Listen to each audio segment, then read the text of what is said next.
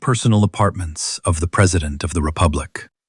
A young woman and a man with red highlights were sitting opposite each other at a large table and typing something on a personal computer. The woman sighed tiredly and stretched her whole body on her work chair and turned her gaze to her husband. Darling, are you coming soon? I'm tired, and I want to go to bed. With you, and not to an empty, cold bed. Yes, now. Have the children gone to bed? Yeah, it's been half an hour already. So come on, my king, drop your work, grab me in your arms, and go to bed. With pleasure. 2 hours later, sweaty but contented, they lay on the bed and tried to calm their breathing. It's good that the older children already live separately. Otherwise, they would have heard us 100%. Are you telling me this, darling?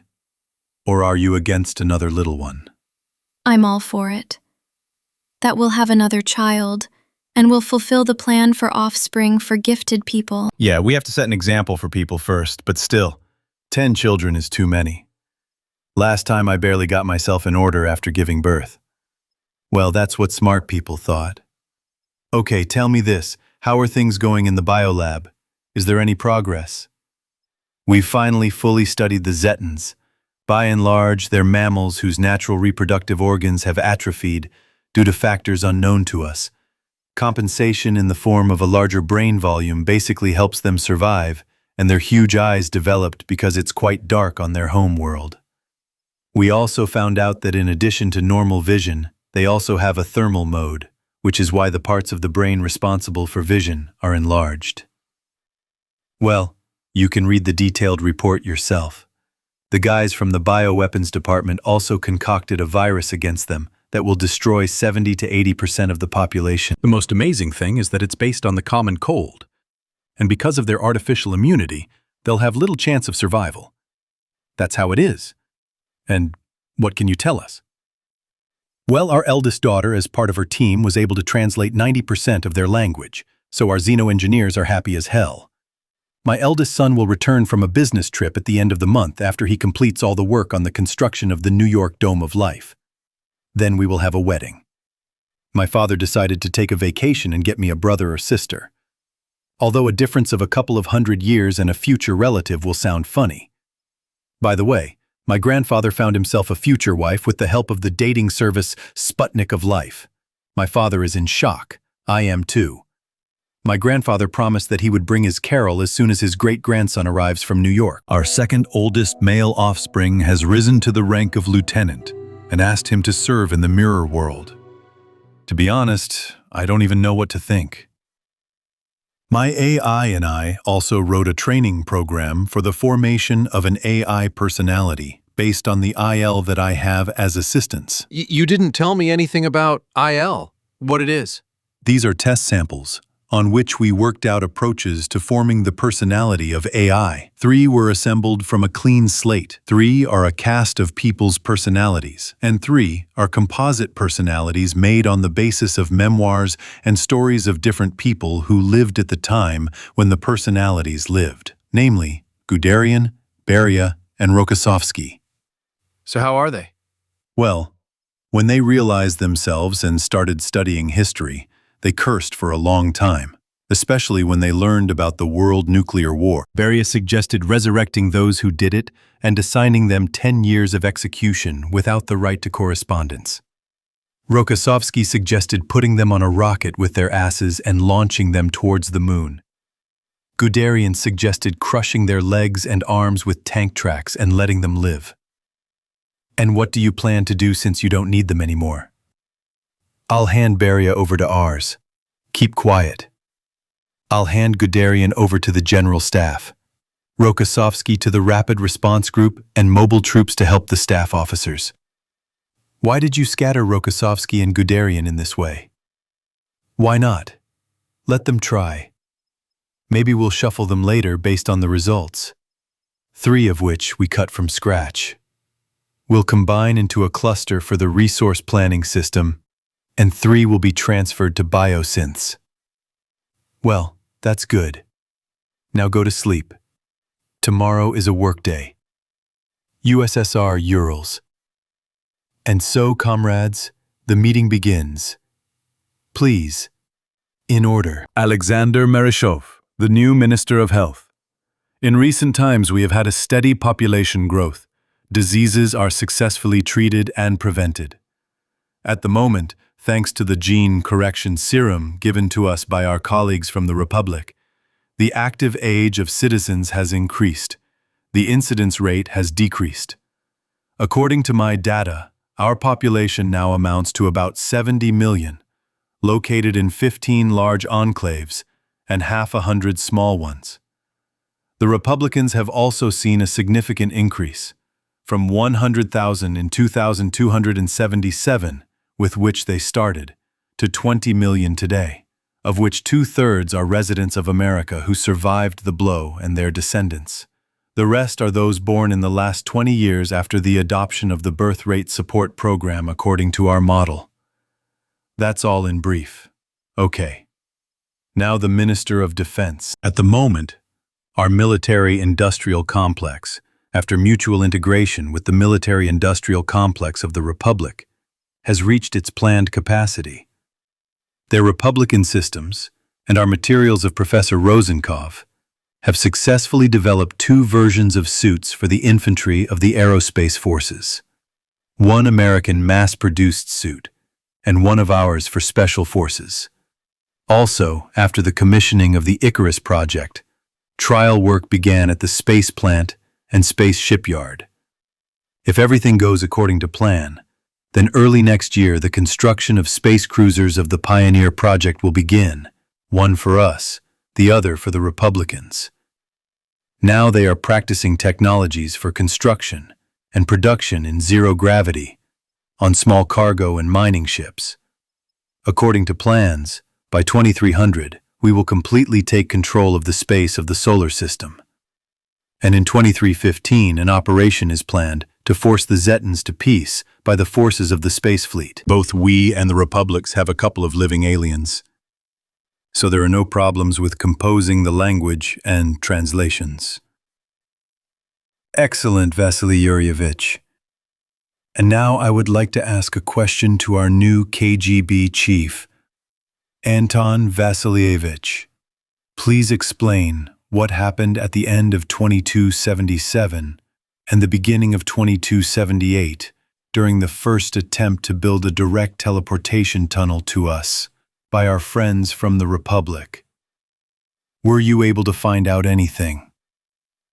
Comrade Secretary General, for the last 20 years the situation was unclear until literally a month ago. Our employee, who had been planted before the war, got in touch. Unfortunately, he couldn't do it without suspicion earlier, so as not to expose himself. A month ago, Alex Anthony O'Brien was appointed the leading specialist in servicing and maintaining the teleportation installation in the Mirror project. During the first attempt to move to us, there was a surge of solar radiation due to a solar flare, after which the squad moved to a parallel world. It is now the year 2053. There was also a nuclear war between the USA and the USSR. Now they are still sending combat groups there, and from there they are dragging the remains of technology and refugees. There is no point in interfering at the moment. We received the necessary information in the same way as the settings for the teleport. So let's start our project. Then tell me, Vasily Yuryevich, what do you think? Does the Republic represent a threat in the near future? Unlikely, Comrade General Secretary. Judging by the data from our agents, the most that can come out of this is healthy competition, especially since they, like us, are now socialists, not capitalists, and that is what their president was initially aiming for. His goal is to create a society that will be resilient to the challenges of the time in the long term, and will try to create more than consume. Good if so. Well, now let's discuss the project for land reclamation and restoration of the nature of our planet, finalized by our scientists, together with the Republicans. the world as it is. The same years, South America, Southern Andes. A young soldier sat in the space surveillance complex and noted signals from a huge radio telescope. He was bored because what could happen?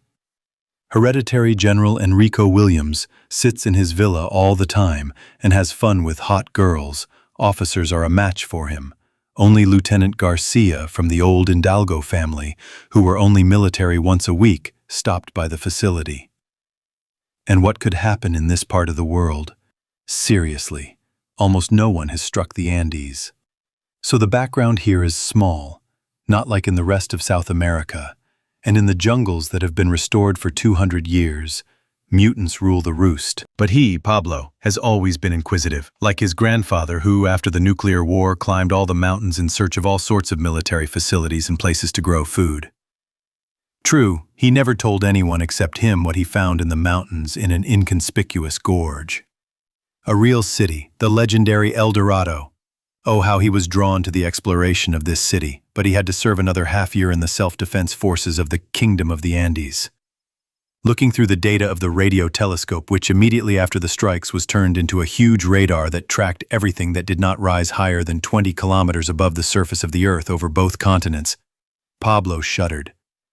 A huge, judging by the radar illumination, ship or something like that rose over the territory of North America at the junction of the former USA and Canada. Quickly running through the instrument screens, Pablo ran towards the directional long-range communication antenna and aimed the signal at the object. A few dozen seconds later, in the crackling noise, he heard words transmitted from the ship to someone on the surface, and these words were in half-forgotten English that his grandfather forced him to learn. Psh! Flight! All through the nut we will enter orbit. At that moment, Pablo decided that this was a chance to change his entire future and everyone who lived in the kingdom. Quickly running through the equipment settings, he temporarily transferred the power from the telescope to the antenna circuits. Over! Over! Can you hear me? Over! On the ship! Answer! We read you loud and clear. This is Captain Edward Hackett of the ship Icarus. Introduce yourself. My name is Pablo Garcia Bolivar, Sergeant of the Andean Kingdom. I am in South America, a space surveillance station. Okay, Pablo. Calm down. You can send your coordinates and altitude above sea level. This is necessary so that we can tie you to the world map and then arrive with the embassy. Yes, I'll pass it on right now. But the embassy is not the best option, unless it is well armed. We have a hereditary power along the lines of the general who organized the people after the attack, and his descendant will not allow it to weaken. All power rests on the fact that this is the only safe place on Earth where people survived, and if people find out that this is not so, they will revolt. Okay, I understand you, Pablo. I'll pass this all on to the command. When can we expect the next communication session? Today is my last day of the weekly shift. In a week I will be on duty again, just in case. Give me the frequency of communication with you. As soon as there are no strangers, I will contact you. Take good notes. A month later, Lieutenant Pablo Bolivar stood before the Governor-General of the region. He was glad he had not been mistaken. Only a month. A month had passed since he had contacted these people. A lot had happened in that month. The hereditary General King had been hanged in the square of the ancient Mayan city, which had become the capital of the kingdom. Hospitals appeared, mines and factories, created by a magical mechanism called construction and industrial 3D printer, started working. The entire population was injected with a serum that increases life. And, according to rumors, a new version is in the testing stage that will allow people to live up to 500 years. They began to build schools. They repaired the old radio telescope, modernizing it. And now it stood before the Governor-General of the Andes, who appeared from another miracle of technology, a teleportation tunnel. Congratulations to you, Pablo, on the liberation of your homeland from the dictator. Do you know what, Pablo? What is it, Comrade General? History has a sense of humor. Once upon a time, your namesake, Simón Bolívar, brought freedom to these lands from the Spanish king. And you brought freedom to your people from your king. Don't be so shy. If it weren't for you, we wouldn't have heard of you for a long time. So your title is well deserved. Comrade General, I still feel very awkward because your people did the main work. Our Pablo, now these are your people too, because we are one country and one race. And now, Pablo, tell me why you refuse to continue your military career. By the way, a place at the Boston Military Academy is reserved for you. You see, Comrade General, I have always dreamed of following in the footsteps of my grandfather, who was a researcher, and I want to finish what he started. Yes? And what is it? You probably won't believe it, but my grandfather found the legendary city of El Dorado. Before he died, he told me how to get there. He was very sorry that he would no longer be able to study it because of old age and illness. Are you serious now, Lieutenant? More than. Okay, write down everything you know about the city from your grandfather's words. Within a week, the expedition will be assembled. You will go as a guide and local expert, together with our scientists from the center.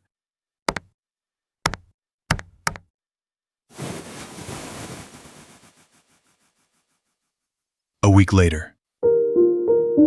Well, young man, let me introduce myself, Professor of Archaeology, Ancient Cultures, and Development of Civilizations, Andrew Elton.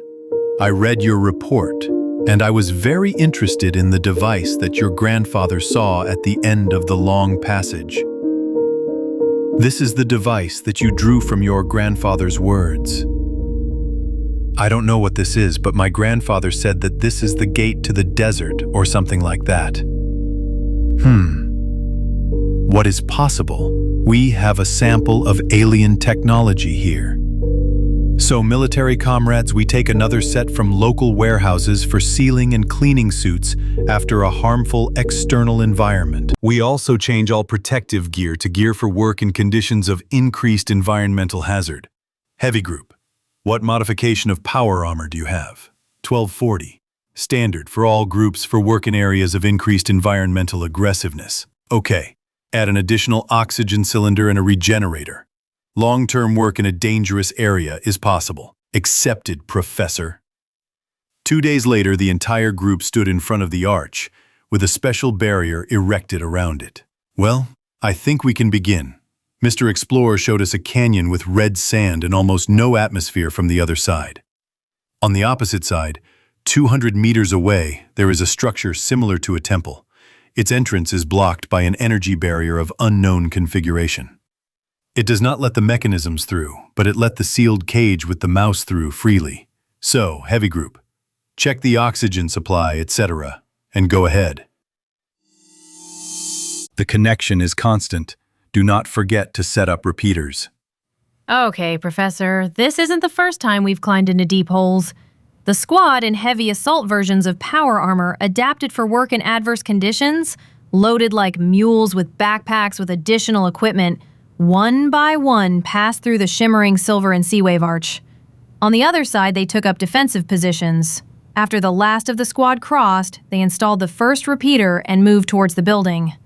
Every 20 meters they installed a repeater and eventually reached the entrance, blocked by a force field. The squad leader carefully raised his hand and began to pass it through the force field. Surprisingly, the hand passed easily. Having installed the repeater in front of and behind the force field, they checked the connection and moved on.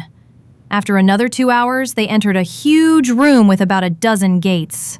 Illuminating the space with their flashlights, they heard the sound of slapping steps in one of the branches.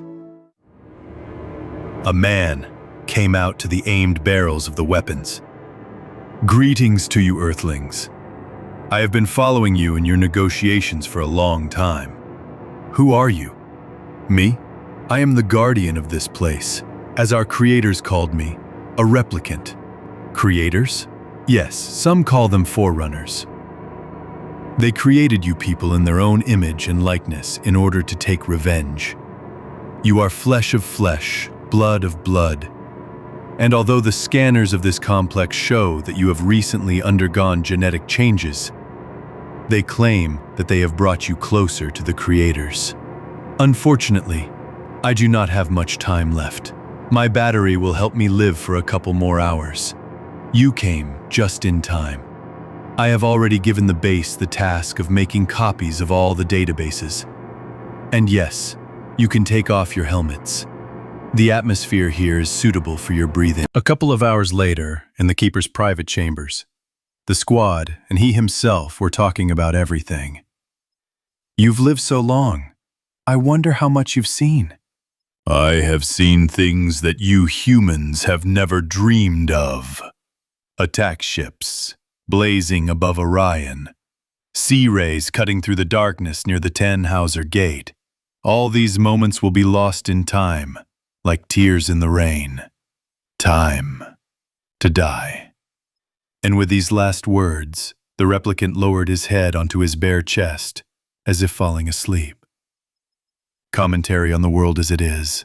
https://a.radical.ru/a13/4/a8/b332b1724141.png.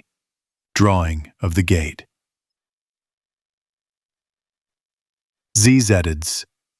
Not all of the ships were visible from Earth, but the largest 2-kilometer battleships, 6 in number, were clearly visible to the naked eye. The NCR fighters of the Caesar Legion and the robots with the Las Vegas gangs looked at the sky. 3 paladins and an elder emerged from the Brotherhood of Steel bunker. Everyone looked at the sky, some with hope, some with anger, some with bewilderment, but no one was indifferent. At the old Intercontinental Missile Launch Base, a man with a U.S. flag behind his back looked at the sky with a strange mixture of hope, doubt, anger, and joy. In a huge crater in a high tower, the best minds, preserved only as brains, looked at the ships with undisguised interest. At the same time, former Rear Admiral of the USSR Navy, and now Admiral of the VKF, Fyodor Kondratayevich Stepushkin, a well-built man with slightly gray hair, stood in the BCU, Combat Control Center, of the battleship Stalingrad, and waited for a report on the loading. His eyes were glued to the screens on which the information was displayed by external surveillance cameras installed throughout the wedge-shaped hull and providing a 360-degree view. After the report on the docking of the last shuttle, the Admiral turned on the general communication between all the ships. It is at such moments, when you look at our home from the outside, that you understand how fragile it is and how close we were to losing it. Now, comrades, we are faced with the task of protecting it.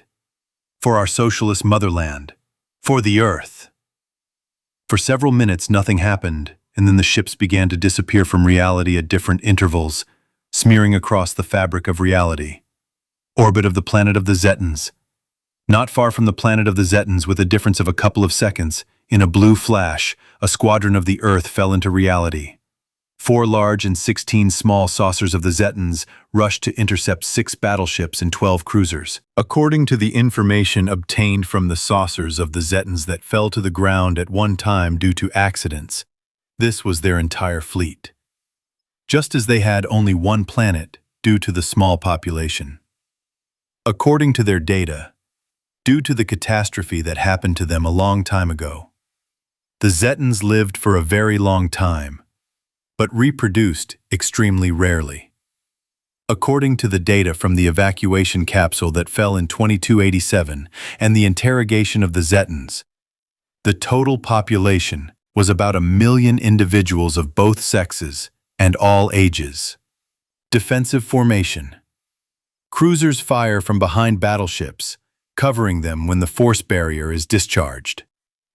The Admiral understood perfectly well that their only chance against more maneuverable ships was to fight defensively. The first flashes of the enemy's energy weapon missed the formation as they were given from the extreme distance. In turn, the Earth ships, having split into 6 groups, struck their targets with concentrated fire from their main caliber laser guns. The enemy ships held out, but the barriers at the end of the attack noticeably dimmed, and the battle began at extremely close range. The Zetans fired beams of disintegrators, which the cruiser's barriers could barely hold up, only because of their powerful batteries for quickly pumping up the barriers. But then, a flash of 2 disintegrators flared up on the cruiser's hull at once, and having lost its central part, it fell apart into 2 halves that began to drift.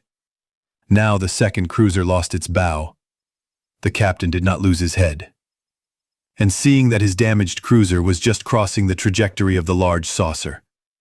Crew, prepare for collision, infantry and boarding party. Ready to storm after the strike.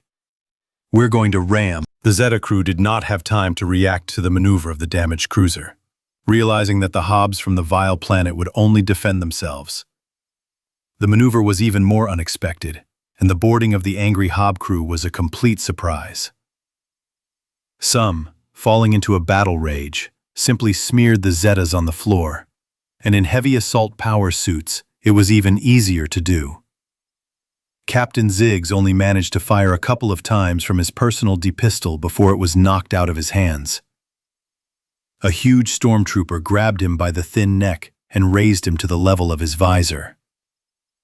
Those 2 red dots on the space-black armor evoked memories of evil spirits he heard in childhood. Barely tearing his gaze away from his captor, he saw another monster with huge swords on which blades similar to the fangs of the Zoomzo fish were spinning, and all in the green blood of his comrades, which did not even have time to harden on him, dripping from him onto the floor of the control room. At that moment, he managed to notice something flashing to the side, and his consciousness plunged into darkness. One after another, the Zetans and the Earthlings suffered losses, until 2 large saucers were hit by plasma cannons from the battleship's second main battery turrets. From that moment on, the situation finally turned around, and the Zetans began to lose ships one after another. By the end of the confrontation, the Earthling forces were very battered.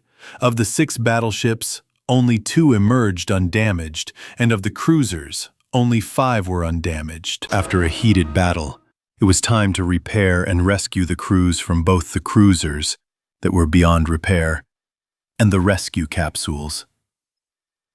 And also a trophy, in the form of 1 large and 2 small saucers, boarded by the crews. Shuttles flashed everywhere, and the plasma welding of repair teams glowed on the hulls. Battleships take up position over the Zetani cities. 2 undamaged battleships, and 1 with light damage, took up positions above the Zetan cities. Drop satellites, conduct reconnaissance, identify troop concentration sites, communication sites, energy production sites. Enter data into missile targeting. Calculate the optimal trajectory. Calculate anti-aircraft maneuver. Conduct a mass launch of missiles. First a flash flashed behind the green-violet forest, then there was a glow, and now a fiery mushroom was rising from behind the forest. Lieutenant of the city militia Zigros looked at this mushroom. Now it was the only lighting that was available in the city, with the exception of militia equipment and autonomous devices. The hobols turned out to be stronger than they thought, and now everything spoke of an imminent assault. Bright dots began to rain down from the sky. Not far from the city, a flight of stormtroopers flew over a small forest, dropping small barrels. No, they did not fall, as Zigros initially thought. Some domes opened above them, and they slowly glided into the thicket. At first, nothing happened. And then a mushroom cloud appeared in place of the forest, which was quickly dispersed by the Hobel shuttles. With landing troops, the stormtroopers returned from the clouds and struck the forward positions defended by the 1st Battalion. Now a firestorm began in its place. The assault on the planet began. Below us is one of the 3 cities on the planet of the Zetan, and concurrently their largest city on the planet, which is also the capital. Our task as a star landing force is to seize the forward positions in the city and ensure the unimpeded landing of the line troops. The front line will be processed by stormtroopers. After seizing the bridgehead, the 5th Division of Synths will follow us. While they are unloaded from the shipping containers, our task is to hold the defense. For the Allied Republics. Grua! Grua! Grua! There was a jolt, and at that very moment the ramp crashed down onto the planet's surface, allowing 50 Marines in power armor to escape from its interior. Without stopping for a moment, they merged with 5 more similar squads and ran towards the fiery hell that had unfolded on the outskirts of the city. Same time, Mojave. Over the freeway north of Nellis Air Force Base, 3 Republic-type MVAs were flying at an altitude of 200 meters above the highway surface. According to the calculations of the main computer, there was half an hour of flight left to the former U.S. Nellis Air Force Base. At this moment, General McDowell decided that it was time to begin the operation. Attention everyone, this is Brigadier General McDowell. All task forces are to commence Operation Rain in 5 minutes. Air Wing, stand by 10 minutes operating on ground requests for the Republic. No one in the Mojave Desert knew yet that the rain had come, and the first drops of it were already falling from the sky, and as a traveler in the middle of the steppe, no one could hide from it. Neither the Legion fighting for it, Caesar, nor the NCR, which had decided to expand further than it could, nor the Las Vegas families who consider themselves masters of life, nor the ancient master of the City of Lights, who decided that he had cheated death. Neither raiders who only know how to rob the weak, neither the Brotherhoods of Steel were stuck in a policy of self-isolation. The only one who was always prepared for both rain and drought was the courier who woke up that morning on the sofa in the old doctor's house. The battle for the south of the former United States has begun, but only an ordinary courier, in fact. The postman was indifferent to all parties, for during his travels delivering parcels he realized one thing: you should judge not by appearance and rumors, but only with the help of your own knowledge and experience. Commentary on ZZ means Zetancy. Pinamig.com/originals/2D/7E/B2D7EBE6 Bro B9 052698 Kates B37BDE02FD0.jpg. Battleship Stalingrad. Multi-purpose aircraft carrier of the Republic type. https://www.startfilm.ru/big_47954_stills40.jpg. https://get-pdb/163084/589B90560-AD54-4bay 8E6A EB490 49A3820 /Tex 1200. Fellow residents, Nellis Air Force Base. It was a wonderful morning. Mechanics were checking a recently assembled bomber that they had pulled out of the reservoir with difficulty. But then, in the north, many dots appeared that would soon turn into flying combat vehicles.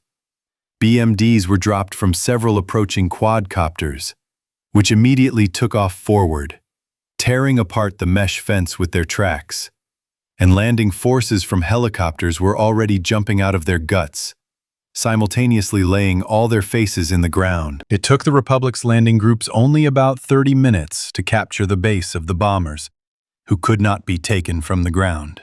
Another half hour later, the main forces of the Republic consisting of 3 brigades and an engineering regiment, were already unloading from the landed helicarriers. The engineering and construction regiment did not stand still for long. While only the main part of the equipment was still being unloaded, they had already begun to carry out measuring work to install quickly deployable fortifications. Fighters from the brigades united in the Expeditionary Corps had already begun to occupy the perimeter. The paratroopers began flying around the area to scout out the main objects near the base that needed to be taken under control, as well as the heights where the strongholds would need to be built. The first points that the paratroopers occupied were a settlement on the highway that led to Vegas, a freight depot, Bitter Springs, Coyote Tail Ridge, the Eastern Pumping Station, Dana's Caravan, and the Mole Rat Ranch, thus taking control of the north-northeast of the territory. And neither the new California Republic troops nor the raiders had time to react to such a quick and brazen seizure of territories. And the courier, with his rifle slung over his shoulder, was heading out of Goodsprings to Prim to report to the nearest courier station about the attack and theft of the cargo. The desert dust was kicked up in fountains from under his feet, and he had no idea that just a week later, his fate would take a sharp turn. And at that moment, equally important events were taking place on the territory of the former USSR. After the Republic handed over to the USSR a complete technological description of chemical reactors, dozens of factories were built in underground cities and shelters. Cities such as Novosibirsk and Yekaterinburg were now populated again. The USSR military machine burned out mutants that had escaped from their shelters with a hot iron. Almost the entire central part of Siberia, the Urals and the north of Lake Baikal were being put in order, cleared of contaminated areas. And since after the nuclear war there was a small ice age of 2 decades, a huge glacial wall grew in the north, which turned the rivers back and made Siberia and the north of the Kazakh SSR a paradise for agronomists. After all, by turning back, the rivers created several freshwater seas in the lowlands, and the north of Kazakhstan became a country of rivers, forests, and wild grasses. How could one not take advantage of such an opportunity? If you look at what was happening on the planet, both in the Republic and in the USSR, then in every movement of the worker, soldier, engineer, farmer, there was joy and hope. Hope that humanity would rise from the ashes of a nuclear war.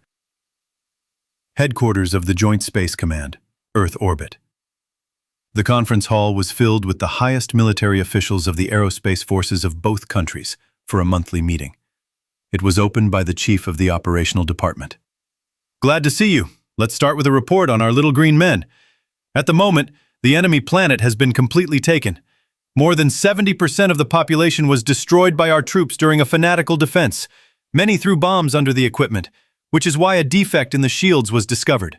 That when 2 charges were detonated simultaneously, the energy shield collapsed and restored its operation only after a minute, while the main systems were rebooting. The losses of our troops amount to 60%, of which only 2% are irrecoverable.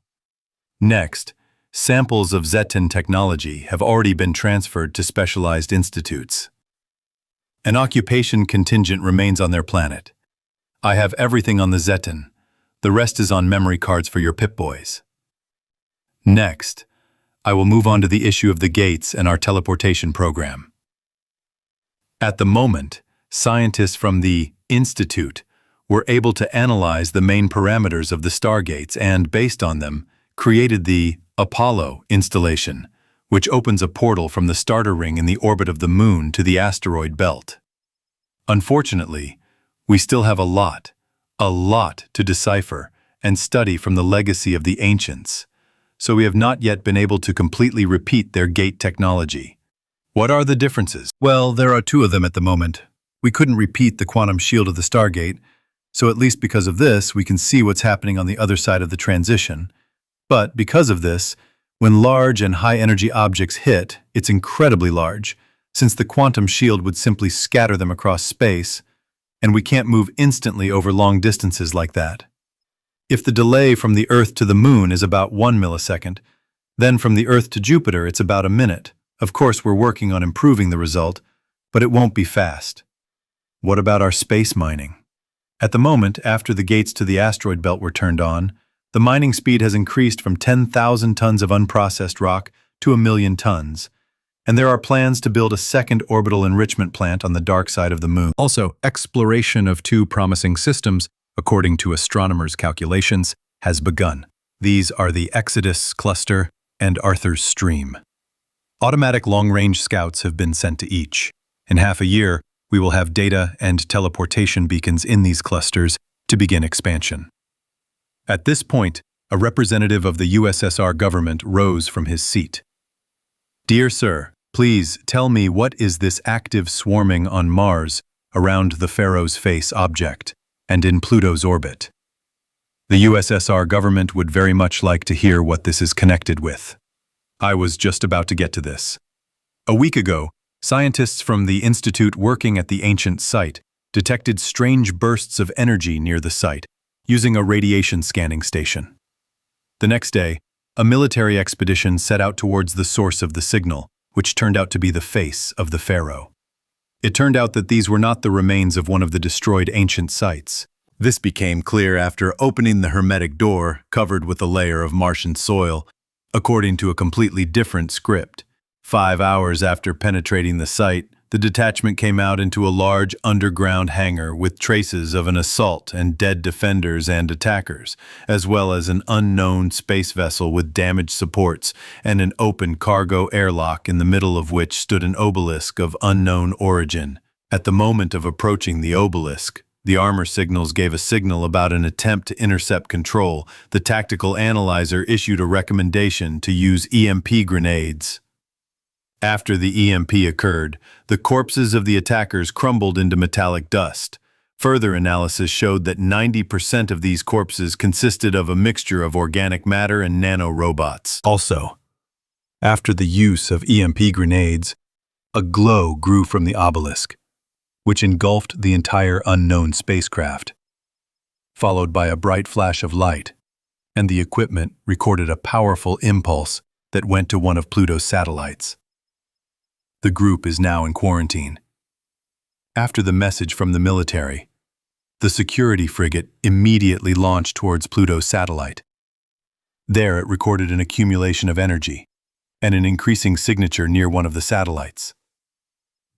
12 hours later, Pluto's icy satellite split, revealing an unknown structure with a glowing central part made of energy-saturated matter. At the moment, the object's security is organized from the land security in the form of 2 cruisers and 3 frigates. At the moment, an expedition of scientists from the United Aerospace Corporation, created from scientists of the USSR and the Republic of New Terra, is being prepared. Also, the government of the USSR and the RNT will receive a monthly report on the research being conducted. And if you don't mind, then, the space part has a request to the ground part. And what kind? We ask to send specialists in energy, new substances, and materials to help UAC, both from the USSR and from RNT, to increase the speed of research. The representatives of the governments of Earth began typing messages on their Peep-Boys. Within minutes, both received a response. The USSR government will send you specialists from the Research Institute of Steel and Alloys and from the Research Institute of Energy. The RNT government has approved your request. A group of Professor Hayden Ermanson from the Research Institute Shelter and AI Gideon will be sent to you. Thank you. Let's move on to the next question about the creation. Mojave Desert.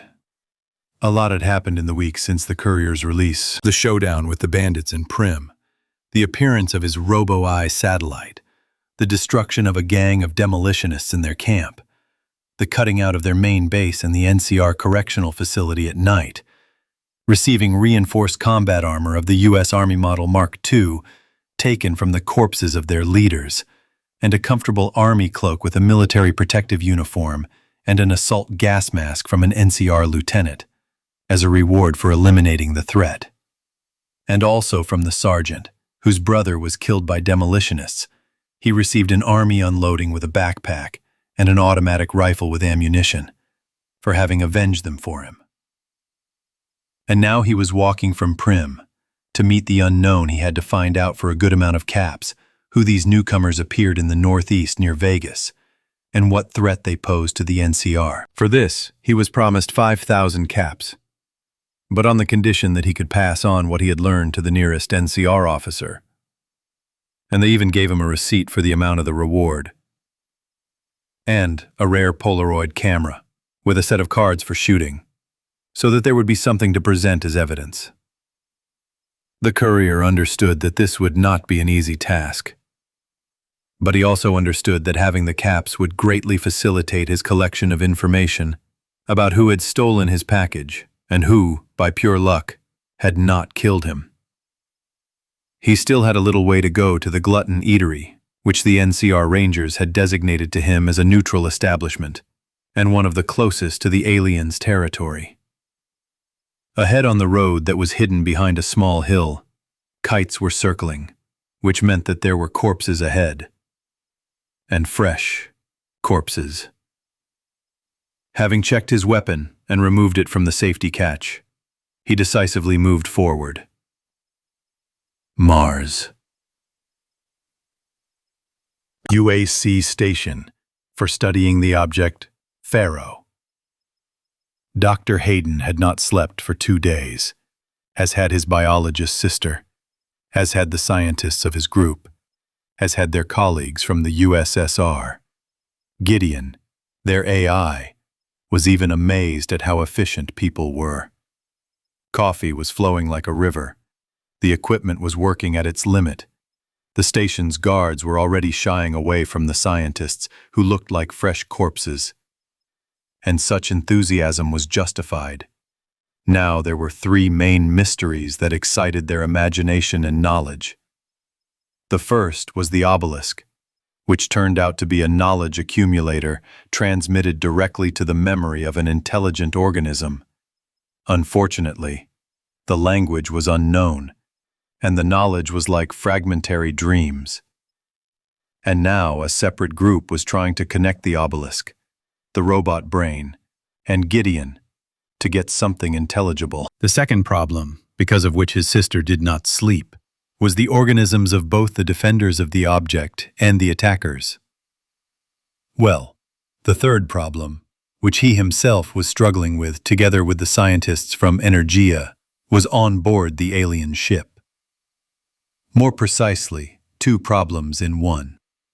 The first part was a barrier of strange blue energy that could not be analyzed, but according to preliminary data, it was made of energy that affected gravity.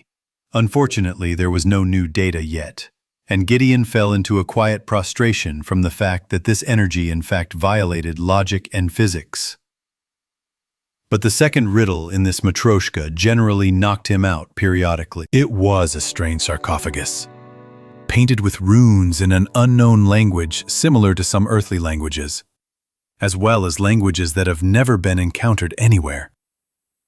In the middle of this sarcophagus, there was a crystal of unknown material, and in fact, the blue barrier held flashes of this energy inside and used it to maintain its work.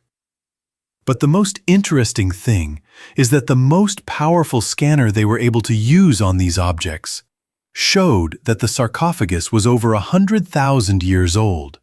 And what is most striking is that most of the energy from the crystal went into microchannels in the depths of the sarcophagus to maintain what seemed impossible, namely, the field of almost stop time inside which there was a living humanoid. At that moment, a call was heard on the computer. "Yes, Jessica, I'm listening. If something is not urgent, then remind me later. I have a mountain of data here." "Dr. Hayden, the president of RNT wants to talk to you." "Oh, connect." Well, a man appeared on the color monitor screen, sitting at a table in what was clearly a work office, and drinking tea. "Hello, son, how is work going?" with a creak. "Father, there is a lot of data that contradicts our ideas, and a lot of other things, etc. I understand, son. Of course, I always told you, my children, that you have to achieve everything yourself. But I never said that it is shameful to ask relatives for help. Father, shut up your gramophone and listen here. You are my son, your sister, my daughter, and there is nothing wrong with asking your father for help in solving a problem. For your information, I have not always been president. If you remember, I am also a scientist, and since I have a good staff of assistants and my AI that monitors them all, I have free time, and yes, your mother is also talking to your sister now, because she is also a scientist, if you have not forgotten. Secondly, I asked my friends, and a cargo teleporter and a reactor for it will be delivered to you at the station on the next flight. Thirdly, in a general vote, the government decided that your problem is one of the priorities, and your colleagues from the secret institute Prometheus will come to your aid. They are the best the Republic has, and you yourself know this because you were admitted to the Red Flash project. Oh, Father, I am of course against it because, as you say, you have to achieve everything yourself. But to be honest, help really wouldn't hurt us. There's a mountain of data and a small cart of data, and very specific data. So thank you, Father, and thank you for your help. Ha, son, that's what a family is for. The screen went dark, and Hayden thought that it wouldn't hurt to sleep since he now had such assistance, telling Gideon to transfer all the data to his father's AI. He got up from his chair and went to pull his sister out of the tenacious clutches of the laboratory to go to bed. A few days later, the alien hangar. It had been a few days since the station had moved to the facility after it had been put in order and treated with EME radiation. And so, standing in the hangar, the group on energies, space and energy shields held a conference. In addition to the scientists present directly at the facility, there were 12 more who were communicating about the help of Mr. Negotiator via high-speed spatial communication, which had recently been developed by the Institute of Space and which was being introduced into everyday life faster and faster. According to the data obtained as a result of experiments, this field consists of the so-called dark energy, which allows manipulating gravity within the field's range. It does not let physical objects through, and it lets energy impulses through, although with big problems in some ranges. What attempts were made to remove the barrier? There were attempts. While Hayden was explaining the methods and results to his colleagues, Mr. Assistant, with whose help the doctor's father communicated with his colleagues, flew off to the table on which stood small boxes, somewhat reminiscent of boxes for shells, in which a group of scientists were actively digging around trying to understand what it was. Dear sirs, could you tell me what this is you have here? Yes, we ourselves don't know yet what it is, some kind of shielding capsules. Only the indicator is glowing blue, and what's inside is a mystery. They shield very well. When do you plan to open it? Yes, we're about to start. Now Dmitry Alexeyevich will make the final adjustments and will open it with robots in a mobile high-security box. Isn't it dangerous? No, it shouldn't. The box will withstand the explosion inside a 500-ton bomb. I don't think the aliens were stupid enough to carry so much explosive with them. Okay, can I be present? God help you. They don't charge money for viewing. A couple of minutes later, they watched as I opened one of the capsules. Turning one part of the body clockwise and the other counterclockwise, the manipulators carefully separated the capsule. A small ball, no bigger than a ping-pong ball, rolled out of it, which seemed to consist of dark blue energy and hung a few centimeters above the table. It turned out that this is not a blue indicator, but a very small window to make sure that the capsule is full.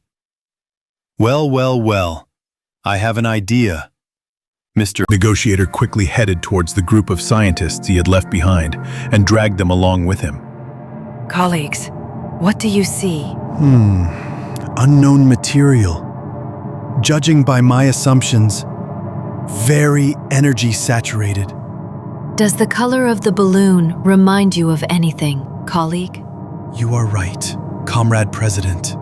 He is exactly like the barrier. What do you suggest? I suggest we very carefully try to influence the barrier with this ball and look at the results. This is an idea, but first, we will complete the experiments with it. I support you, colleague. So close, no matter how far. Mojave, not far from Vegas. Judging by what the courier saw, it was a merchant caravan that was attacked by well-armed people. The skulls of the Brahmins had neat holes from laser beams that went right through the skulls of both heads and boiled their brains. Also, judging by the shells scattered in certain places, it was clear that the guards fought back to the last and tried to escape towards the building of Allied Technologies that was nearby. Having grabbed his weapon more comfortably, the courier headed towards the office building where small groups of shells were leading. There was no point in digging through a completely robbed caravan and piles of ash, but it was worth checking the place where the guards were so desperately trying to break through. Carefully walking forward, the courier examined places where an ambush or glare from glass could be possible, because it could be binoculars or a sniper. Coming closer and closer, the courier's Peep-Boy detected a weak radio signal. Everyone, this is Cass, owner of the Cass Caravans. Bandits have cornered me and my people in the office of Allied Technologies. I will reward you well for your help. Hearing this, the courier quickened his pace and soon inspected the approaches to the offices. Around the offices, there were at least 50 well-armed people who periodically fired at the building, and shots were heard from the windows, showing that the defenders were still alive.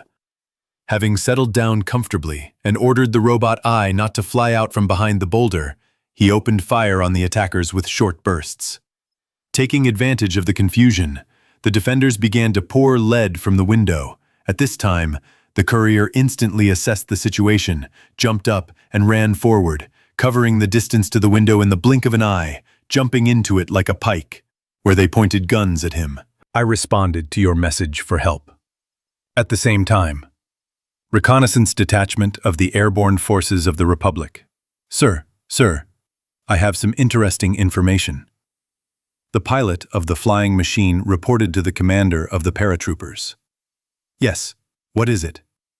Some freaks have cornered some traders a few kilometers away from us. The signal is weak but stable. What do we do?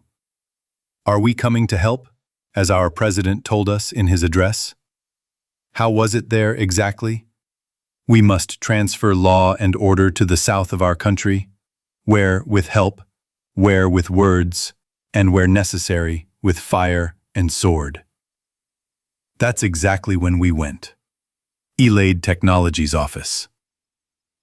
The mercenaries of the Red Caravan and Van Graffs did not have time to recover from the unexpected breakthrough of some psycho who shot 5 guys, as a new attack appeared in the form of a flying death machine that began to pour fire around. After a rapid-fire 30mm cannon with 1 armor-piercing and 2 high-explosive shells, the enemy had no chance. At this time, Cass and the courier, who was still being held at gunpoint, along with the robot eye behind them, looked out the window. Who the hell are these? Holy shit, they've already spent more shells on mercenaries than they cost in caps. Cass was indignant like a true merchant. I don't argue. These are fucking cool sons of bitches. After the unexpected helpers chopped the besiegers into mincemeat, the combat vehicle landed carefully, and a squad of fighters in unfamiliar power armor climbed out, although it was clearly new, which in itself was surprising. Cass and the courier even wondered where these guys got so much first-class equipment, and how much of it was in that place, if they were so easily spending scarce ammunition. Here the squad came closer. A fighter with some arrows on his chest plate came forward. Patrol Detachment of the Republic of Novaya Zemlya. We heard your call for help. The attackers have been neutralized. If you have wounded, we can provide assistance. What do we owe in return? Nothing. Just tell me what's going on where you've been. Okay. Thank you. We have wounded, and we can talk inside. Accepted. Medic, help is needed for the wounded. Organize it. A couple of hours later, Cass and the courier watched the aircraft sail away into the distance. Listen, courier, what's your real name? I don't remember. But honestly, I won't lag behind, and I won't be able to drive caravans anymore since these goods were bought with the last caps. Of the 20 guys loyal to me, 7 remain, and 2 of them won't be able to fight in the next couple of days. And considering the above, your experience, knowledge, charisma, and luck, and considering your equipment, the guys and I decided to join you. If you don't plan to kill civilians, join the Legion and become a raider. Oh, why is this happening to me? But it all started as a regular delivery. No, I'm not planning on all of the above. My plans are to find out who those guys were who helped us. Earn some caps and find that son of a bitch who shot me in the head. I see, in principle, it's not bad, but still, what about the name? Damn. I didn't sign up to be a shepherd. Why are you bothering me? Come on, spill the beans. Otherwise, I'll get offended and keep asking questions all the way. Believe me, man, she can do it. She once got the butcher gang so worked up that they brought her to us themselves and even gave us some caps so that we could keep her with us a little longer while they ran away. I don't remember. They shot me in the head. I forgot half my life. Well, if that's the case, then can I come up with something for you myself? Well, please, please, please, please, please, please, please, please, please. Okay, just shut up. Since you came to our aid alone so that you will protect us. Then Alexander. I think I read that it is translated from some old language as protector. But about the last name? You don't say shepherd. Huh, you thought of it. Your last name will be Shepherd. Okay, have you calmed down? I agree. Just let's search what's left of the Van Graff and Red Caravan mercenaries and head to the Glutton. We'll stop there for now so your fighters can get back into shape. Mars Alien Object, UAC Research Complex. Professor Kurchatov. Oleg Efremovich never looked like a typical professor. He was neither a skinny old man nor a scrawny man, nor a bunt. Usually, when he was introduced as a professor, Oleg Efremovich was very amused by how people's templates were torn. He was not tall, only 1.62 meters, but his figure was more like a blacksmith press, the same square. Kurchatov dreamed of becoming a military man since childhood, but it turned out that he had talent in a completely different area. But who said that because of this, he had to give up the training that he began at the age of 8? And now the body with steel muscles froze in tension, watching the approach of the blue ball to the blue sphere of the gravitational kinetic shield. Even his luxurious beard suffered from excitement, because he was either crumpling it, chewing it, or twisting it. Will Efremovich go nuts? It shouldn't. Are you sure it won't fuck you up? Yes, it definitely won't give a fuck. Well, maybe give me a ride. The sphere slowly touched the shield. Discharges of electricity went along the shield and transferred to the sphere, after which it darkened and began to increase, and at some point pulled the lid of the sarcophagus to itself. Then, what the scientists feared happened, but not on such a scale. It still banged. The fragments of the lid flew around the closed room like shrapnel. At that moment, the crystal that was on the sarcophagus touched the sphere and absorbed it into itself, collapsing the gravitational anomaly, after which it changed its color to emerald, and, hanging a little above the surface, fell to the floor. In the sarcophagus itself, there was a humanoid that began to show signs of life. His armor was scorched and almost completely covered in dried blood. At that moment, the professor pressed the red button, and a cover squad in heavy assault servo suits burst into the laboratory, pointing their weapons at the humanoid. He, in turn, stopped breaking free from the shackles inside the sarcophagus and, looking around the room and the fighters with his helmet visor, stared at Kurchatov and said, "Klek as denur?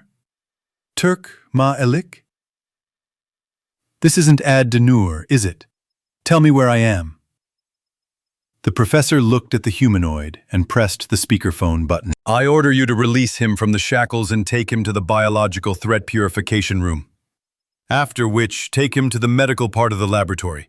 Turning to his assistant, he pointed to the lab and dialed Hayden's number on his Peep-Boy. "Colleague, I ask you and a group of linguists to arrive at laboratory E-7/2A. The Pharaoh object has been activated." Okay, we'll be there soon. Research Institute pioneer, leading scientists in spaceflight, movement, and energy installations gathered in the conference room. So, colleagues, what can you say about the object Charon?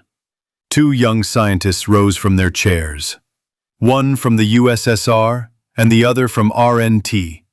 According to the data that my colleague and I systematized and the tests that we conducted using the research vessel Odyssey and the research results that we received from the UAC, this is a device for moving in space. After a short simulation, we received the following. Here you see how the alien ship approaches the Charon, after which we observe a picture of the interaction of two objects. The first, receiving a signal from the ship's systems, begins to create a barrier around it from what we called the subgravity energy shell. At the same moment, the same core, but smaller in size inside the ship, creates a second shell that reduces its weight hundreds of times.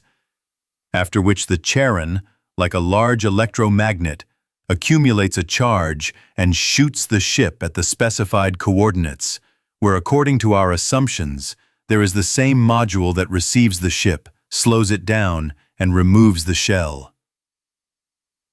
Based on the data that the material of both the Charon and the alien ship is the same, according to UAC data, then our theory is 80% correct. Of course, we will need to conduct full-scale tests, but most likely this is so.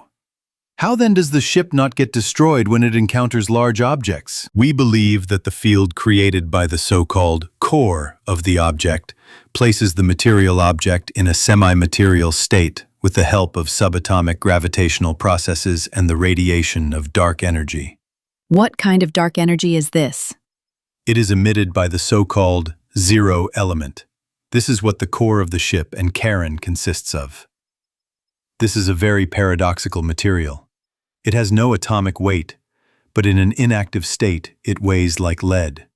It should not react to current, but it does, and constantly generates gravitational anomalies even in an inactive state. Of course, we are not sure, and this is just my colleague and I's theory. But most likely this is materialized gravity. Most likely it appears during the explosion of a supernova, the transformation of a nebula into a star system, and the end of a black hole's life.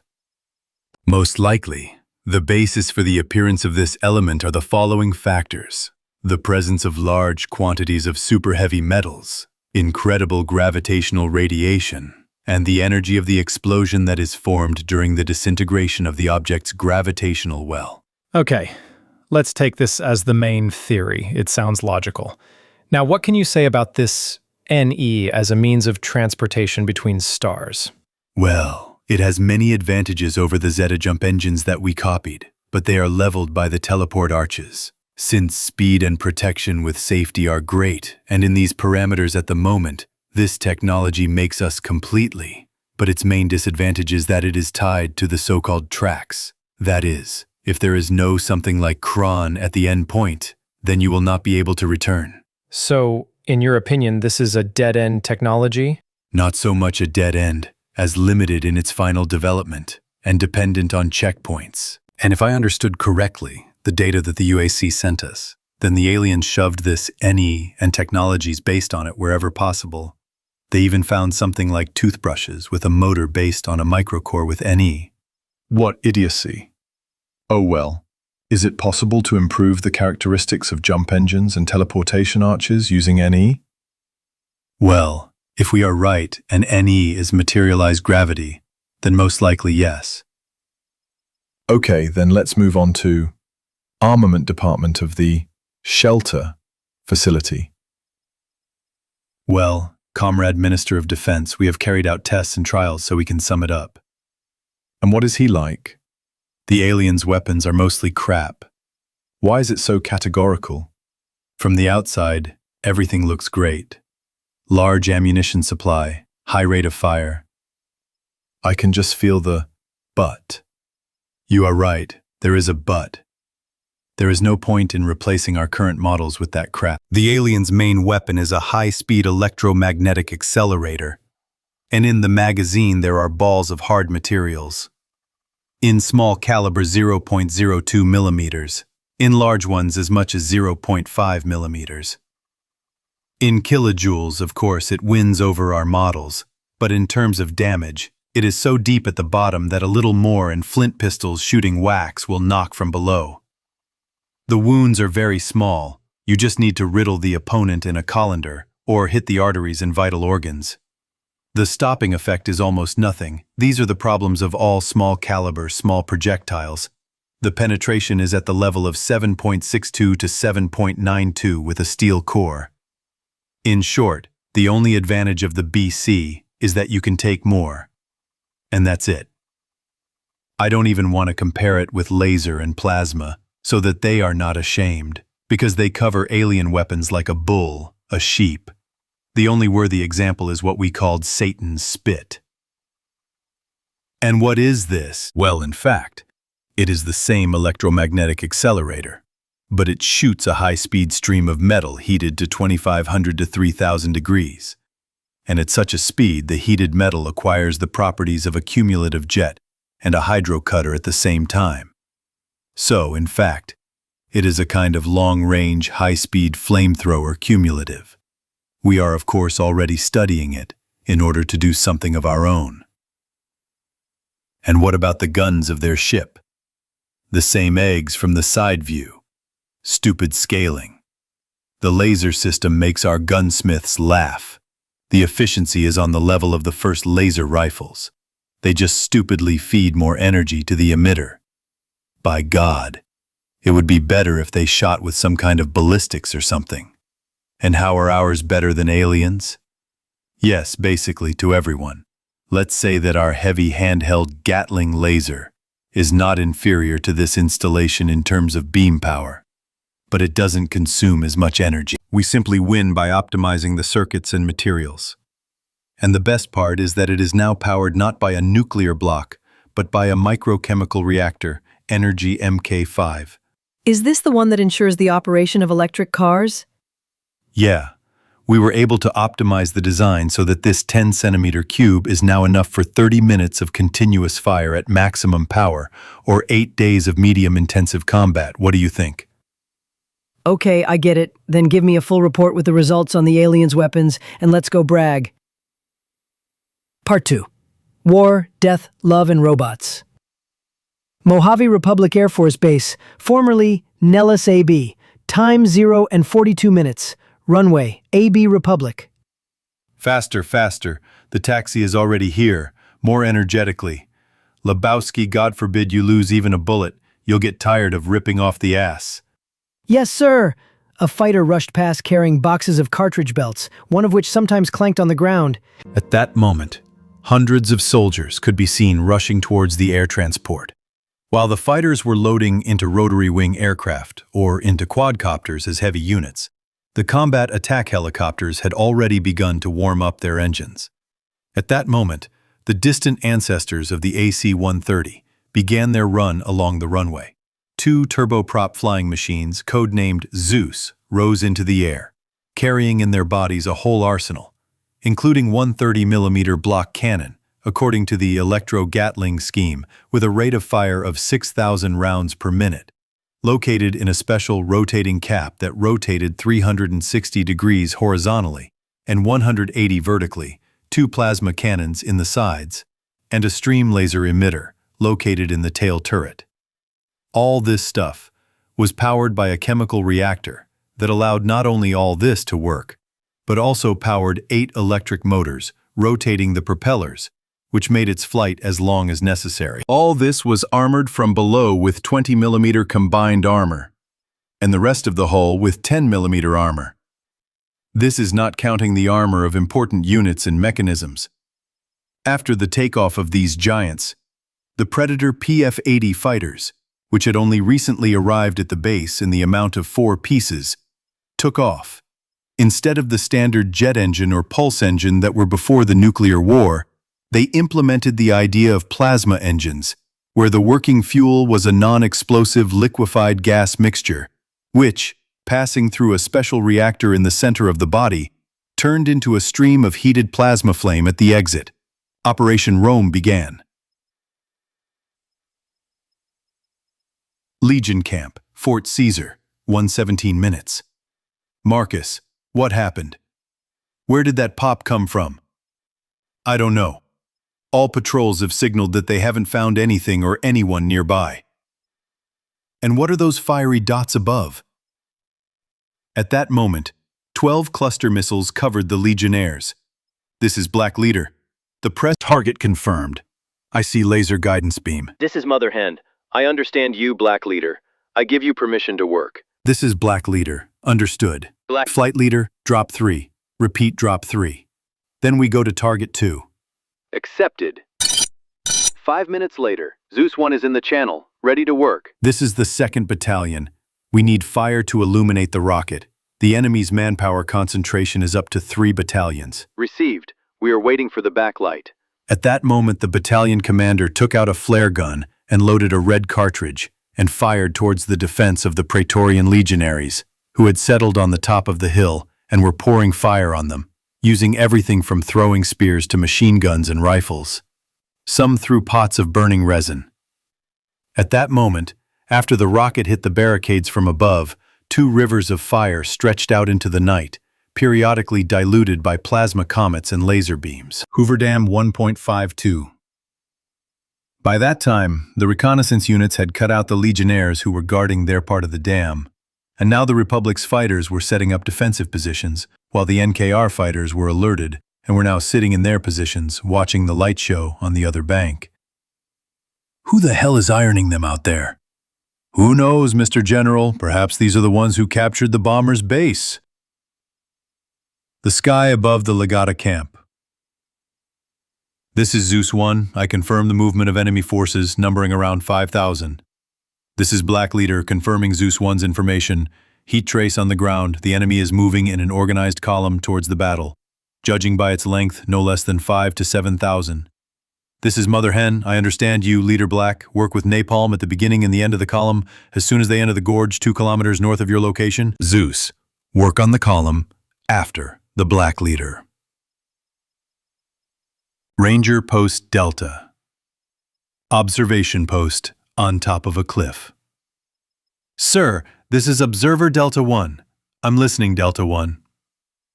I observed 6 targets in the air with the help of thermal imaging binoculars, 4 small hot ones, 2 large warm ones. Do you understand what they are doing? Circling in the area of the gorge. The big ones at 2 kilometers, the small ones at 4. Stop, sir. Changes. The small ones have split into 2 and have begun a sharp descent. What's there? Let's go up sharply. Oh, you motherfucker. Hit the mug, the door frame, and your leg. Delta 1 report. What happened? The small ones attacked someone in the gorge. Most likely the Legion forces, used incendiary ammunition. Your mother. I have never seen such a fire in my life. Sir, the big ones have dropped to 1 kilometer. And what's there? What a firework. What a wrath of the Lord's heavens. The big ones are flooding the gorge from all their guns. I see tracers from large calibers, as well as plasma shells of enormous size and streaming laser beams. They're giving the Legion a hard time there. Legionnaire, Tullius. Run, run, run away from that fiery hell, from the evil demons that spit fire from the sky, from the dark gods that open the fiery bowels of the earth in the gorge. Morning. 5:42 minutes, Hoover Dam. General McKell. Never with a loyal squad of Rangers watched the side of the dam that used to be under the control of the Legionnaires. Now everything had become much more serious. If earlier there were Legionnaires who were numerous, but poorly armed with firearms and long-range weapons, now everything had changed. In place of the barricades of garbage, there were now thick metal structures protected by force barriers. Stationary automatic turrets of large caliber appeared. And on 2 small towers, there were even seemingly heavy laser installations with cover from the same barriers. But the most important thing was that the composition had changed. If earlier, there were Legionnaires who only had commanders who wore, albeit repainted, and with leather pads. Now, there were well-equipped soldiers there, and there was no doubt that these were soldiers. This was precisely a regular army. The lightest equipped were the fighters, in even seemingly heavy infantry armor. But the main problem that the general saw, in the event of a military clash, was on the improvised checkpoint. An entire squad in unknown power armor, and 2 giants in heavy power armor. Until this moment, he thought that such a thing did not exist. But, as it turned out, he was wrong. Both giants had some modification of the Gatling laser. I wonder what they are waiting for. I don't know, but half an hour ago, they installed a flagpole. And then, exactly at 6 o'clock, the music began to play, and a few moments later, a banner appeared from behind the shelters, on the visible part of the flagpole. Red with gold letters and an oval with a tree in the center. I was right after all, guys. $5 from you. This is the state. And I hope we won't have to fight with them. I certainly hope so. Look over there, sir. There are 3 of them coming towards us, 2 in armor and 1 in a black beret. Well then, let's go meet the guests. At that moment, Shepard and Cass were sitting on a rock and using a laser sound pickup that the former head of security for the Cass caravans had miraculously gotten hold of a couple of years ago. They were listening to what was happening on the bridge and watching through binoculars. So, how much did that guy promise you? Well, I understand that soon the NCR won't need my information. But that scoundrel who called himself an assistant to a man Mr. House trusts promised to give $20,000. I think you can talk to Mr. House personally and get more. Here both photographs and an audio recording will come in handy. And how will you take a photo of them from such a distance, smart guy? What do we need good binoculars for? We'll make use of them somehow. Hoover Dam, 610. Halfway between the NCR and RNT outposts, 2305.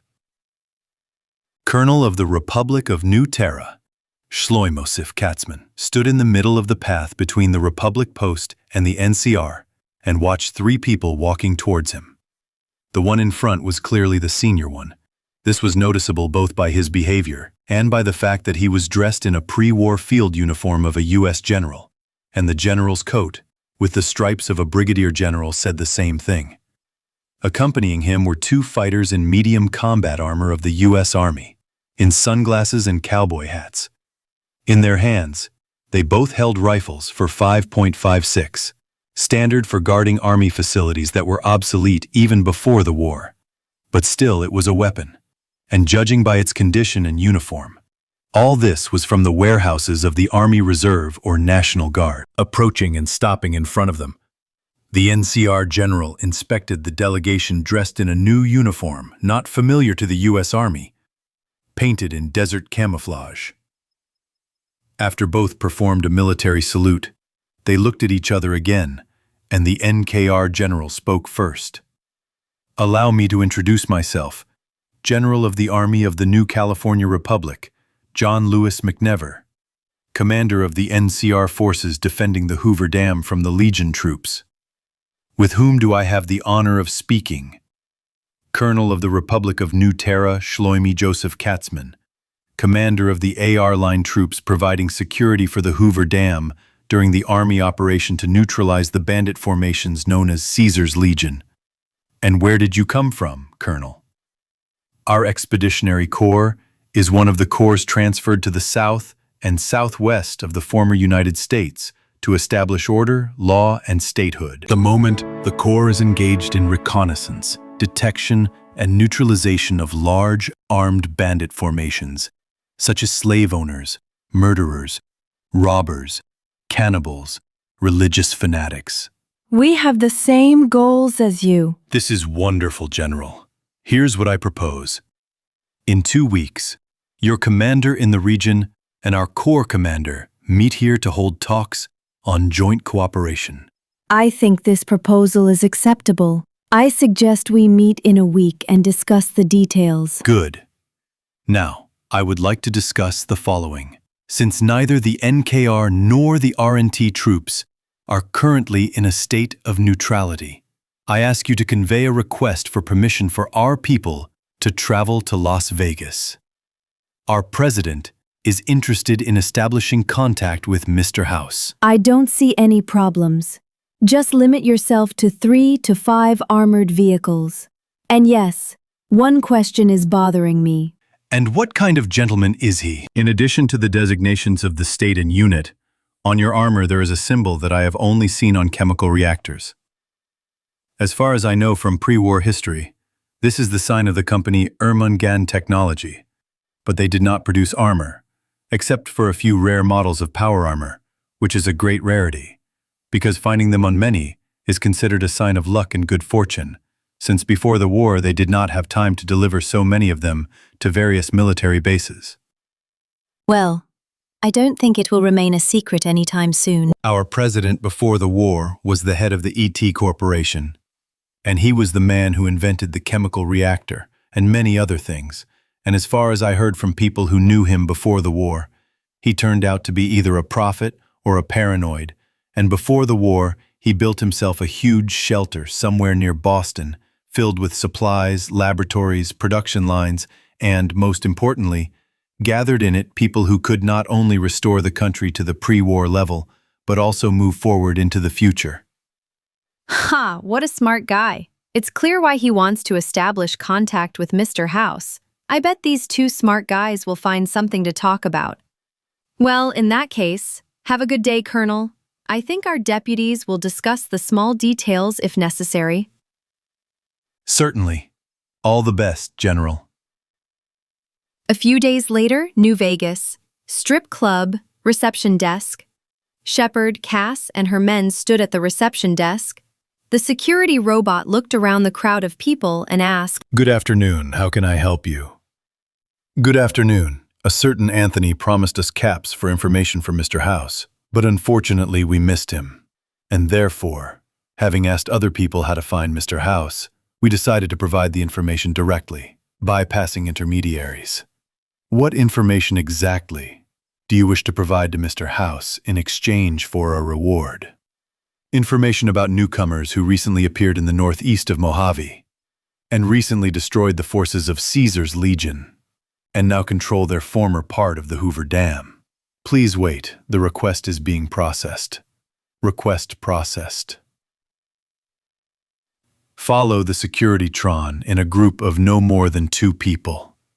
Mr. House has decided to talk to you personally. Cass and Shepard looked at each other and signaled the fighters to stay there, and followed the robot with the butler's face on the screen. A few minutes later, having found themselves at the top of the casino, they appeared in front of a huge screen, on which was a photograph of an imposing man. I apologize that I cannot be present in person. I am a little sick, and am now sitting in my office to minimize the risks of a negative course of the disease. So, young people, what did you want to tell me?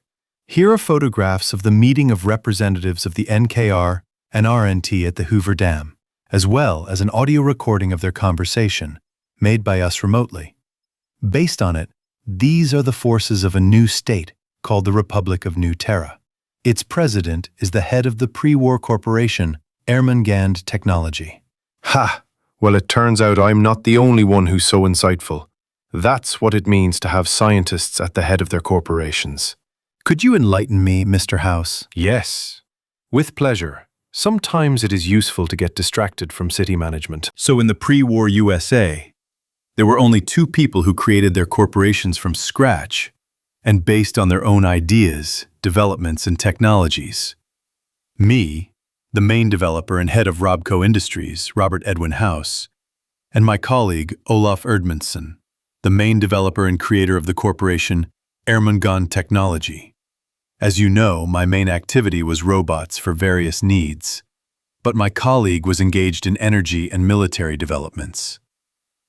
By the way, we studied at the same university, although in different years. Ha! I would like to meet him and talk. We will find so many topics for conversation. Mr. House. So it turns out that you and Mr. Erdmannsson lived before the Great War. That's amazing. How did you live with him for so long? Oh, dear lady, it's a secret, especially since the problem is that I don't have the opportunity to spread my longevity to everyone. And I don't think Olaf is any better. Although anything is possible, we were different. So, who knows? Well, young people, for this data, very valuable, I will note, I offer you the following. You two become my trusted persons. Believe me, this is a great honor, especially since you will be the first. Yes, I know that someone introduced himself to you as my trusted person. So I don't have them. The provision is entirely on me, and you and your squad will settle in the strip in luxury rooms. In exchange, you will carry out my instructions. Nothing particularly criminal, from the category of obtaining information to destroy raiders and all that stuff. Okay, Mr. House, we agree. There is just one request. And what kind of one? During the search, I noticed people in suits who looked very similar to those who shot me in the head while delivering the parcel in the form of a chip to you. Can I get even with them? Well, young man. And I was wondering where the courier, who was supposed to deliver it, had gone. Well, here's your first task. Find out who did it, punish him, and return my parcel to me. If you need to buy some gear or replace your equipment, go downstairs and contact any security robot. No, I haven't forgotten the name of the robots, just a little variety in the robot's name. Author. They will take you and your people to the warehouse. I gave you all the necessary instructions. If that's all, then I'm waiting for you with my thing. The young men turned around and went to carry out the first assignment given to them at their new job. Mars Scientific Station, UAC. The Praetorian sat in the quarantine zone allocated to him and was bored. His armor was in the next room where it was being studied by the descendants of the Praetorians, now called people. Most likely these are those who at one time moved to a neighboring planet and founded several colonies just shortly before the disaster. And he himself had been working with linguists for the last 4 days compiling a dictionary. They brought with them pictures of objects, animals, and he wrote down their names. Naturally, the first thing they compiled was the Praetorian alphabet. The anticipation was killing him faster than the demons. Today, the scientists who took his tests were supposed to come to him. Then the door opened and a doctor in a sealed spacesuit entered. He pressed something on the device encircling his hand, and then turned it and began to speak. And then from the speakers of this device he heard distorted, clumsy, but native speech. My name is Dr. Hayden. I am the head of this station. Your result is good. We will make you several injections, so that you do not get sick our disease. We are surprised, but you inside there is no disease. Your body's defense is surprisingly effective and strong. We also want to know from you that the crystal energy is on the lid of your prison, and why it changes color and what it means. If you are, then inject you with protection right away. So I have a gift for you. Here is a device for translating your speech into our words. He teaches himself. They command an artificial creation of intelligence. And after a while, the speech will be reading. And to the right. Okay, I understand you more or less. I agree. And thank you. No cost, no thank you. It is as important to us as it is to you. Commentary on war, death, love, and robots. Stories. OPIX, Mars. UAC Laboratories. After a week of communicating with people, the Praetorian realized that they were not so different in thinking from his fellows. But here's the physiology. He often talked with Dr. Hayden's sister and the head of the Department of Extraterran Xenobiology. As she explained, they and the Terrans are really relatives, although there are at least 100 to 200,000 years of evolution between them, or rather degradation. As he understood from the explanations during this time, people, as the descendants of the Praetor colonists who settled on the third planet began to call themselves, gained a lot of mutations that harmed and distorted the body and DNA. After all, a standard person without serum lived only 100 to 150 years maximum, and often even less, while the Praetorians, aka Martians, lived about 700 to 900 years. And only recently they invented a mutagen serum that extended their lifespan to acceptable values. Secondly, their skeleton became much less durable and became completely made of calcium, while his bones had impurities of steel, iron, and titanium that formed a kind of multi-interlaced mesh in the bones. To the question about genetic modifications, he answered negatively. As a fighter at one time, he was only intensively trained. The next discovery for the Terrans was that his muscles do not contain standard fibers. Unlike the Terrans, he has fibers called yellow and blue that braid a kind of framework of white and red fibers, of which he has 10% more, due to which his lungs are enlarged. As a result, he is 30% stronger than a similarly trained Terran fighter, and the possibility of muscle damage is 2 times less under stress. He also has a 30% larger heart and a more branched and optimized blood supply system. Differences were also found in the blood cells. They carry more oxygen than normal. As the doctor said, he is an optimal person in all respects. Although the Terrans were able to improve their performance with the help of the serum, they were still lagging behind in everything except radiation resistance. The Praetorian was shocked by the fact that the doctor and his sister were among the many children of the ruler of one of the 2 countries on the planet. And when they said that they had achieved these positions with their own hands, and their father and mother only helped them with getting an education and kindling an interest in science, since they themselves were also scientists, the Praetorian did not believe it. After all, he remembered how high-ranking Praetorians put their children in warm places, even if they did not understand anything. And then, he was even more surprised when they told him that one of their older brothers was the commander of the assault squad of the Space Infantry. And he started as a private in the line units. Then he thought hard, and after a while he asked them for access to the information base, or whatever they called it. And surprisingly, he received it. He had to spend two weeks studying history, and it was a good thing that they gave him this Peep-Boy, connected to artificial intelligence. The first week he tried more to understand what was written in this crooked translation, but with each passing day the text became better and better. The second week he was already rereading the text, changed by the translator, in which there were almost no mistakes left, and came to the conclusion that he liked the society that their rulers were trying to create after the war.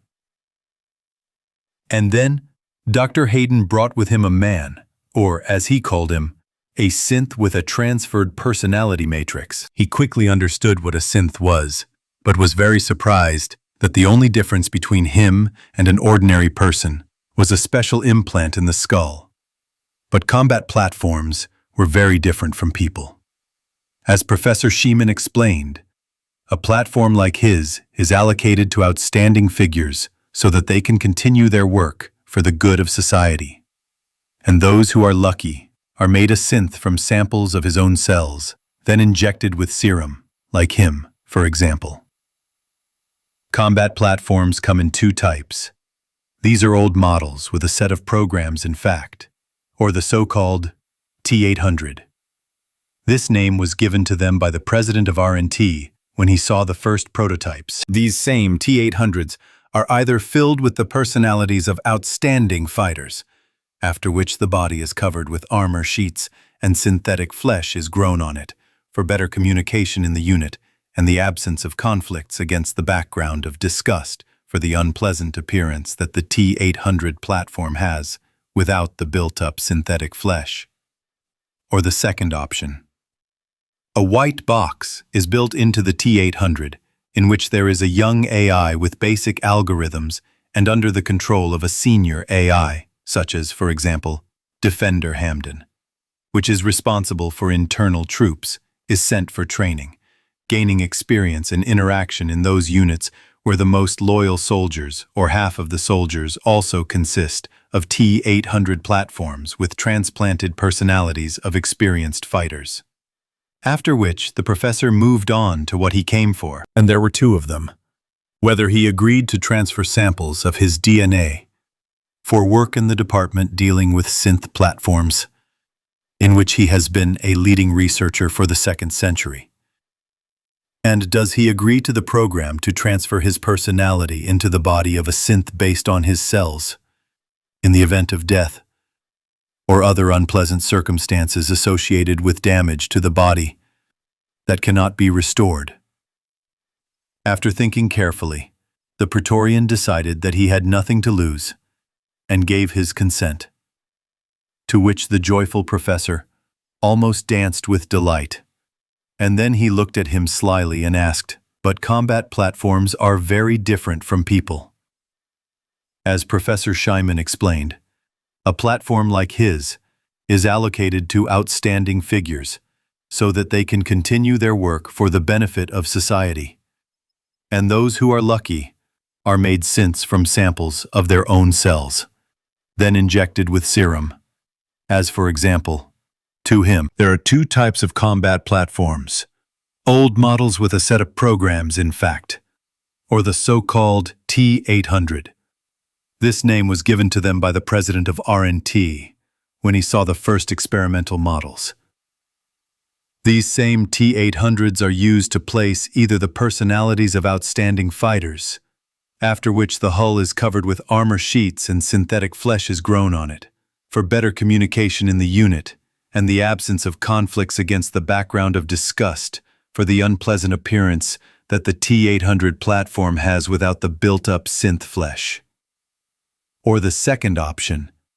A white box is built into the T-800 which contains a young AI with basic algorithms and under the control of a senior AI, such as, say, Defender Hamden, which is responsible for internal troops, is sent for training, gaining experience and interaction in those units where the most loyal soldiers, or half of the soldiers, also consist of T-800 platforms, with transplanted personalities of experienced fighters. After which, the professor moved on to what he came for, and there were 2 points. Does he agree to transfer samples of his DNA for work in the department dealing with synth platforms, where he has been a leading researcher for the 2nd century? And does he agree to the program for transferring his personality into the body of a synth, based on his cells in the event of death or other unpleasant circumstances associated with damage to the body that cannot be restored? After thinking carefully, the Praetorian decided that he had nothing to lose and agreed. To which the joyful professor almost danced with delight. And then he looked at him slyly and asked, "But combat platforms are very different from people." As Professor Scheiman explained, a platform like his is allocated to outstanding figures so that they can continue their work for the benefit of society. And those who are lucky are made synths from samples of their own cells, then injected with serum, as, for example, to him. There are 2 types of combat platforms. Old models with a set of programs, in fact, or the so-called T-800. This name was given to them by the president of RNT when he saw the first experimental models. These same T-800s are used to place either the personalities of outstanding fighters, after which the hull is covered with armor sheets and synthetic flesh is grown on it, for better communication in the unit, and the absence of conflicts against the background of disgust for the unpleasant appearance that the T-800 platform has without the built-up synth flesh. Or the second option. A white box is built into the T-800, which contains a young AI with basic algorithms and under the control of a senior AI, such as, say, Defender Hamden, which is responsible for internal troops, is sent for training, gaining experience, and interaction in those units, where the most loyal soldiers, or half of the soldiers, also consist of T-800 platforms with transplanted personalities of experienced fighters. After which, the professor moved on to what he came for. And there were 2 points. Does he agree to transfer samples of his DNA for work in the department dealing with synth platforms, where he has been a leading researcher for the 2nd century? And does he agree to the program for transferring his personality into the body of a synth, based on his cells, in the event of death or other unpleasant circumstances associated with damage to the body that cannot be restored? After thinking carefully, the Praetorian decided that he had nothing to lose and agreed, to which the joyful professor almost danced with delight. And then he looked at him slyly and asked, gaining experience and interaction. In those units where the most loyal soldiers, or half of the soldiers, also consist of T-800 platforms with transplanted personalities of experienced fighters. After which the professor moved on to what he came for, and there were 2 points. Does he agree to transfer samples of his DNA for work in the department dealing with synth platforms, where he has been a leading researcher for the 2nd century?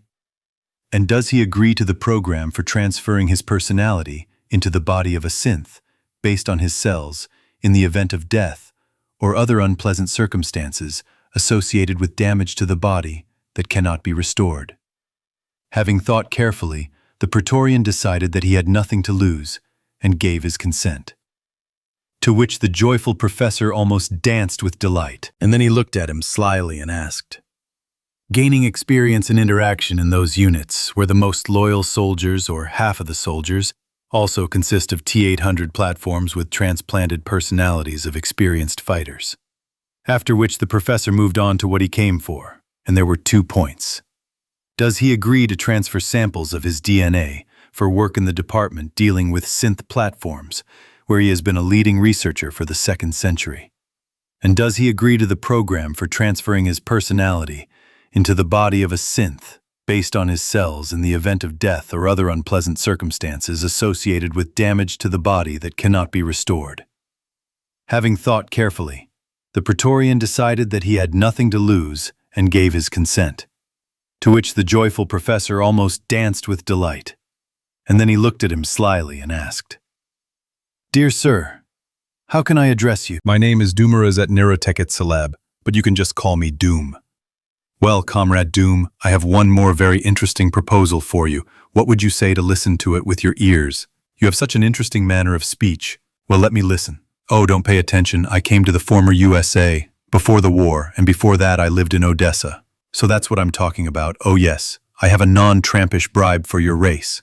If you do know where there is a secluded place, like a mouse hole, where there are very few, like in a small purse, samples of flesh, hair, or other body parts of your compatriots, then I can take and try to revive your species, and believe me, all the technologies are there, and I will not be like Moses, leading you 40 years through the desert, showing you natural monuments. Literally, a couple of years, and you will be able to say that you are not alone, but that you have a whole family, that will even make a geschäft and punch all sorts of possible thugs from outer space in the faces.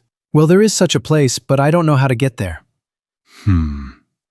Let me call our Dr. Hayden, and we will listen to your sad story together. After all, if anyone can drive this riffraff, called junior research assistants, to a labor feat, it is only he. Okay, call me.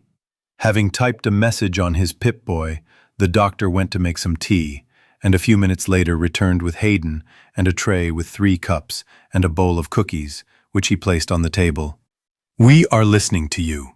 Well, it was high time to start this conversation. In general, this is the story of the last days of our civilization. Several years before the war, our scientists discovered a ship of an alien race, as they were able to translate their self-name was Dree. My squad and I were sent to guard them. The ship rested under a thick layer of sand in the only desert on the planet, at a depth of about 200 meters, and was found purely by accident, when they were looking for mineral deposits.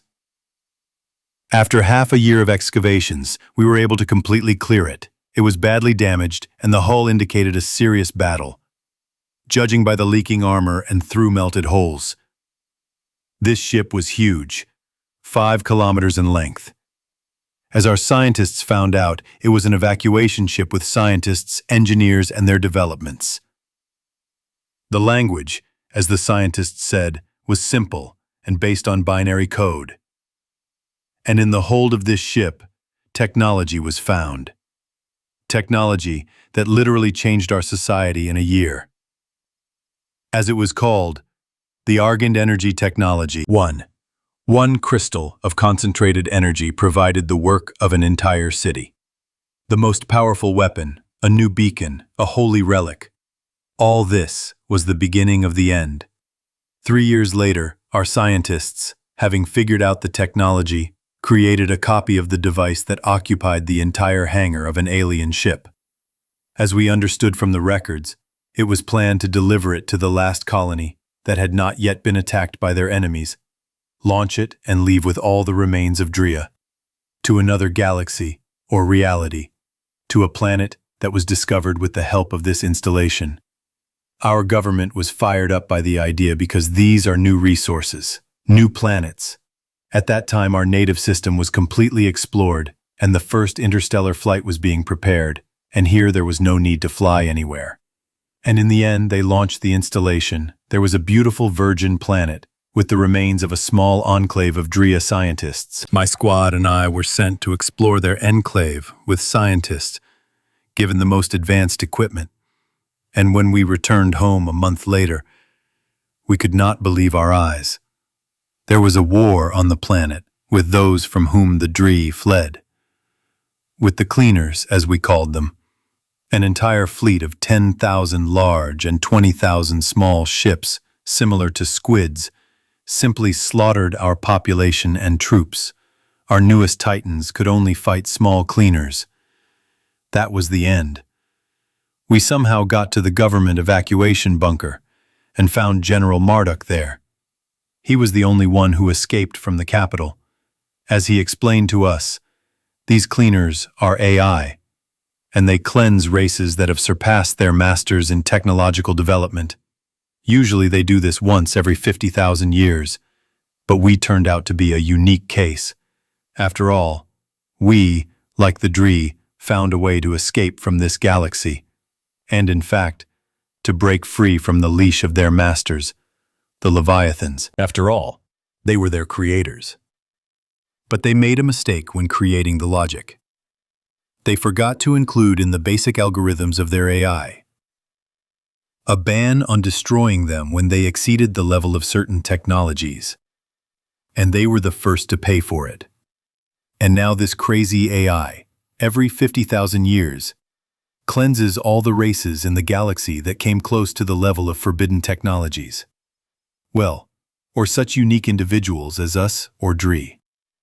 Doom paused and took a sip of aromatic tea from his cup. Comrade Doom, how did your general find out about this? As he said, he is indoctrinated by nanomachines, and with each passing hour, it is becoming increasingly difficult for him to resist the influence of this AI on his mind. And it is also becoming increasingly difficult to learn information under the guise of going over to their side. After which he gave my squad and the scientists the coordinates of 2 complexes in which the remaining scientists and military are gathering in order to hide from the machines. And he also gave us half an hour, after which he will release the detonator and blow up all the reserves of argent crystals in the city. Where was your capital? Can you show it on the map? Hayden swung his Peep-Boy around and projected a picture of Mars onto the wall. Right here. He pointed to Mount Olympus. More precisely, it was before the Argent Energy Reserve was detonated. I see. But how did you survive then? I sent my squad through an underground evacuation tunnel to the North Pole to accompany scientists to a deep-seated complex. And I went to the same one, but military, to the south. Both complexes were located under the surface of the seabed at a depth of 1 ash, which is equal to your kilometer, and a little. I don't know how their fate worked out there, but when I arrived at my complex, there were only 5 people in the personnel. No one had time to evacuate there, neither the military nor the rest of the personnel. There was only the duty shift. Then, after consulting, we decided that they would seal me in a storage sarcophagus. And since the crystals for the others were supposed to arrive with the evacuees, there was only 1 crystal, and they were able to seal only me. I see. That is, if there are any living compatriots of yours or their remains, then only at the North Pole under a thick layer of ice. I see. By the way, sign this paper about non-dissemination of information. Taking out the form and waiting for Doom to sign it, Hayden took it, carefully examined the signature, and continued. We will deal with the issue of the expedition there, but the next thing you will learn you will never tell anyone except for secret carriers of the level Prima A, Black. At your request, they will show you a pass like this on a Peep-Boy. I will note that each Peep-Boy is individual and a change of owner is possible only 100 years after his death. There are still many degrees of protection sewn tightly into the hardware. So we have the technology of moving to other worlds. So far, however, only 1 portal is open on a permanent basis. Only our reconnaissance vehicles have visited the others, and it was decided that we will not interfere for now. Based on your story, either the activation of the installation or the use of a large number of crystals of this very argent energy led to the fact that a kind of echo was created in the energy spectrum, due to which the signal went to the cleaners, most likely through their installation on the edge of our system. So we use an alternative method, and most likely they do not know that we have such technology. Therefore, I have already sent a signal to the head of the SRB, who is the first descendant of the AI created by my father, and to my father as the head of the RNT. From this day on, this information will be transferred from the OGV secrecy classification to the TVCH, secret for the survival of humanity, secrecy classification, and marked with a black mark. And now rest. Tomorrow you have a busy day. We have already studied your armor. Although we cannot repeat much yet, we no longer need it, which means that you are starting tests at the military training ground. USSR. Meeting in the office of the Secretary of the Central Committee of the CPSU. So, comrades, sit down. Let's begin our final meeting dedicated to the past 5 years. Who wants to begin? A large, short man with rough, peasant-like features stood up from his seat.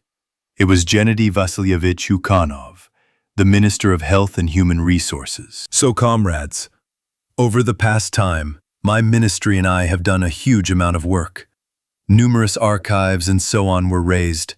More details in the files that I sent you on the PECU, personal electronic communication device, similar to a Peep-Boy.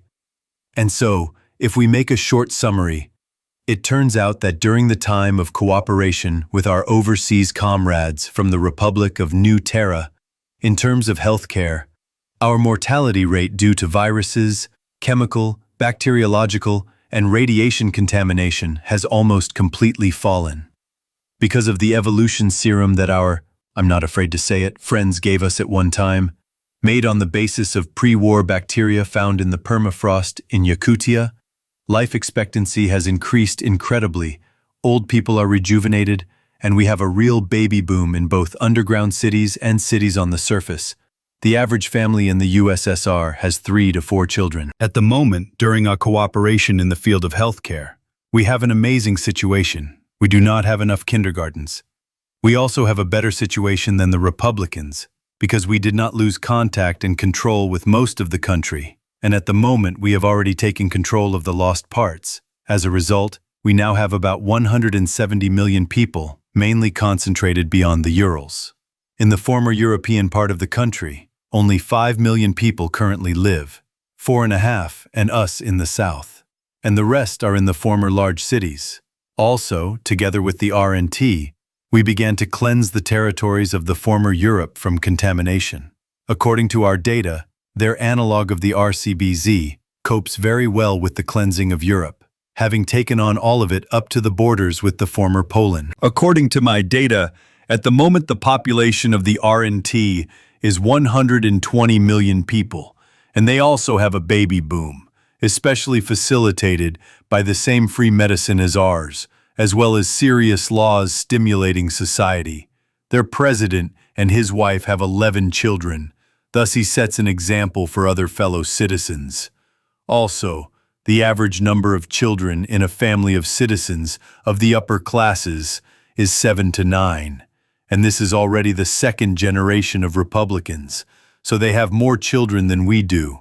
At the moment in families, and in terms of the number of children, we are approximately equal, but we have more working population that survived the war plus their serum. Also, according to our calculations, they will add another 5 to 6 million people after taking control of the southern and southwestern states of the former USA. Is it clear what the Minister of Agriculture will say? We have enough arable land and animals to feed our population. Unlike the former USA, we did not have nuclear weapons strikes in such quantity against the Kazakh SSR. And after the formation of the Siberian water basin, the steppes of Kazakhstan became flood meadows and groves, and truly a new granary of the USSR. And how are our comrades from R&T coping? Well, they have already cleared huge areas in the north, east, and partly in the center of the former USA. And now they have also started to use them in agriculture. But the main source at the moment are hydroponic farms, of which they have a great many, and installations for growing meat. From samples of animals transferred by us, they also propose to launch a so-called antivirus into the world's oceans. It will destroy the virus that got into the ocean, and will allow in just 30 to 40 years to start using it as another source of food resources. I understand, Minister of Mining. What do you say? A man in his 30s with wild, unruly hair and round bicycle-shaped glasses on his thin face stood up from behind the table. At the moment, we, like R&T, are dismantling destroyed cities, preserving only historical and architectural monuments, which after cleaning gives us enough materials and resources for construction, as well as reopened and updated old mining enterprises. But the main source for us, of course, is space, where we and R&T divide the unclaimed resources mined there in half. For now we are developing the near asteroid belt, which was once a planet, so the resources of the main materials will last us for many years, even taking into account the increase in industrial growth, both on the planet and in space. A week ago, R&T sent us a joint project for consideration to clean up coastal areas and the seabed, with accompanying archaeological work, as well as research for minerals. According to calculations, there are simply gigantic reserves hidden there, which no one could have reached before. But now, such technologies exist. Well, I give it good. Sit down. And what will your colleague from Heavy Engineering and Electronics say? A man who you would see on the street and forget about, stood up from his chair, calmly looked at those gathered, and began to speak in an equally expressionless voice. Everything is according to plan. Tomorrow the Jubilee 20,000th plant opens. By the way, there are 5,000 fewer of them in R&T. Please explain in more detail. At the moment, the USSR has 20,000 large and medium-sized enterprises, producing everything from industrial excavators to small chemical reactors for the operation of PECU. Construction of factories and enterprises is carried out according to the work plan and applications from the State Planning Committee. Everything is written in more detail in the report. Okay, Alexei Viktorovich, sit down. What will our comrades from the armed forces tell us? According to the latest data, the threat of extraterrestrial invasion has increased. Data received from the Republicans. We have forwarded you a detailed report. In this regard, the General Staff of the United Command of all branches of the armed forces is starting a program of research and development on new projects to provide soldiers and commanders with the best equipment together with scientists from RNT. They also asked to create a single headquarters of the Armed Forces of Defense, with placement at the future station Yuri Gagarin, and are ready to build and transfer to this future headquarters space shipyards factories, together with scientists with laboratories. They propose to take the basis of scientific and production capacities from the UAC, thereby merging them into the new organization in full. Yuri Olegovich, is there anything else? The Marshal of the USSR shook his head and sat down between his colleagues from the space and ground forces. His place was taken by Viktor Albertovich Gromyko, who is the Minister of Foreign Relations. This man in a gray three-piece suit seemed to have appeared from the 50s and 60s of the 20th century. Shaking off a non-existent speck of dust, he began his report in a bass voice corresponding to his last name. In accordance with the task of the party and the government, I have completed personal negotiations with both the Minister of Foreign Affairs of the Republic of New Terra and directly with their president, and they have been successful.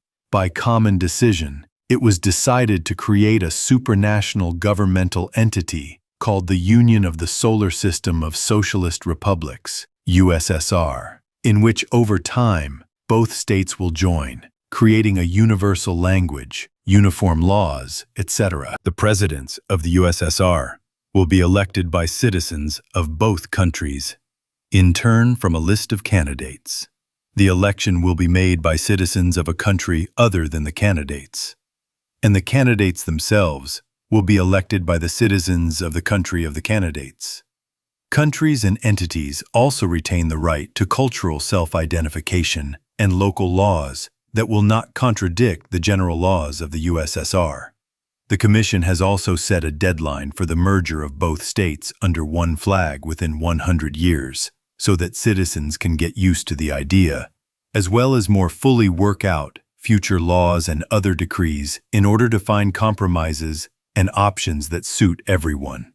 Until that moment, the USSR will function according to the UN principle, where representatives of both countries will resolve disputes and issues concerning both countries. It was decided to choose one of the cities in former Europe, from its western coast to the Urals, as the new capital. Well, that's very good. I think that we'll end the meeting for today and move to the banquet hall to celebrate such a significant event. Research Institute Energy of the USSR, Ural. Eureka! Eureka! The young scientist ran around the laboratory waving his arms, while his senior colleague watched him with a smile. Okay, Vitya, calm down and tell me what happened that you are so happy, as if you were 7 years old and were given a piku. His senior colleague tried to calm him down with a slight Caucasian accent. Gorgen Aronovich Akopyan did it. I did it. Now, Vitya, take a breath and explain what you did. Remember, we were recently given the so-called Element Zero for study, and those idiots from the 5th sector tried to cross a snake with a hedgehog by sticking it directly into the core of the Zeta jump engine? Yes, especially Professor Kubov. He swore for a long time when they smashed the 5th testing ground to pieces with their contraption. So now it will not be the Zeta engine, but the Orakov-Akopian engine. Oh, what a bold statement, Vitya. And what did you do? I refined your assumptions to a theory, and then assembled a prototype and quietly tested it. Now the engine works on a different principle and began to move twice as fast and requires less energy. So, and from now on, more details, Vitusha. How does the Zeta engine work? That's right. It spins the circuits around the tritium-titanium core. After accumulating the required power, it supplies current to it, which causes the engine to jump together with the object to which the transition field extends, through subspace. But because subspace is unstable, there is a high risk of jumping out in the center of a planet or star, or not jumping out at all. The average travel time from the planet to the moon, based on the available data, will be about a minute. I will note this directly as the movement, without taking into account the time for its preparation. I created a shell of thin capillaries of this zero element around the tritium-titanium core in the form of a sphere grid. The current first affects the grid and then the core, which is why a completely different effect was obtained. After which the energy needed for movement is half as much, and the movement occurs according to other principles. What kind of one? Previously, the field was needed to enter hyper and move in this layer of reality consisting of primordial matter and energy. But now, the field makes the object semi-material and allows only large planets like gas giants and suns with black holes to enter it. And the field itself pushes the matter of space apart in front of itself and merges it behind itself without going into hyper. In fact, our engine provides sliding in our reality by creating an artificial pseudo-wormhole. According to my calculations, the sliding time from the planet to the moon on our engine is from 15 to 30 seconds. Of course, more testing and so on are needed, but in the end, I am confident. Well then, let's take all the calculations and go to Kubov. I think you'll be happy. Mojave, New Vegas, Mr. House's apartment. Mr. House had been tormented by thoughts about how the long-awaited meeting would go for half an hour. And then the elevator doors opened and a large man in a white suit entered the room, accompanied by 2 soldiers and Shepard with Cass. From the outside, one might think that an ancient Scandinavian Viking had been dressed in a suit, combed, and sent here. However, this impression was formed until you looked into his eyes, very intelligent and lively, with a red gleam framed by pale skin and thick light eyebrows. And at this time, the fighters of the Republic had put up a real impenetrable cordon in front of the building, and the Securitrons were unusually strict with visitors and guests of the city. Walking forward and sitting down on a chair opposite the monitors, the big guy examined the bottle of wine and the cheese and meat platter, after which he fearlessly uncorked the bottle and poured himself a little, enjoying the smell. Took a small sip and, smiling broadly, looked up at the screens which consisted of a full-length image of Mr. House. Hi, Robert. It's been a while since we last saw each other. I think it was before the war when I was just starting my path to my corporation. How's life? Hello, Olaf. Relatively not bad. And I see you're well preserved. It's just amazing, really. And we saw each other at a charity event in the White House a year before the war. Yes, I remember exactly. You were with a pretty brunette back then, I think. And yes, I have survived very well for a person over 200. Oh, you won't believe what miracles biology and genetic engineering can do in the hands of professionals with a clearly defined task. And how did you survive? You won't believe it. My brain and a couple of money-hungry assholes from Vaultec and I got a life support capsule that I modified. True, there are a couple of downsides. You only eat nutritional mixtures and almost all your muscles have atrophied. Well, I can help you here if you join me. 1 injection, half a year of restorative physical exercise, and you'll be young and full of energy again. Well, let's say I'm already bored with ruling anyway, and there's no way to distract myself with new developments. But who should I leave my brainchild to? I can send you the management dossier or... Come on, don't keep me in suspense, I'm too old for this. Inject some sedatives into the blood, just in case. I entered everything. What is there? Or I can put Edward, my very first created photonic crystal AI, in control. Olaf, if this is a joke, then you are a dirty bitch laughing at a sick old man. No fucking way. This is just fucking bullshit, you fucking bastard. What a lucky son of a bitch. You know, I'm fucking with this city, I don't sleep at night, and he's advancing science in Boston. And without me, the fuck, The main thing. I hope you still have room for a crazy robotics designer owner. Yeah, there is. Everything will be, by the way. We also fly to other planets. That's it, fuck, that was the final shot to my soul. Where do I sign? In blood. 8 hours later. Well, that's it, Olaf. I told you at the beginning that I agree. You're a smart, lucky bastard. By the way, is my Robco Industries plant in Boston still standing? Where the hell would it go? We updated the equipment and launched it at full power. By the way, a robotic brain is a shitty idea. They are not controllable at all.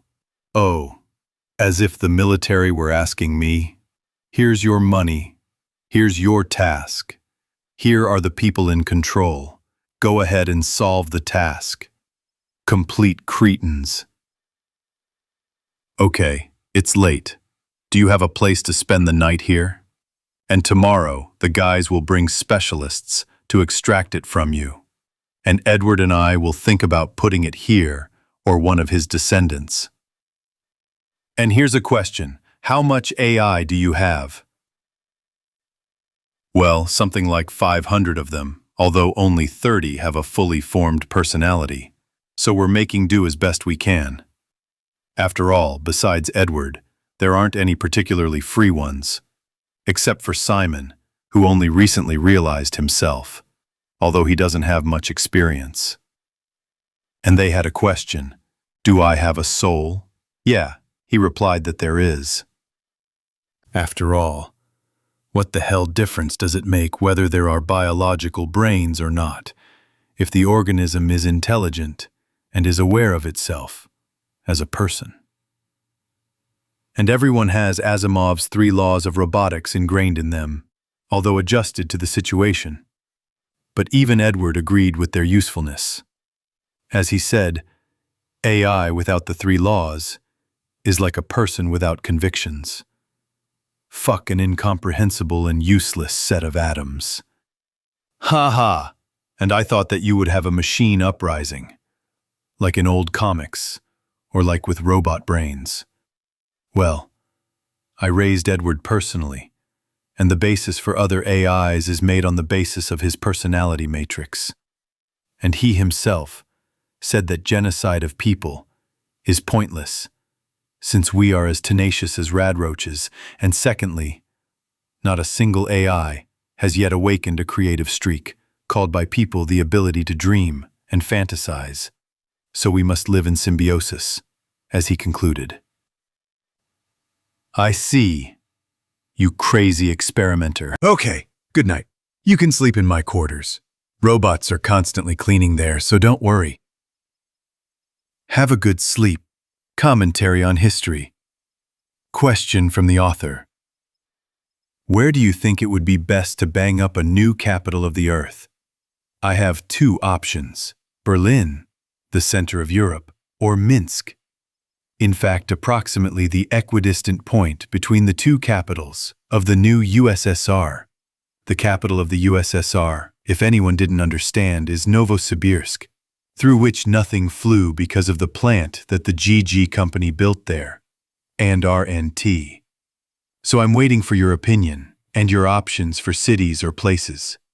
Due to the urgent need and realizing that the governments of the countries that existed before the war, in fact, put all of humanity on the threshold of extinction, our countries decided to create a planetary government.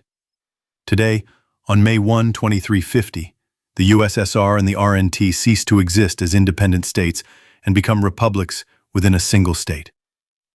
During an open vote of the population of both countries, the following name was adopted for the United Country. From this moment on, the common state is called the United Socialist Republics. The capital of the new state will be the city of Utopia, built on the surface of our planet's satellite, the Moon, and opened for settlement in 2347. From this day on, May 1 is declared a holiday of workers' unity from the Republican Information Bureau. Today, citizens of the United Socialist Republics elected the president, the head of the Central Committee of the Socialist Parties, and the head of the ministers of the USSR in an open vote. Of the candidates chosen by the republics, with detailed information about their biography and current successes and failures, The following citizens were elected to their positions. Mikhail Vasilyevich Kolomensky, who previously held the position of head of party control in the former USSR and now the Soviet Republic, became the president. Antonio Garcia Fernandez, who previously held the position of chairman of the People's Control over the actions of officials in South America liberated by the RNT, became the head of the ministers of the USSR. The former president of the RNT, Olaf Arikovich Jormundsen, became the head of the ministers of the USSR. Also, the first government decree ordered the start of translingual training in all educational institutions and military units, as well as the organization of evening faculties at enterprises. Let me remind you that the translingual language was created using AI and is very easy to learn. First meeting of the ORS government. The first president of the ORS greeted the people gathered in the spacious hall. I am glad to welcome you, comrades, to our first regular meeting. As the president of the ORS, I would like to inform you that we have a lot of work to do. Although the process of mutual integration began 10 years ago on the initiative of Comrade Olaf, who is present here, there is still a lot of work to be done. I give the floor to Comrade Olaf, as the more experienced of the comrades present here. A healthy man in a beige suit rose from his seat and walked over to the vacant lectern. Greetings to all present. Let's start in order. 10 years ago, mutual integration was initiated on my initiative. It consisted of bringing all ministries of both countries to a single format for processing documents and creating a single data warehouse. At the moment, at this meeting, we will choose who will be the heads of the ministries and who is not yet ready to accept such responsibility and will remain a deputy minister in one of the republics.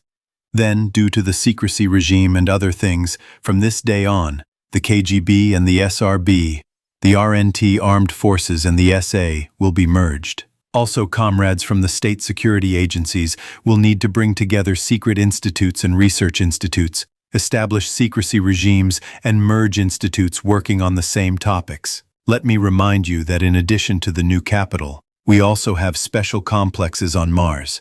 I propose moving dangerous research to the satellites of Mars in order to prevent mass casualties among civilians in the event of an emergency. I also propose transferring the former UAC, and now the Ministry of Space Technology Development, to the status of ministries of the OGV, as well as the Ministry of Defense and the Ministry of State Security. Also create a Ministry of Military Industry, which will have its own factories and fulfill orders of the Military Ministry and prototypes for the Ministry of Space Technology Development. Also, at the moment, create an emergency industrial committee that will deal with standardization and the creation of GOSTs that our industrial production will be guided by. I also ask the head of the Central Committee, who is present here, to create, based on the experience of the SR, Soviet Republic, former USSR, since the Republic cannot include other republics. For example, South America is an autonomous region within the RNT, but is not a separate country or entity. The laws of the Republic, and only they apply there. Autonomy is that they themselves decide what to spend the regional budget on, except for 10% transferred to the RNT budget. A party control commission, since now, like the RNT, we will undergo psychological tests to identify embezzlers, traitors, bribe takers, and others, but technology is not able to identify proactive fools since they act from the heart.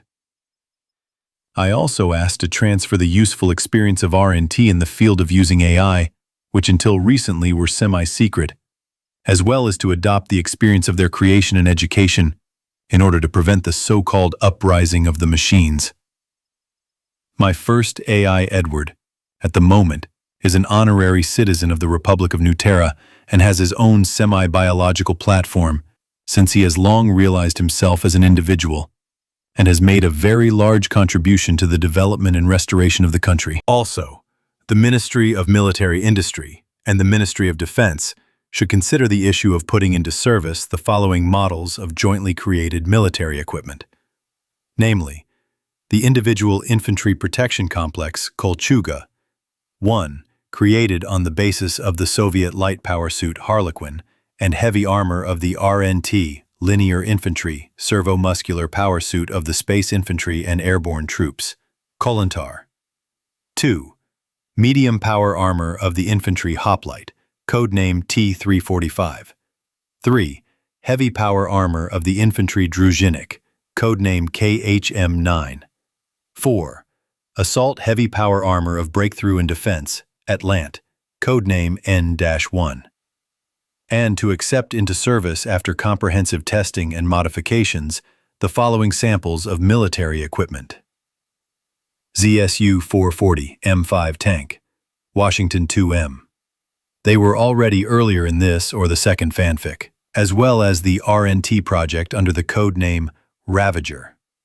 6. Next, I will move on to issues of economics and misunderstanding that private enterprises can and should remain, since it makes no sense for the state to plan the quantity and styles of clothing and... From the book Significant Milestones of Modern History, 2350, Unification of RNT and USSR into OSR and Reformation of USSR into SR. First elections, 2352, the establishment of the Martian Socialist Republic after the Praetorian branch of humanity reached 8 million sentient beings. 2355, an improved serum for directed evolution is created based on the genetic material of the Praetorians. 2359, beginning of construction of the solar system defense complex by bots under the leadership of the AI Chiron. The plan is to create 12 combat stations encircling Mars and Earth. Creation of a ring of military shipyards around Saturn's satellite, Titan. Also, development of the Arcturus stream, rich in various minerals, has begun. 2362, the first colony in the Arcturus stream. Hope. 2370, the beginning of the creation of a defensive complex in the Hope system, and the creation of the headquarters of the Outer Space VKS under the leadership of the AI Cori. The AI Chiron finishes work on space defense stations and the construction of a shipyard, begins to create a transport ring for communication between the solar system and the Hope system. 2375, the entry into the OSR of the recreated countries of the German Socialist Republic, the French Socialist Republic, the Austro-Swiss Socialist Republic, the Czechoslovak and Balkan Socialist Republics. The operation to bring peace to the African continent and the reclamation of the territories of China has begun. 2377. NKR and Vegas become part of the RNT as autonomous regions, preserving their original culture. 2380. The second all-Republican elections. The former head of the Cabinet of Ministers, Olaf Jormundsson, becomes president. The Praetorian. Former Minister of Development of the SMR, Alazur Armalbach, becomes the head of the Cabinet of Ministers. Hermann Albert Speer, former head of the Stasi GSR, becomes the first secretary of the Central Committee of the Socialist Republic. 2301-2390. Creation and entry into the OSR of the Republic of Arcturus, with the capital of the Republic on the planet Nadizhda. The joyful large family of a worker at a precision instrument-making plant, Alexei Moore, in which the Jubilee 10 billionth child was born, was offered to settle in the best apartment of any of the capitals of the republics, or to receive the equivalent in their home city. Expedition to the Exodus Cluster, creation of the colonies of New Gaia, aka Shanxi, and New Terra, aka Terra Nova. 2391. 3 official names for planet Earth are approved, after citizens' votes are evenly divided. 1. Earth. 2. Terra. 3. Gaia. 2392. Beginning of research into the network of repeaters and the possibility of dismantling them. Beginning of construction of transport rings between the Solar System, New Gaia, New Terra, the Hope System. Both AIs are transferred to new systems after completion to build defenses, factories, shipyards, and the headquarters of the operational fleet in orbit of New Terra. 2401. Adoption of a resolution on suspension of expansion and more dense development of existing systems and clusters of systems. Resolution on increasing the conscription of the population into the army due to the large number of unemployed young people who appeared due to the high automation of production and the baby boom. Introduction of a social rating of citizens based on the system operating in RNT, abolition of cash, and transition to non-cash payments. The Peep-Boy company, together with NPK Signal, released the first single model of the Peep-Boy, EPKU, called Uniboy 401, and the military model, Uniboy ARM A1. 2410. The third case, or the case of the third choice, consists of the fact that instead of another election of representatives of the SR for the post of president, in an open vote, 71% of the population of the SR voted to leave the current president of the OSR for a second 30-year term. The Republic of the Exodus cluster is accepted into the OSR, with its capital on New Terra. New Gaia becomes the largest agricultural world and the largest military training ground for all branches of the OSR military. 2415. Completion of construction of all military and industrial facilities on the territory of the new republics. Completion of construction of the transport system. Now it is possible to get from Earth to any of the colonies within a day or two. Both AIs received the status of honorary citizens and personal semi-biological bodies. Both AIs were appointed to the positions of chief development managers in the new republics, Artura Stream and Exodus Cluster. 2420. 50% coverage of small and large space enterprises of controlled systems and clusters. The Jubilee 25th and first in the series 248-40 battleship, Admiral Kuznetsov, 7, 4 kilometers long, equipped with 5 newest plasma liquid metal reactors, comes off the stocks.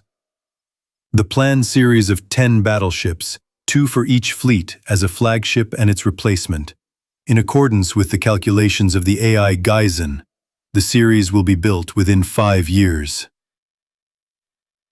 2426. The beginning of the study of the repeater and the search for its pair for subsequent disassembly in the new Gaia system. Part 3.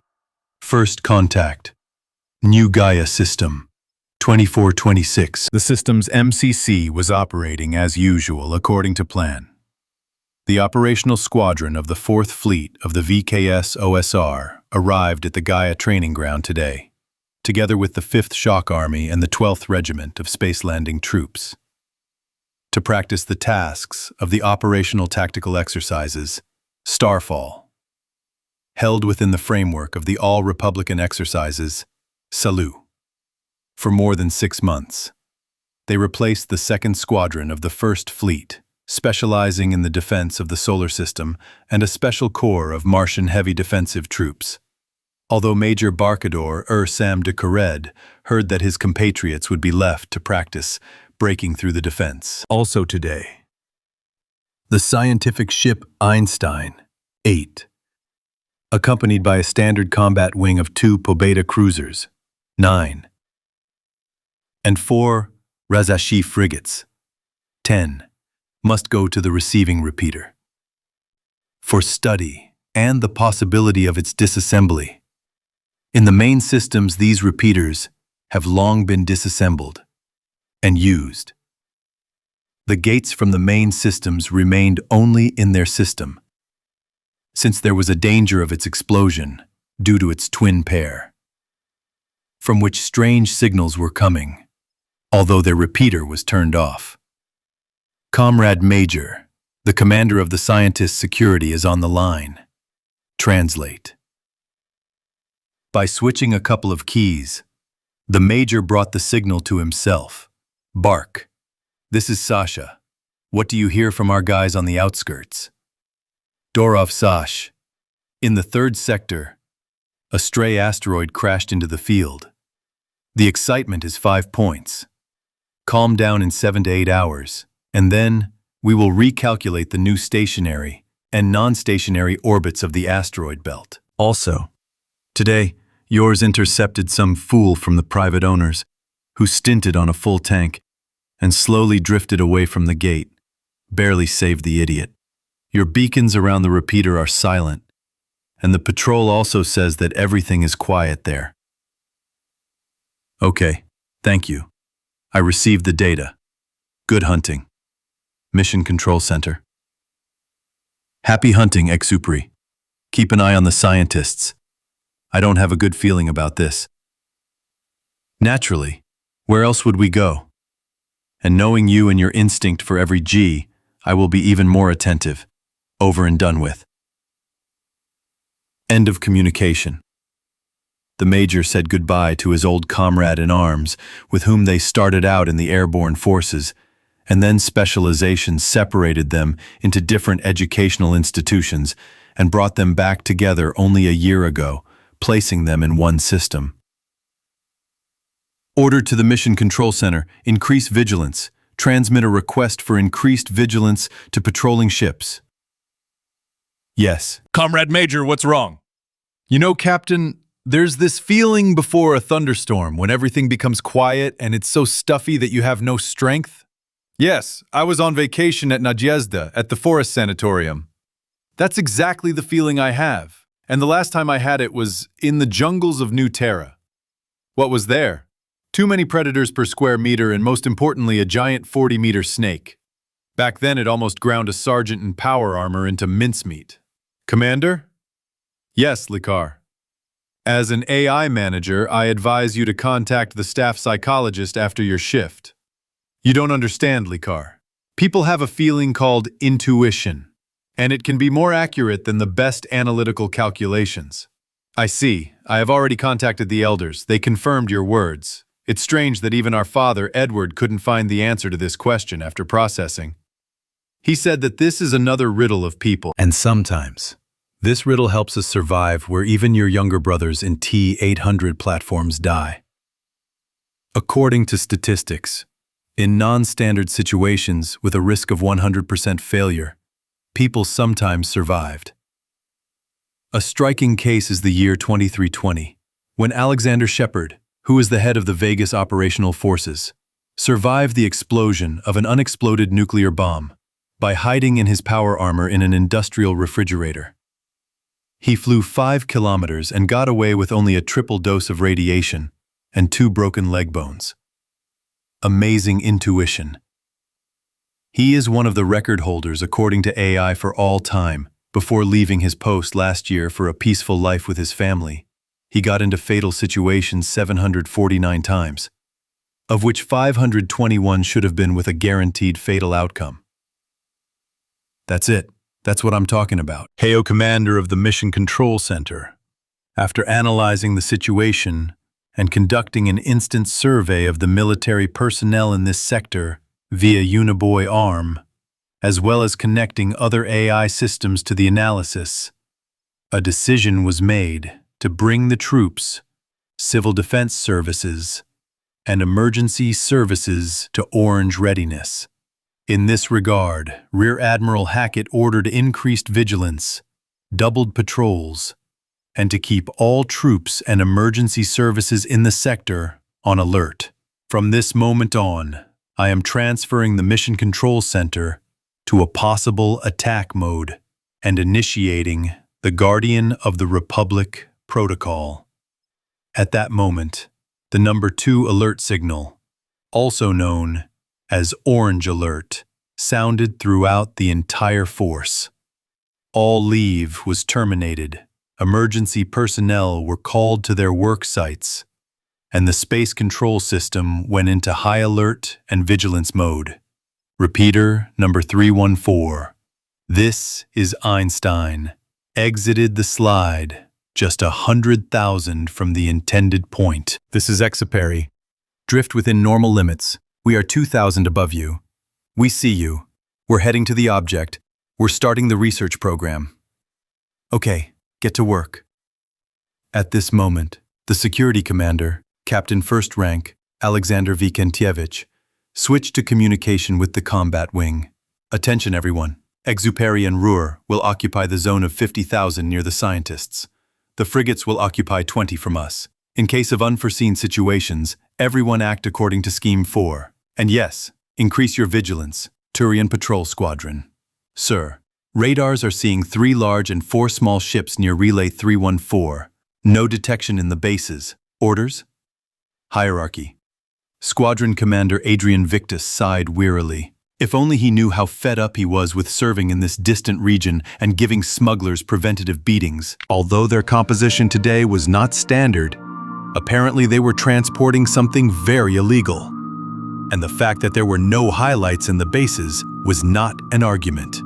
Spirits, why do I have to do all this? And all I had to do was punch a drunken jerk in the mandibles in a bar. And he would definitely turn out to be the general's son. So, most likely these are Terminus-made tubs. Most likely they are carrying something very expensive and illegal. So, Universal Formation number 3. And let's go to them. Tell them not to twitch. Otherwise, it will be worse. Yes, sir. After a short period of time, one of the surveillance system operators reported to the captain in alarm. Sir, one of the large ships is performing some kind of manipulation with the repeater. Are they fucking nuts? This is a life sentence, damn it! And, sir, well, what else is there? None of the ships have a signal from the zero-element core, and the engine emissions do not match any of the Citadel space samples. And as far as I understand, they are aware of us and have been leading us for several minutes, judging by the signals from the sensors. Your mother, First Contact, and Admiral Valeron, as luck would have it, is undergoing treatment. And instead of him, this idiot Malek, what are they doing? We started to maneuver. Object 3 increased its radiation towards the repeater. Okay. We act carefully and wait for orders from headquarters. Send them a report. After a certain amount of time, 2 squadrons of spaceships froze 50,000 kilometers from each other. These are definitely not Citadel ships. Try to contact them. The bridge of the Exuperi was as lively as the bridge of the Hierarchy ship. What about the attempts to establish contact, Akop Rafikovich? Nothing, as it should be. I would rather be surprised if the standards coincided. Then the junior gunner stood up from behind the control panel and approached the captain, asking permission to address him. Comrade Captain, Junior Gunner Andrew McLean, may I address you? Okay, I give you permission. My grandfather is a former U.S. Navy sailor, and he told me about the semaphore alphabet. We have a mooring searchlight in the bow. Is there any hope that they will understand the binary system if we transmit semaphore messages to them with a searchlight? Okay, that's an idea. Well done. I serve the working people. After a few minutes, the spotlight began to flash. The bridge of the Hierarchy ship speared a Marone. Sir, they are also trying to contact us. So what channel? None. They signal us with a powerful beam of light, and it seems to me that it is some kind of binary code. Excellent. Try to establish communication. 2 hours later, things started moving forward, and at that moment, the head of the cipher department took the captain aside and handed him a tablet with an order from headquarters. After reading it, Adrian looked at Carell, who nodded to him. You do understand that this is complete, fucking, utter bullshit? When I get back to headquarters, I will personally shoot that fucking white face of Batars and Krogans, analogous to the Nazi face it comes from the White Guards of Palavan group that tried to stage a coup and had extreme ultra-right views, believing that the Turians are the greatest race and everyone else should serve them.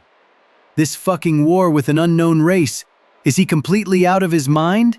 Adrian, this asshole, as Relock told me in a personal message, considered this a good chance for him in the hierarchy to rise, and considered the new race to be some new Volus that must be driven under the feet of the hierarchy. especially since they themselves give a reason by activating the repeater, which is prohibited by the law of the Citadel. So Malik has an official excuse from everyone, and we are ordered to detain them by engaging in combat until the main forces arrive, with Malik at the head, finding out their combat capabilities at the same time. That's fucked up.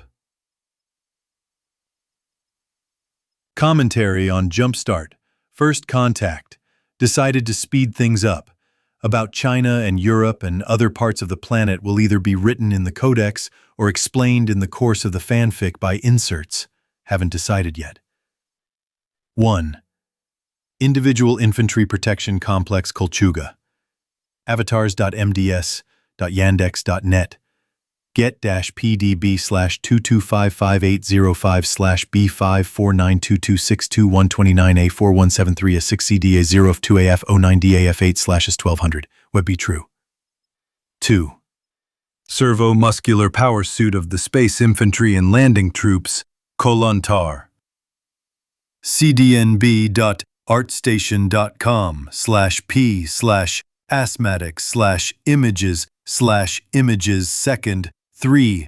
Medium Infantry Power Armor, Hoplite, codename T-345. iamag.co/wp-content/upload/2015/09/the-art-of-alan-y76.jp. 4. Heavy Infantry Power Armor, Druzinik, codename XM-9. avatars.mds.yandex.net/get-pdb/1870806/od274E2F-C8D6-4E5B-97288-A2-7B-794-5EB76/S1200. 5. Assault Heavy Power Armor for Breakthrough and Defense, Atlant, codename N-1. cdnb.artstation.com/p/ask/images/images/001/large/Christoph-Loco-Exoskeleton-heavy-elite1.jpg 14496732776. 6. Project Desolator, a mobile manned robotic platform for heavy battlefield support. News/Twenty19/12/436/365-B-74624964-8D2F04639DCF.jp. Battleship Admiral Kuznetsov. Avatars.mds.yandex.net/get-pdb/1782154/B 8035FF7-ED4615-AE83-F16F-F1E594E5/S1220 WebP equals true. 8. Scientific Ship Einstein. https://ipnim.com/originals/05965961689361C00E78A.jpg.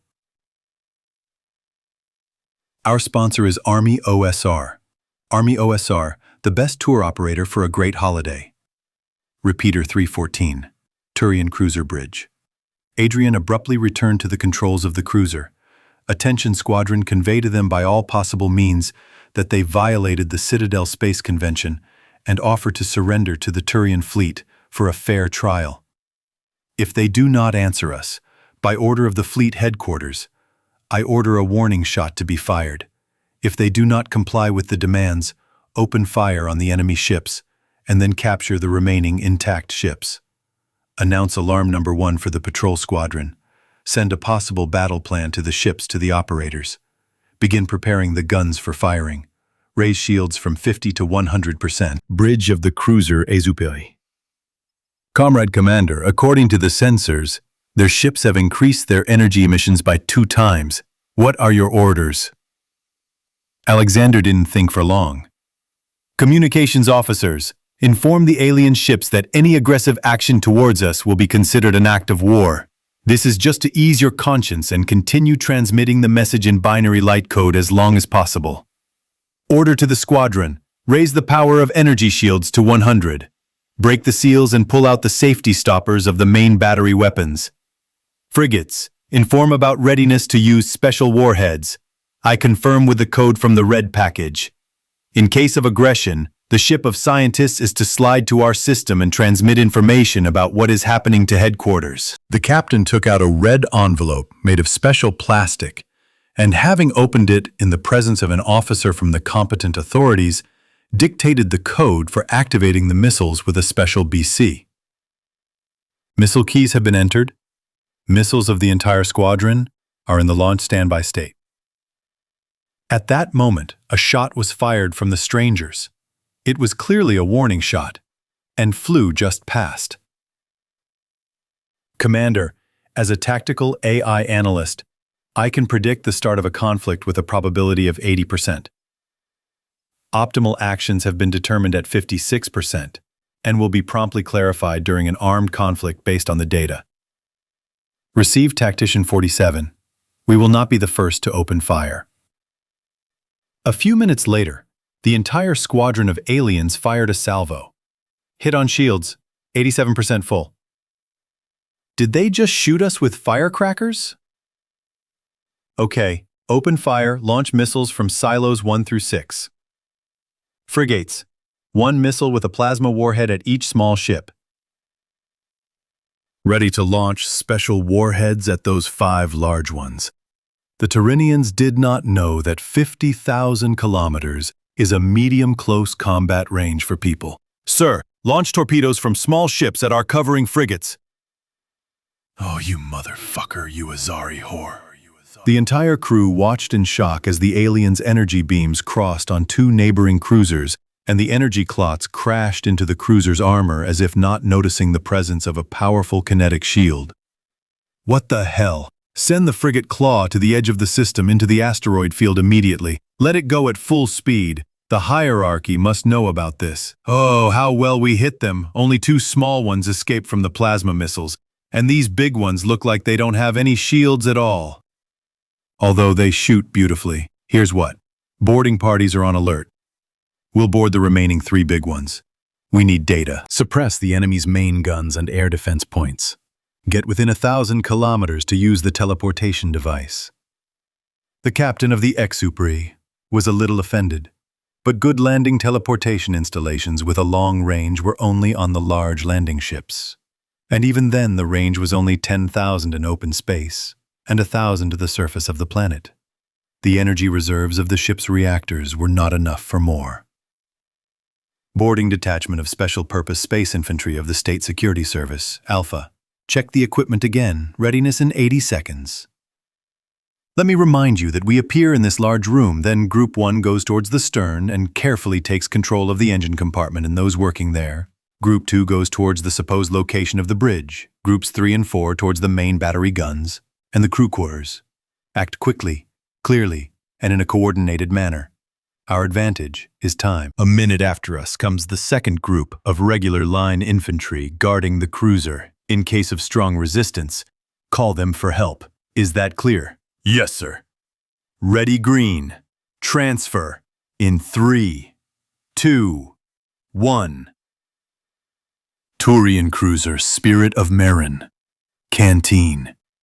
A bright flash of light, and a squad appeared in the room which, according to all the laws of logic and common sense of the Turians, should not have been here. Quickly dividing into groups, it urgently began to crawl around the ship. The squad moving to the engine compartment encountered its first problems behind the next bulkhead. It housed the engineering and repair service compartment, as well as squads of Turian Marines who stood at their posts at the exits from the technical hatches and were ready to board from the outside, but not from the inside. Why didn't the ship's VI raise the alarm right away? It's just that its protocols did not even theoretically provide for such an option, and it constantly returned an error until the first plasma shots, when the program to attack the crew was triggered. The Turian Marines were quickly lethally surprised, and the technicians got hit in the face with rifle butts and lay down to rest. Comrade Captain, now this crap on the door is glowing red, and the door won't open. Should I open it? Let's. Having attached a flexible tape with a laser pulse charge to open obstacles, the fighters retreated back, after which they activated the tape, and the door fell, revealing a long corridor and a couple of paratroopers at the other end, who began shooting at them, hiding behind retractable panels. McNear, suppress Shipulin with fire. At the same time, the group breaking through to the bridge got stuck at the fork in front of it. The obstacle was 2 turrets under the ceiling and a squad of soldiers behind retractable armor panels. And the squad that was stuck in the hangar, filled with supplies, was having the most fun. It was the fastest way to their goal, the main battery guns and the crew cabins.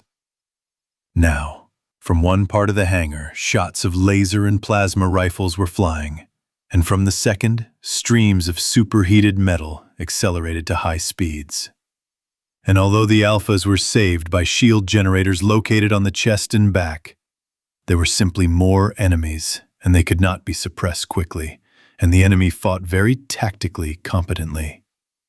At that moment, the voice of his comrade Major Israel Shlome sounded in the earpiece of Major Sal at Morocco. "Sal, are you bored or having fun?" "Yeah, I'm just laughing my ass off. My group was pinned down at the bridge. You can't get past them. And Group 3 and 4 were pinned down in the hangar. We didn't have time to fully exploit the element of surprise. The alarm went off too quickly." I see. Well, it's not that bad. Now I'll send the groups to the hangar, and I'll personally go to you, and I'll personally help you knock on the door to say hello. I received it and I'm waiting. A few minutes later, during the report on the capture of the engine room, a detachment of line infantry approached, led by the major himself. Everyone had to bend down because the vigilantes were passing right up to the ceilings and the upper parts of the doors. "Well, Sal, I declare the concert open by request."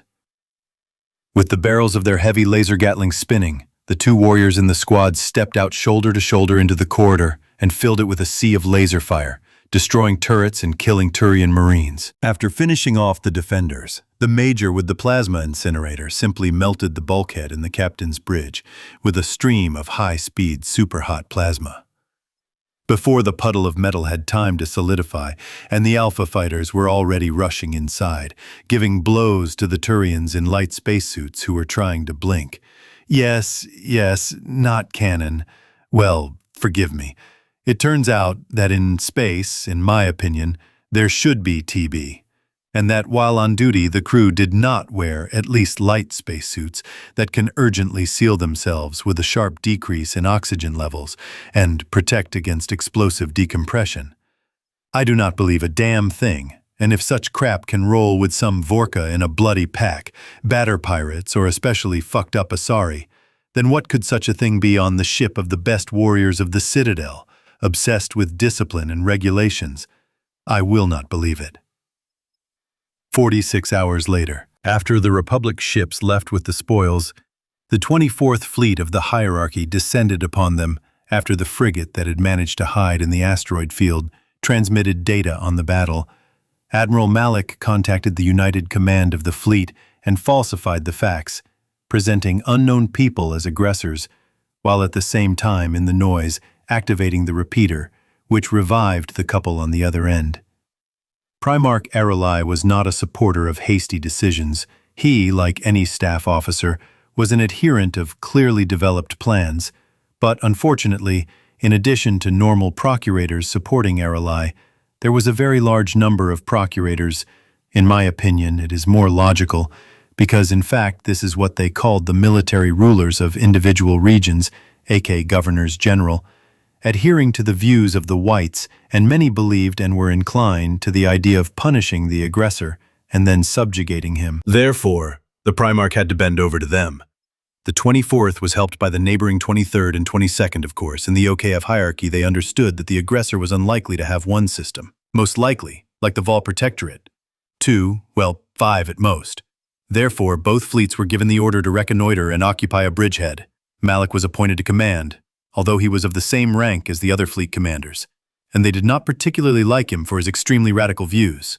But he was not a bad officer at all, and since it happened on his territory and he got a rifle in his hands, the principle of initiative fucking in different positions of the initiator turned out to be truly international. The System Defense Headquarters had prepared 100% in 46 hours.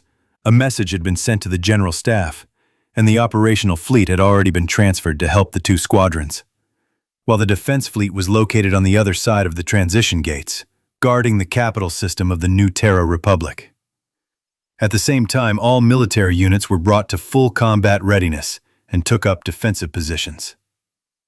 And then, 46 hours later, the enemy arrived. There were still 3 days left for Arcturus before the arrival of the strike fleet. As historians later found out, although frequent and large-scale exercises were conducted, only 5% of the living military contingent were ready for a real war, mainly veterans of the purges of the home planet, or colonization troops, and the AI soldiers who controlled the T-800 platforms. In the first 24 hours, there was a lot of chaos, for which many recruits in peacetime military were not quite ready. Therefore, instead of assembling within 24 hours as prescribed by the regulations, they assembled for 48 hours, including the fleet and infantry. New Gaia System. Turian Hierarchy Fleet. Admiral Malik thought hard. According to the battle analysis, the enemy had energy weapons in the fleet. Their own ships had Thanatos guns, a further development of the Tanex, which were not particularly effective. He decided to concentrate the fire of several ships at once on one enemy. When the data from the disposable satellites arrived, Malik was simply shocked. He could not describe his surprise in any other way. In addition to 24 large ones, which could not be assigned a designation because of their size between a cruiser and a dreadnought, 48 small ones, there were 3 huge ones, 2 were in orbit, and 1, accompanied by 12 more, protected a strange structure on the far side of the system. And he was also worried about the stations around the planet, something about them he really did not like. On his side, there were 9 dreadnoughts, 50 cruisers, and more than 100 frigates. Everyone forward. I remind you the enemy is strong. So I authorize the use of disintegration torpedoes, and I don't give a damn about their cost. Shoot from maximum range. For the hierarchy! The Governor-General was in the bunker of the defense headquarters and looked at the enemy on the map and then made a decision. So, fleet, listen to my command. Wear down the enemy as much as possible. Then retreat to the solar system defensive squadron that we had here for the exercises and defend the transition ring together with them, in case of communication failure. My deputy, the commander of the battleship Boston, will take command of the fleet. Defense stations. In case of critical damage, evacuate people to the planet and switch to automatic mode. Remember, today all the republics are looking at us. Faith in ourselves is with us. Humanity is behind us. The ships were inexorably approaching each other. The distance reached 150,000 kilometers. At that moment, the first superheated streams of metal flew from the alien ships, not yet aimed. Under their cover of this salvo, the disintegration torpedoes flew. The result of the torpedoes hitting was not as expected. When hitting the cruiser's shields, those of the torpedoes that managed to break through under the fire of anti-aircraft guns only collapsed the shields. But the emergency batteries were immediately turned on, which gave 25% of the shield's energy saturation and gave time to reboot the main power supply. In response, A call sounded on the battleship's bridge. If they still wanted war, they will get it. Everyone, return fire. Hundreds of missiles launched from the silos. The first were decoy missiles that took the brunt of the enemy's fire, throwing out thermal projectiles that imitated missile engines and warheads. Plasma warheads collapsed shields, but special warheads.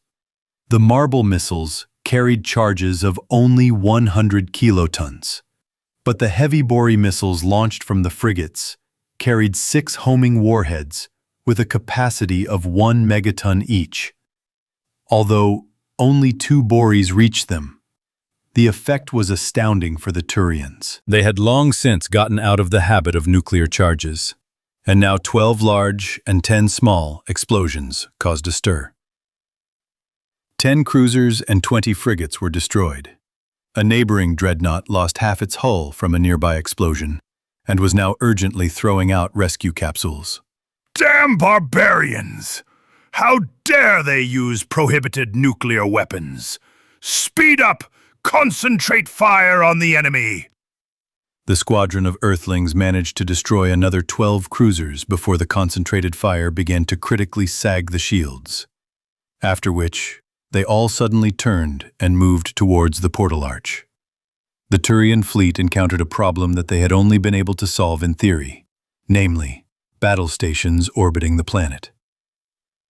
The Hierarchy fleet opened massive fire on them, and laser and plasma beams flew at them in response. A ring laser shot hit the cruiser Pride of Palaven, piercing it through and killing almost the entire crew, but strangely enough, the engines remained intact.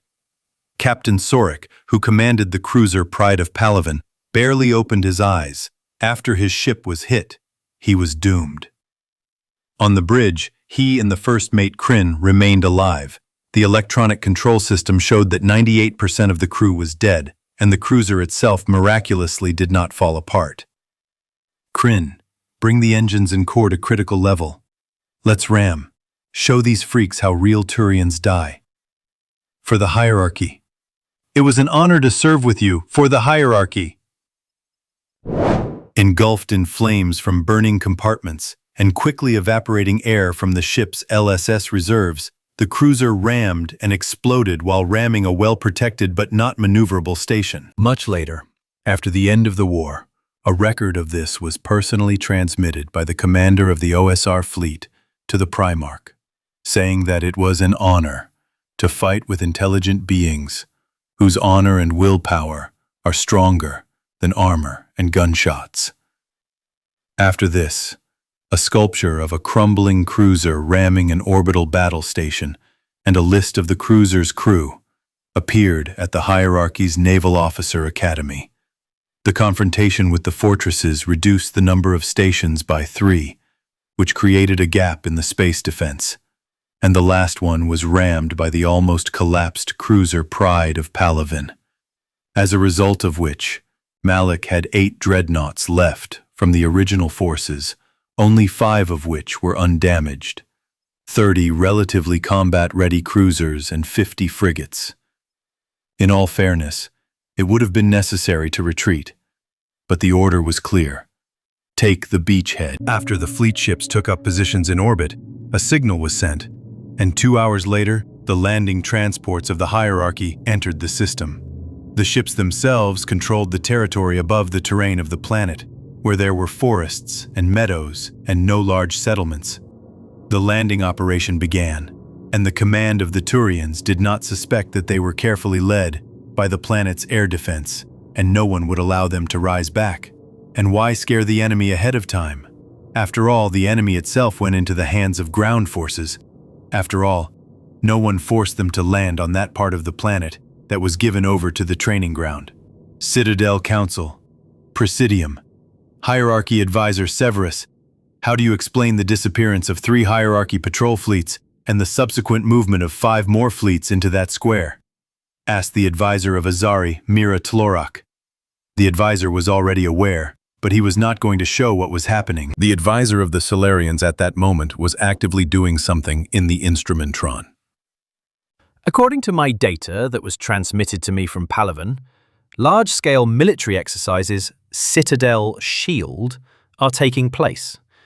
Recently, several employees of the Black Guard provided the Primarch with a secret report on the combat readiness of many units and formations in the army. The absence of major conflicts has affected the combat training of the troops. In connection with this, the Hierarch personally compiled a scenario for the exercises and literally 3 days ago raised the fleets on alert. The scenario includes the following points. 1. Contact between an unknown race and a hierarchy patrol. 2. Aggression of an unknown race. 3. Sending patrol fleets to establish a foothold in enemy territory and waiting for 5 more fleets to arrive as assistance in suppressing enemy forces and enforcing peace. All of this is monitored by a special commission of the Hierarchy General Staff and local inspectors from the Black Guard, so that no one can overwhelm the observers with authority. The exercises will last for a month. Okay, keep us informed about the progress of the exercises. But we also ask you to reinforce the border control with Hegemony and Terminus with other units to ensure protection of trade from pirates. I will pass it on to the Primarch, and I think the answer will be positive. Our sponsor, Army OSR.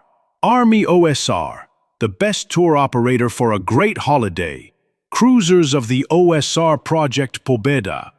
Avatars.mds.yandex.net. Get PDB/234319446A95AA1037ACD5C0DS1200 WebP True. The main armament of the main battery turret. 1 plasma for medium and close range, the second laser, are placed in unified turrets of Project 130. On the sides, there are launchers for long-range missiles of the Marble Project, frigates of the Daring Project. https://4bp.blogspot.com RHQUIU35VLG/V_VC2B E8QFI AAAA AAABJ Y8RA JA TEC GK ANN 1I9 AA FH AAG Z A N N B D 6 N T R.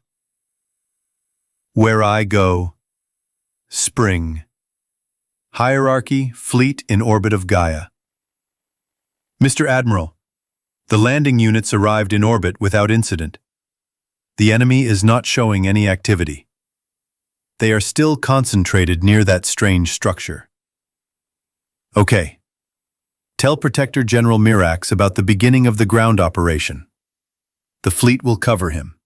Headquarters of the Prosecutor General of the 8th, 12th, and 17th Airborne Armies of the Hierarchy. We land as close as possible to the enemy cities. For the main operational deployment, I propose using plane number 4 as the most extensive. All transports with troops and equipment will be able to land there at once. In this way, we will create a large bridgehead difficult for the enemy to destroy. Prosecutor General Mirax Lazarus looked attentively at the operational tactical table, listening to General Tullius, who had been appointed Chief of Staff. The commanders of the armies and brigades listened to him no less attentively. What do you say, gentlemen officers? Additions, objections, opinions? I have. Commander of the Operational Brigade Claws of the Spirits, Aquila Cassian. I'm listening to you carefully. Mirax nodded his head, ordering them to step aside to let him through to the table. Mr. Prosecutor General, observing the current situation and analyzing it, I was still haunted by what it looked like, and now I remember. And what does it look like? Quintilian Celsius's maneuver during the war with the Separatists. He retreated after a small battle in front of the planet to the second relay, allowing the enemy to get involved in the landing. When the Separatists landed, a planet saturated with troops was waiting for them, and after some time, help arrived in the form of the Second Palavan Fleet and in fact blocked almost half of the Separatist ground forces on the platform without supply delivery, under constant pressure from troops loyal to Palavan. The situation is very similar, so I think it is a well-thought-out trap. Brigadier General Aquila Cassian has finished his report. The Prosecutor General nodded to something. Pass these calculations to the Navy, then we'll take 5 frigates for the landing. According to their Navy experts, what they saw, they are relatively primitive and use ammunition based on chemical reactions. So I advise taking more radars and small-caliber air defense. In general, the plan with amendments is accepted. In half an hour, we'll begin the landing. The landing lasted almost 8 hours. Already in the first half hour, the forward units of the Turian army reported the detected observers. After 2 hours, it became clear that the landing site was surrounded by enemy troops. Although no defensive positions were detected, only drone flights were noticed. As reported by the units, the Prosecutor General decided to occupy the nearest town as a place for an operational base and capture local residents for interrogation and compilation of a linguistic database. When the forward column was 13 kilometers from the target, the order Starfall was passed through the army. But something happened that the Prosecutor General did not expect in any way. Instead of striking the landing position, the missiles that were detected by radar went further into orbit. Headquarters of the PKO GAY. Comrade General, ground forces have localized the enemy's position and movements. The launch positions and protection of the installations have been ensured. General Saidan Dambayev nodded. He himself was from a family of professional soldiers who traced their history back to Temujin's nukers. Dry, lean, not tall, with slanted eyes and features of a face with dark skin as if carved in wood. Having taken a sip of tea from a bowl, the general put it on the table and with an inscrutable face turned on the speakerphone. Transmit the following orders to the mobile complexes. Go to the launch sites, use the Dub installations to work on large space targets. Use the Kiparis installations to work on small and medium targets. Use of special warheads is authorized. Open the red envelopes. Confirmation code Groza 17. At that moment, multi-wheeled vehicles drove out into the clearings of the forests surrounding the plane. Launch commanders with special warheads opened red envelopes and entered confirmation codes into the launch station. In total, more than 200 missiles were launched, rushing towards the enemy fleet in orbit, mainly Kuiperus missiles, which carried 4 decoy and 4 combat separating parts. Half of them had warheads of 100 kilotons. Against their background stood out 16 Oaks, aimed at the dreadnoughts. Each of them carried a 10-megaton warhead. The missiles that the landing troops observed resembled the tentacles of a bizarre sea monster, which decided that it was time to drag new ships into the abyss. The fleet hanging in orbit did not have time to do anything. A massive missile attack from an unexpected direction did its job. Only a dozen frigates survived, the crews of which managed to make a sharp maneuver. They should have gotten away from the repeater, but the local fleet made a micro-jump, literally forcing them to hide in the bridgehead zone.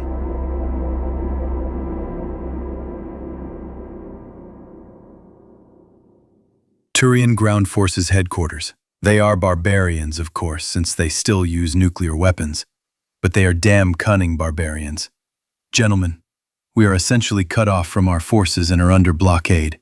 I order the following. Within 24 hours, occupy the only large city on this continent, which is located 240 kilometers from us. According to space intelligence, Its density corresponds to a Turian city of 500,000 inhabitants.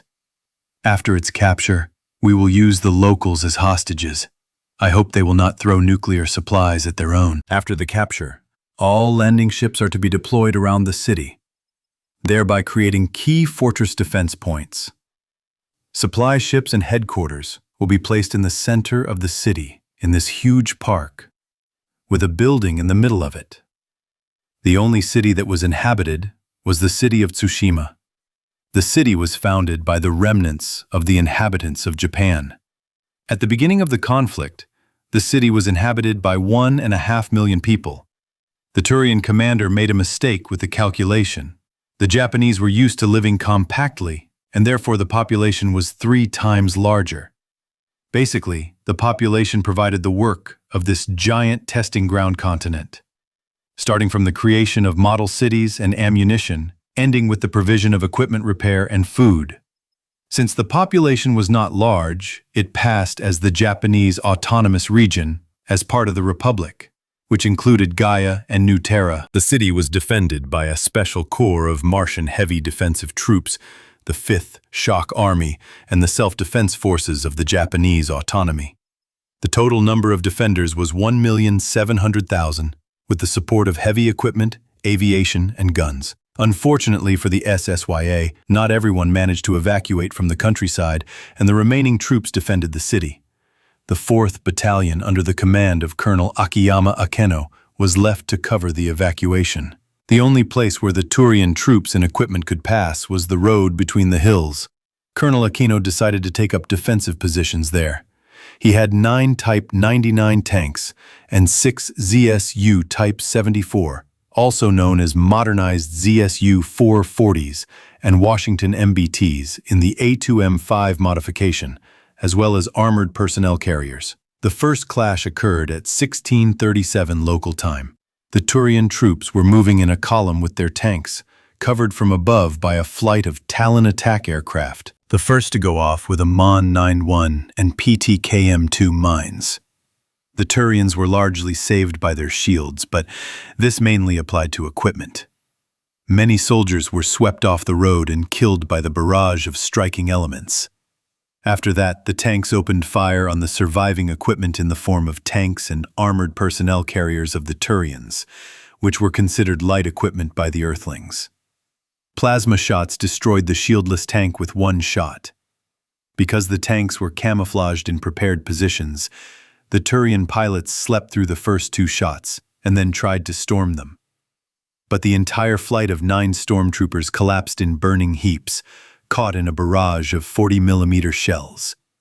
Half an hour later, those who came to their senses tried another assault, which was also repelled. An hour later, the Turian paratroopers and the 501st Mechanized Battalion arrived. Since the Turians' artillery was considered obsolete, the stormtroopers were the first to pounce on the equipment. 20 vehicles in number, no matter how hard the ZSU operators tried. But there were too many targets. Half an hour later, the remaining 5 pilots reported that the enemy equipment was destroyed. General Cletis Samanis sat in the command APC. After the pilots reported the destruction of the equipment, he pressed the push-to-talk button on the communication station. Everyone to the assault. Equipment, fill the enemy positions with tungsten. Tanks and armored personnel carriers rolled out to direct fire and began to nail the trenches and bunkers. Periodically, shots from heavy infantry laser guns and missiles flew into them. While the paratroopers were approaching the enemy trenches bending down, the battalion lost 2 armored personnel carriers and a tank. There were 100 meters left to the enemy positions. The colonel surveyed the battlefield. His battalion did not have much time left to live. Order to the APC crews to evacuate the wounded. You can't help here. While the medical platoon and crews were loading the wounded from the forest plantation behind the previous hill into the APCs, Colonel Akiyama Akeno took out his family sword and hung it on his belt. He called the standard bearer. Uncover the banner. Let's show these Gaijins how the sons of Japan die. The Turians were 50 meters away from the trenches. The vehicles stopped firing. The colonel went on General Battalion communications, addressing his soldiers. The enemy is strong, but our spirit is like a blade. It cannot be broken. Tenno Heiko Banzai. Banzai! Banzai! Banzai! General Cletus Simanus watched the paratroopers attack through binoculars. Suddenly, somewhere in the middle of the line, a banner appeared that looked like the sun against the clouds. After which a multi-voiced cry of bonsai, or something like that, was heard. And then something happened that the general did not expect. The enemy broke out of the trenches and went on the attack. This did not fit into the ideas of the Turian army. In 5 minutes, the enemy in heavy spacesuits and armor literally crushed the advancing paratroopers and now rushed forward through the retreating paratroopers. Here the first almost dead fighter reached the tank and threw himself under it. A flash. A bright blue ball swallowed the tank.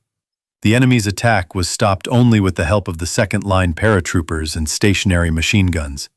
The general could not come to his senses for a couple of minutes, after which he went, accompanied by soldiers, to the battle site where medics were already running. What struck the general most was the picture of a dead enemy with a sword in his hands. He was lying surrounded by 7 Turian paratroopers.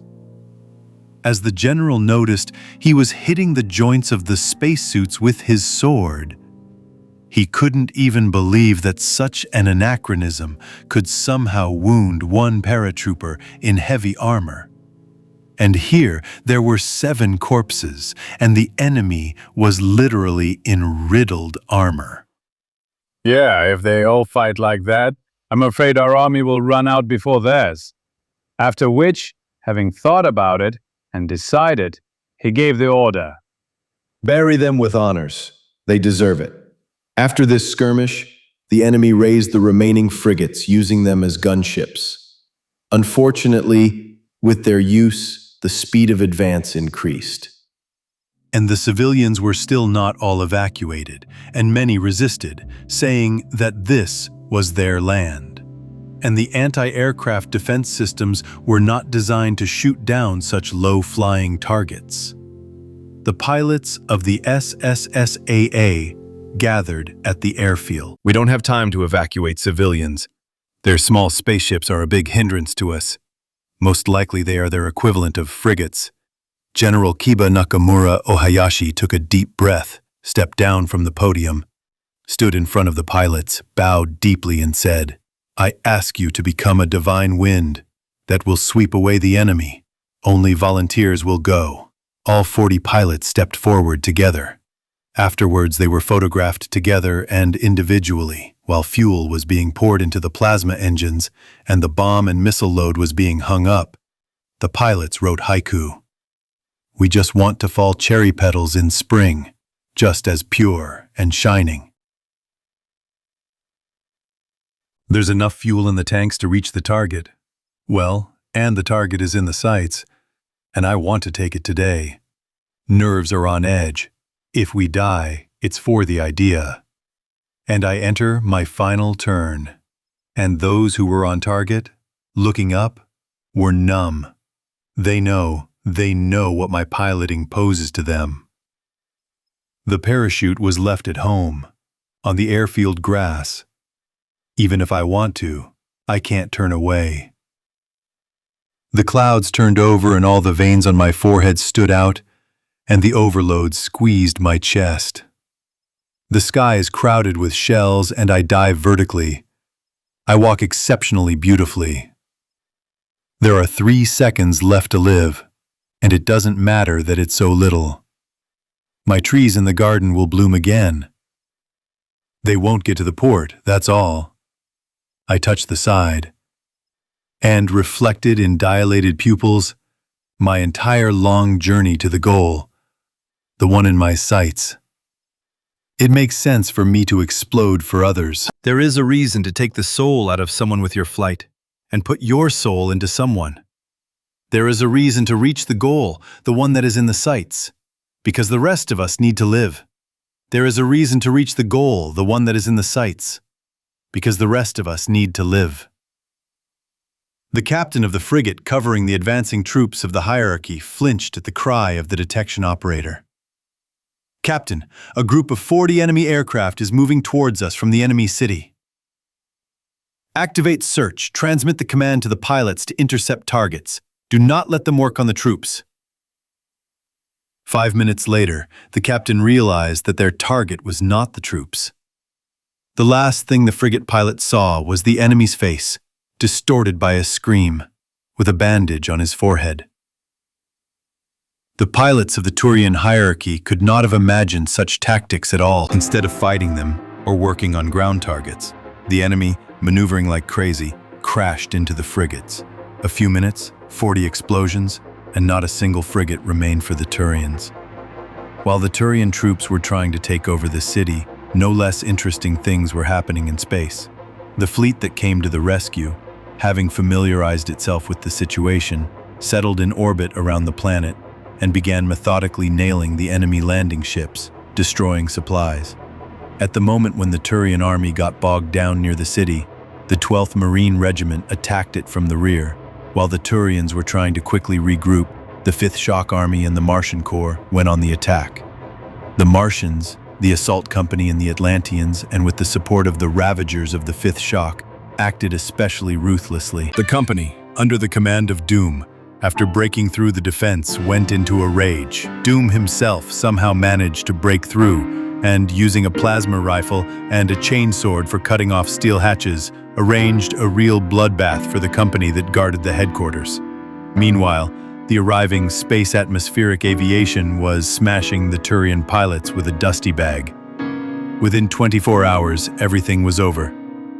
The surviving Turians were herded into prisoner of war camps, weapons and equipment were taken away to laboratories, and the Republic's Ministry of Emergency Situations was already deploying the biomass machines urgently produced on New Terra, since the first captive Turians had managed to shit themselves terribly from human food.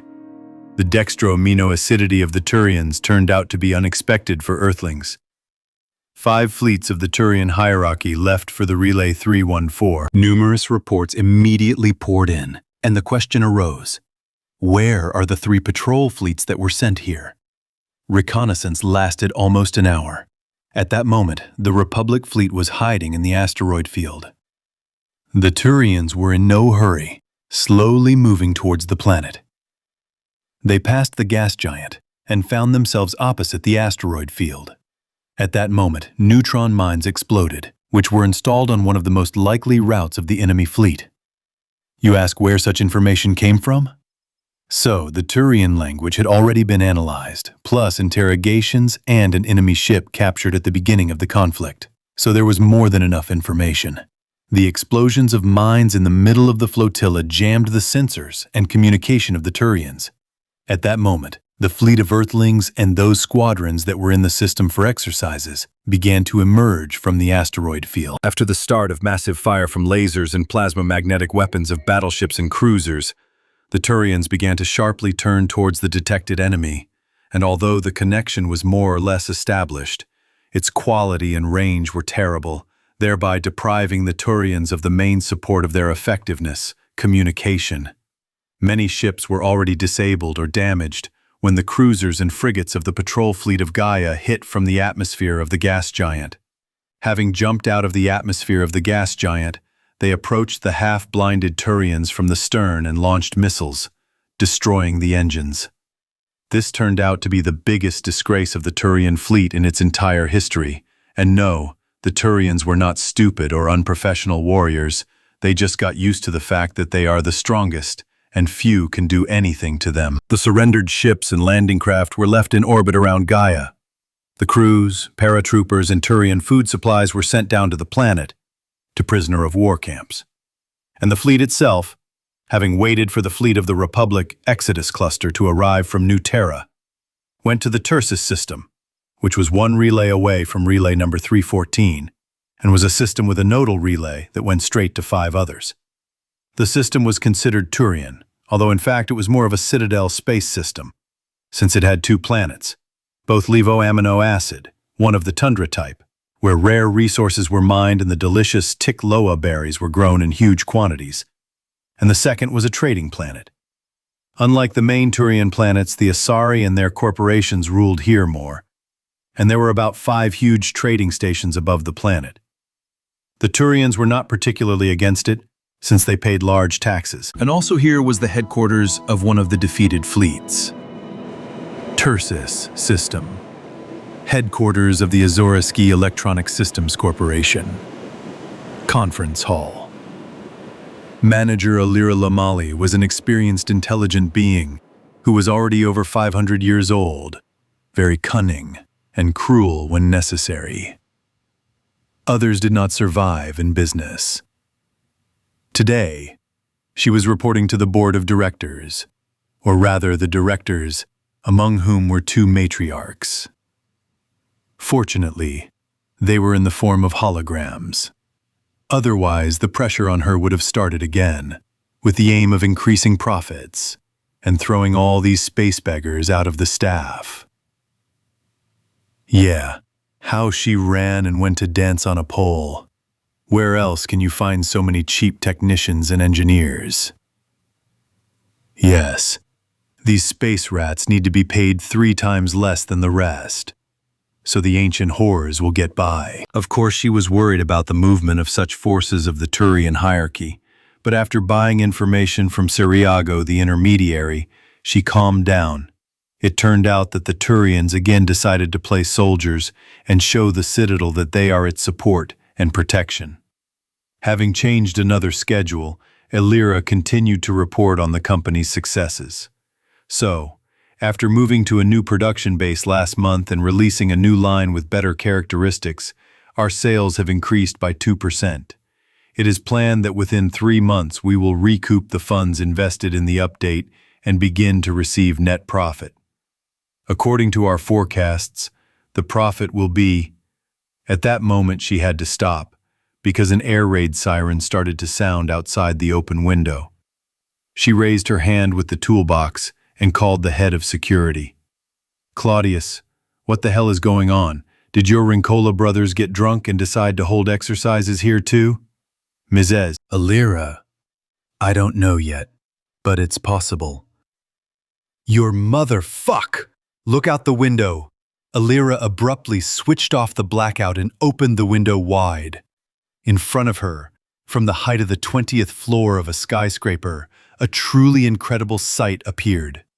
Hundreds of tracers of the planet's defense systems were shooting into the air, and fiery bolides were rushing from the sky. At that moment, flying machines of an unfamiliar design flew over the building and, having entered a combat approach, knocked out the Turian air defense crew shooting into the sky, after which they moved on.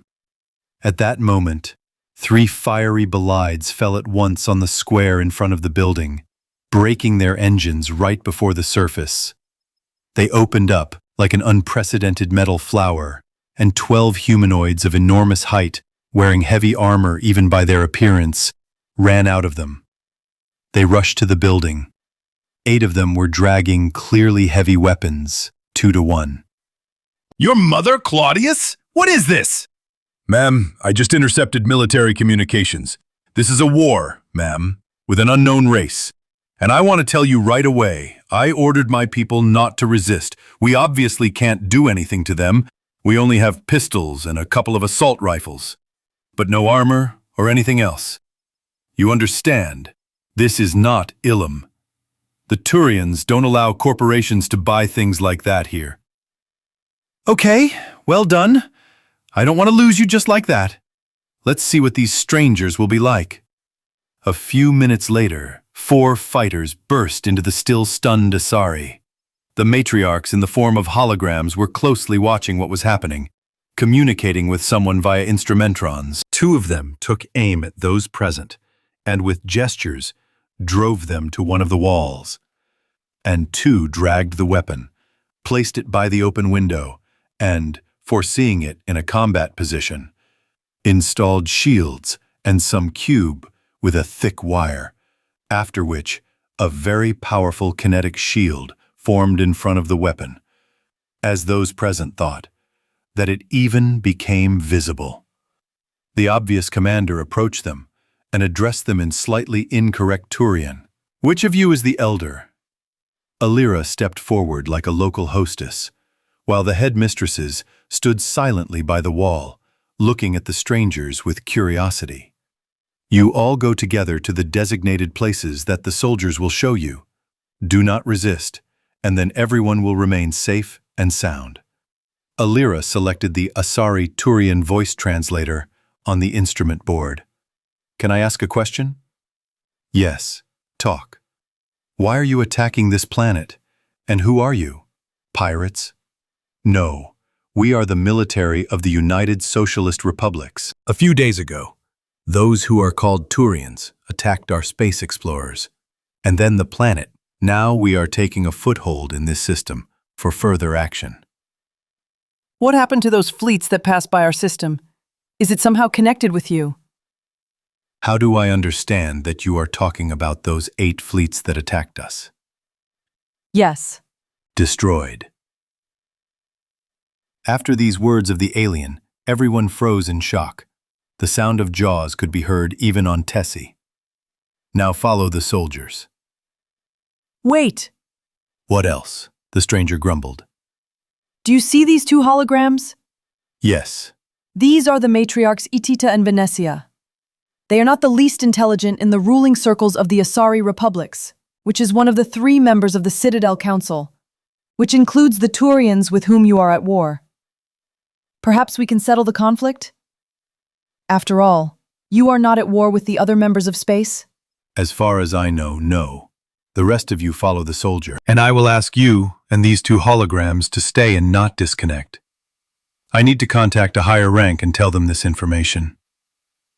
Okay. We'll wait.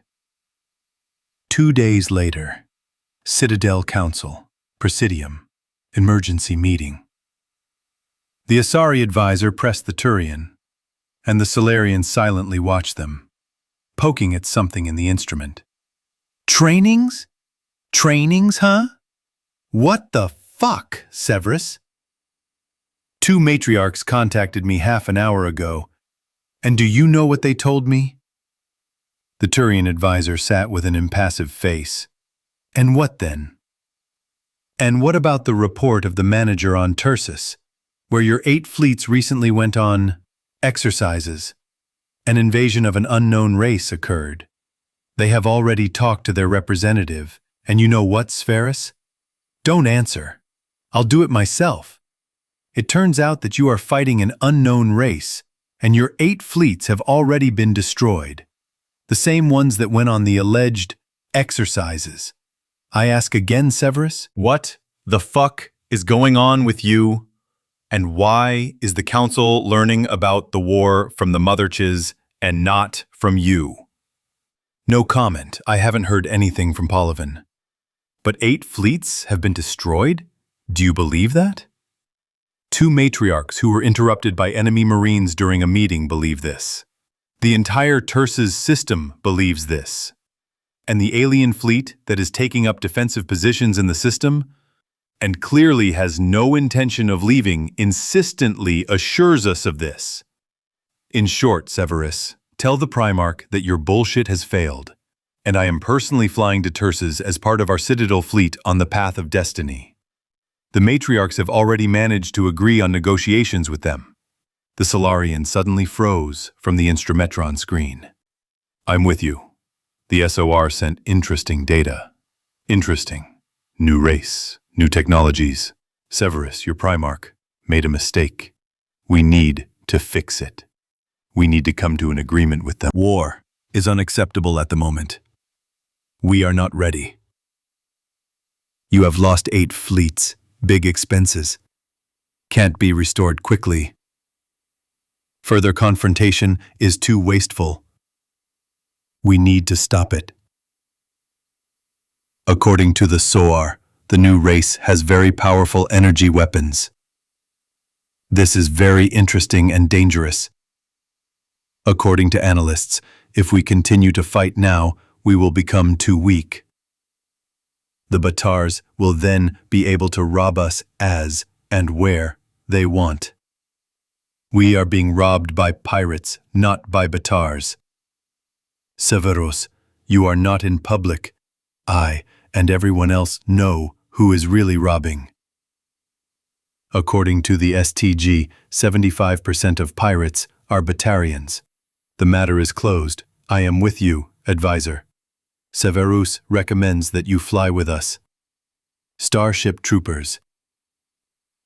Planet Gaia, prisoner of war camp on the territory of a physical training ground. Unfortunately for the planetary government, there was not enough room for all the captive Turians, so the officer corps had to be separated from the rank and file for safety reasons, and due to the lack of space, they were scattered across the training grounds and training areas of the units that urgently began to recruit new recruits. After which, some Turian officers realized that they were facing an equally tough and disciplined enemy. One such scene was observed from behind the barbed wire by the Protector General himself, who was transferred to this camp after a thorough interrogation. At 6 o'clock in the morning, the wake-up call sounded. Then physical training, a purely military abbreviation for physical exercise, breakfast, and one of the platoons came to the obstacle course in front of the camp. You will probably ask how the Turians understood human speech. Each senior was given a simple voice translator. The scene was entertaining. The recruits lined up in a row, and in front of them walked a gloomy sergeant in heavy infantry armor, and screwed something as constant in any army, and the Turian officers watched this action with curiosity. I am your platoon commander, senior instructor of combat and drill training, Sergeant Hartman.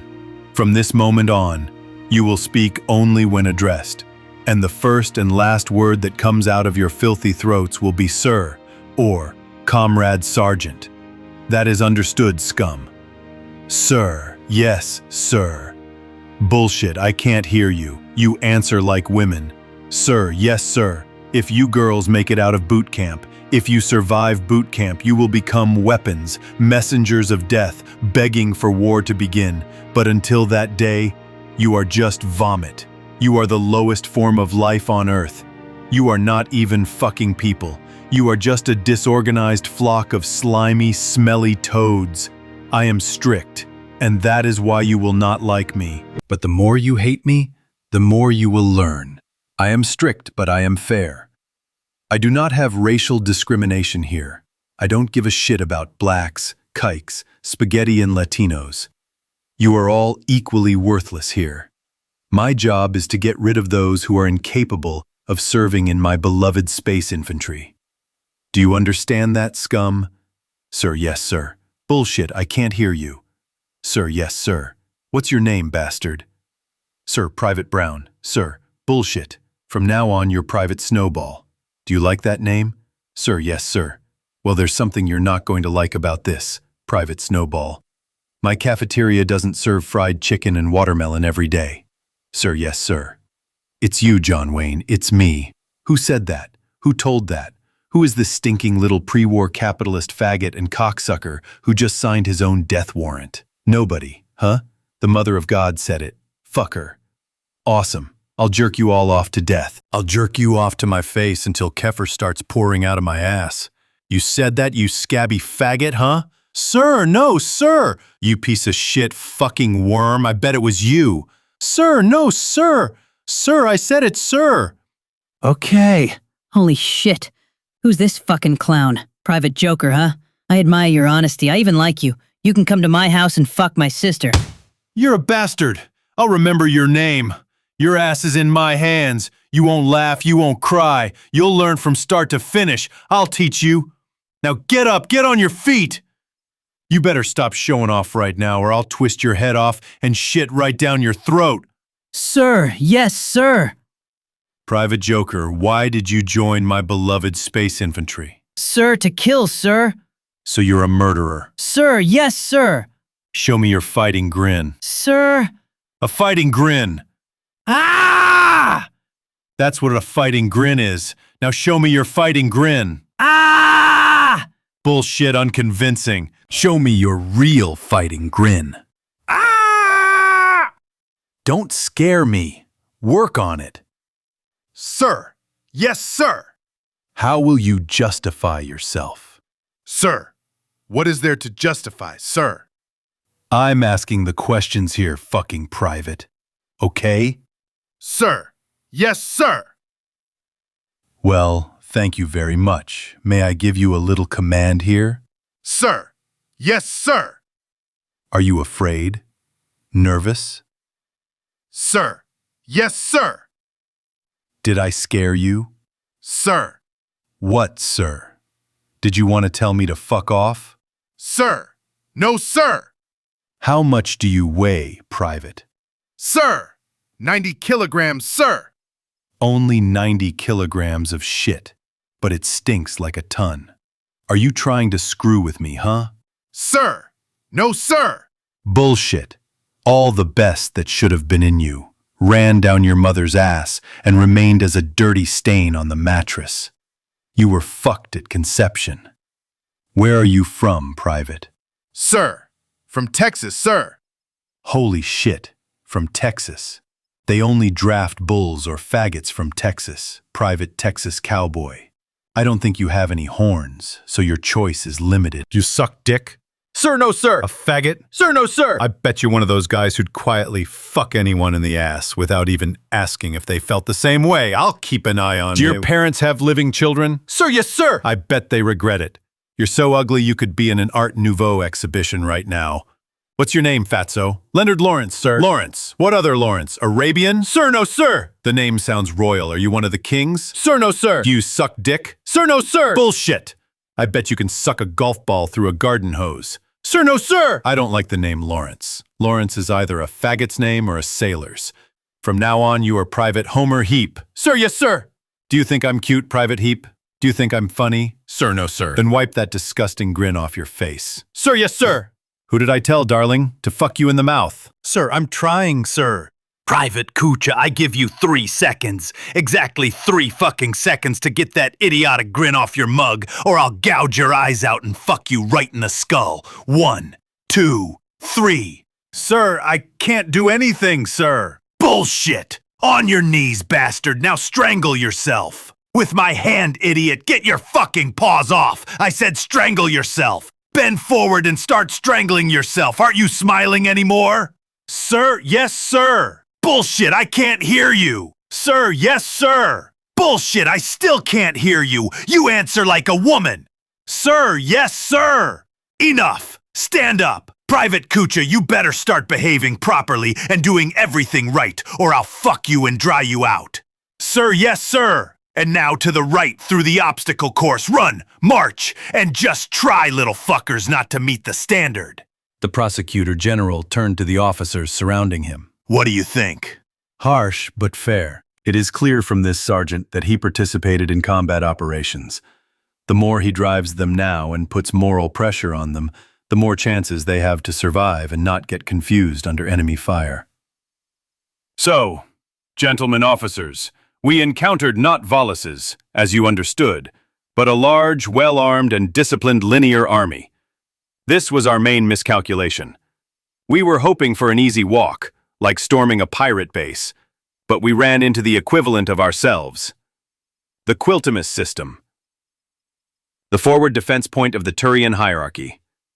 Half an hour ago, the connection with the fleet defending the planet was lost.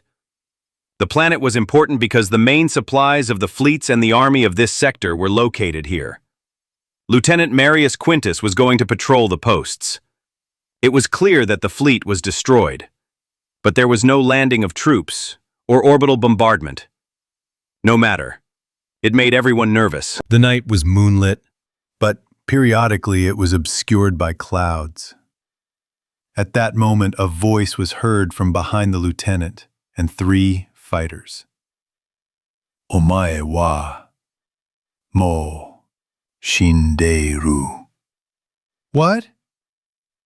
The lieutenant turned around sharply and saw 4 black shadows. 3.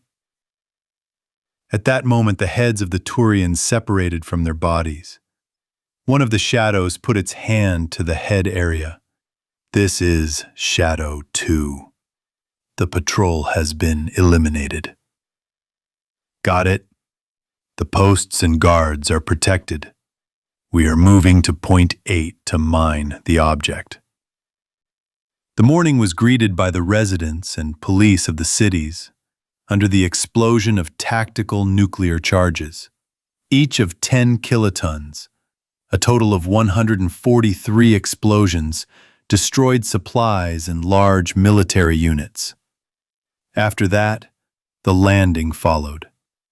A similar situation occurred in the neighboring system. There, small shipyards were destroyed, and a plant for the extraction and purification of NE was captured. The situation was stalemate. On the one hand, the enemy could no longer attack and stood in a tough defense. On the other hand, the hierarchy suffered terrible moral and, more importantly, material losses. When the path of destiny arrived in this sector of the Citadel space, the Turians were already ready to fight to the bitter end, and carried out a large-scale mobilization and demothballing of the fleet. The aliens did not stand still either. According to reports from Tursus, the number of troops has increased 5-fold in the last 24 hours. The entire planet has been turned into a fortress. Civilians are controlled very tightly. Criminals sitting in prison for serious offenses were all shot, and a curfew was imposed. Having left the repeater in the Tursus system, the Council fleet was, to put it mildly, in shock. Hundreds of alien ships were lost against the background of clearly combat fortresses that blocked the sector of space around the repeater, and the 5-kilometer giants instilled serious concerns in the counselors. All ships must stop immediately. Tell the aliens that this fleet is guarding the Citadel Council that has arrived for negotiations. 10 minutes of nervous waiting, and the signalman responded with a return message. They say not to change formation. Stay where we are.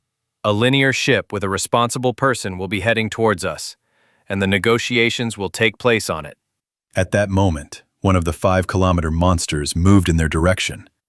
A few minutes later, it stopped at point-blank range, by cosmic standards, from the Citadel fleet. They call us and say that they are ready to receive a shuttle with a delegation. Well then, let's go. Gentlemen, they are waiting for us. Azura turned and walked towards the elevator. The rest of the council members forced to follow her. A small shuttle glided toward the giant. Suddenly, the pilot, the same Asari as Azura, distracted the advisor from her thoughts. Ma'am, I have an important message for you. Yes? What? Our sensor complex operators say that there is no large accumulation of element 0 on this ship. That is? Ma'am, they don't fly with element 0. They don't use 0 to move. How? That's impossible. Valerian, tell me. Maybe Gore knows something. No. The developments were carried out a long time ago and were recognized as unpromising. Apparently, we will have to reconsider the priorities. Then I will compliment you, colleagues. Yes, Severus. According to my brother from the Black Guard, they have not only ship weapons but also handheld energy weapons. That is why we have such huge losses. Shields do not help. They are simply not designed for this.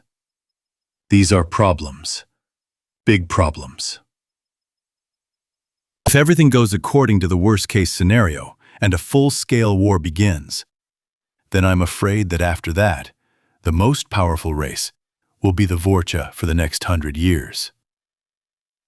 Azura turned sharply to face the advisors. Our task is to eliminate the conflict as quickly as possible and drag them under our control. Valerian, you must quickly develop a negotiation strategy and give me an analytical report. Severus, you share everything you know with him. And shove your Turian pride up your ass. And don't pull it out until you return to the Citadel. Our main task is to do everything quickly, clearly, and for the common benefit. If we drag them under our wing, perhaps even as one of the council members, then we can calmly obtain their technology without wars and other things. So everyone must be collected and as friendly as possible. Well, may Atame, the spirits of the ancestors and the living universe, help us. The shuttle was already entering the ship's hangar. Negotiations. Battleship of the Stalingrad class. Grozny. The shuttle with the ambassadors landed in a huge hangar.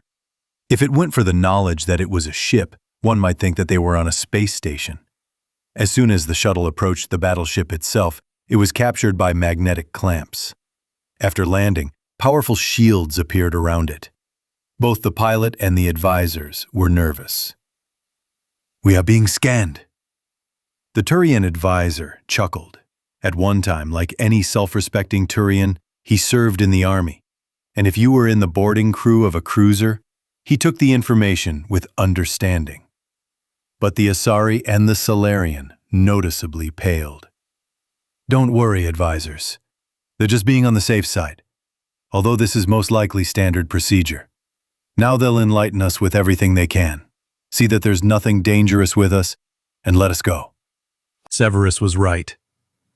A few minutes later, the scanning stopped, the shields disappeared, and permission was given to the shuttle to allow passengers to exit.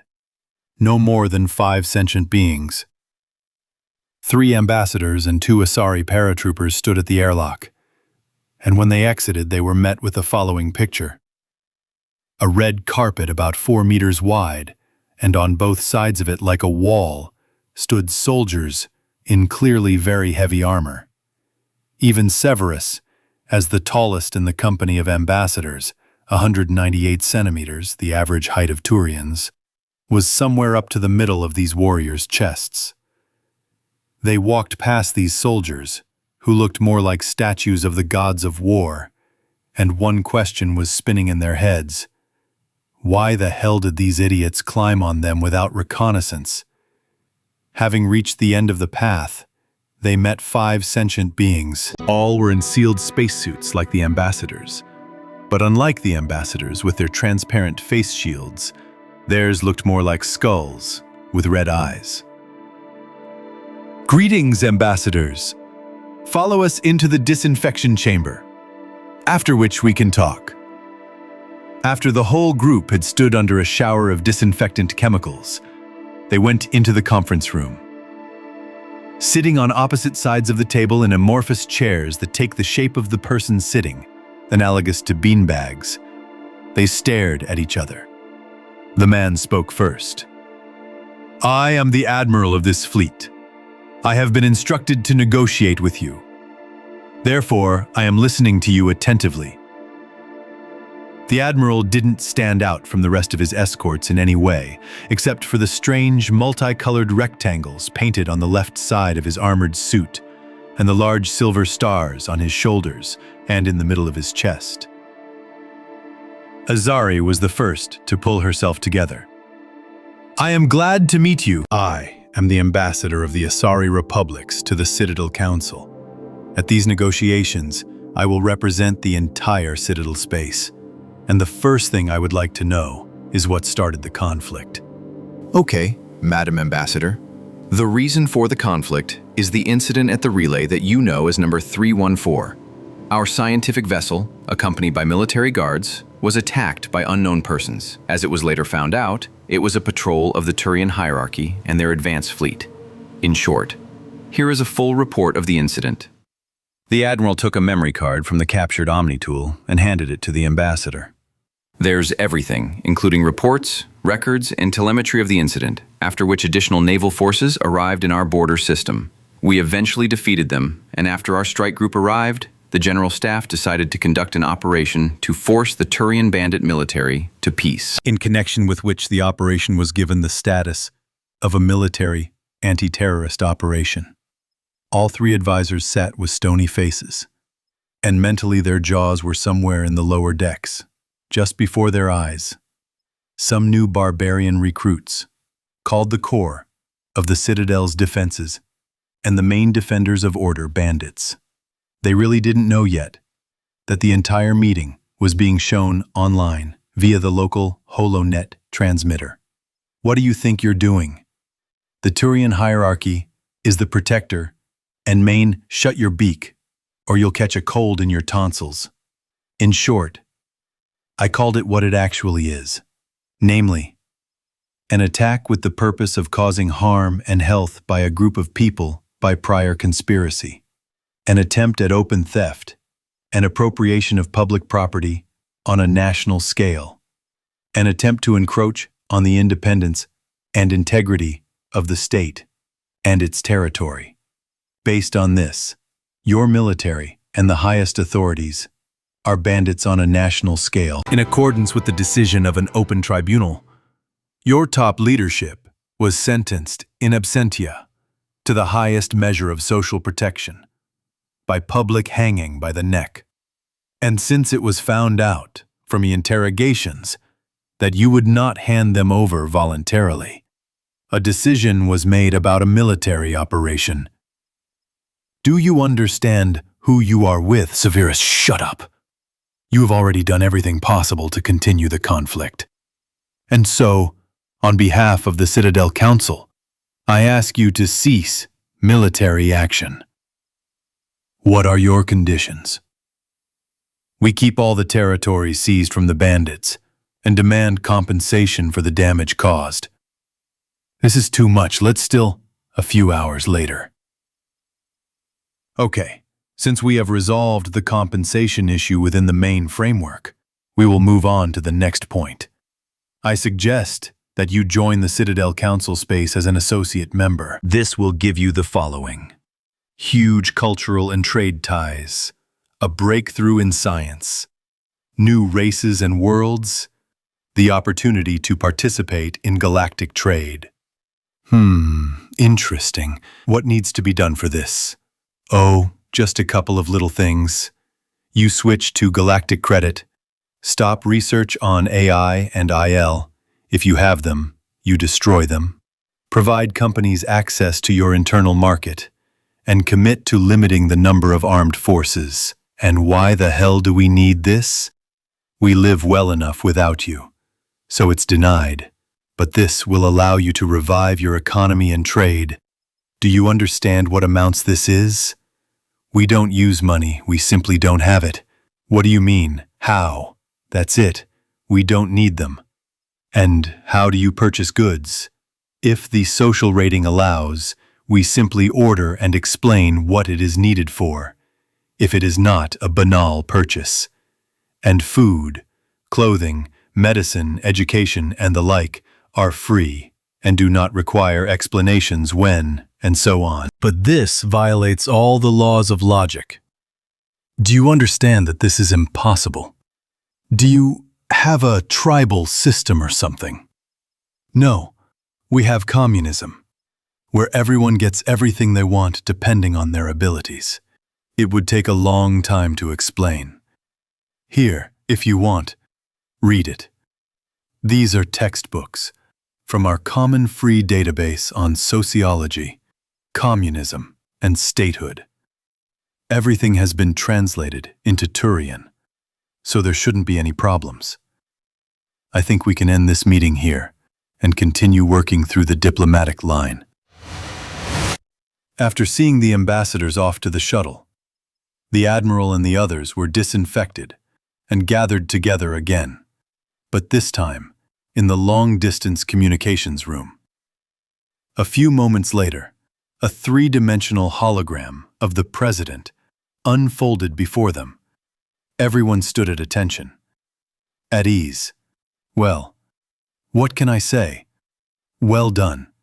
You got rid of those smart guys, clearly and on point. Of course, the compensation could have been bigger, but you are not professional diplomats either. The main thing is that the systems are still ours, and that will allow us to keep them out of our territory. So, comrades, you did a B+ job. We serve the socialist republics! And so let's move on to plans for systems. Migrating fleet. The admirals gathered for an emergency meeting. Do you all know why we have gathered here? A new race that gave the Turians a kick in the ass? Exactly, but that's not the main thing. What could be more important? Our agent serves as a technician on the diplomatic ship, and here are the books that they handed over to the Citadel ambassadors. I don't know if they understand their value, but most likely they don't, since they left them in the general database. What's so special about them? If in short and without going into details, then this is an entire state that lives by laws extremely similar to the internal laws of the migrating fleet, which are unknown on the Citadel. Do you understand how important this is? This is a shock for all the vultures of space. They will try to destroy them for the sake of profit. That's exactly it. But it won't be soon because the slap in the face given to the Turians is indicative, and they won't twitch for the next 40 years because they don't know their military forces.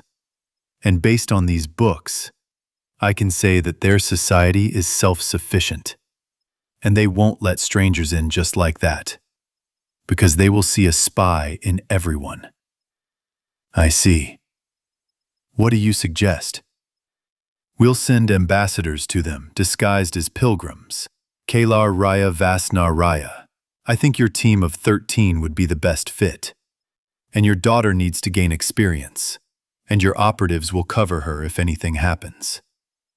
Agreed. Then I suggest we discuss the details. The Gete community. Analysis of the situation with the new race. Structural matches with the community device 68%.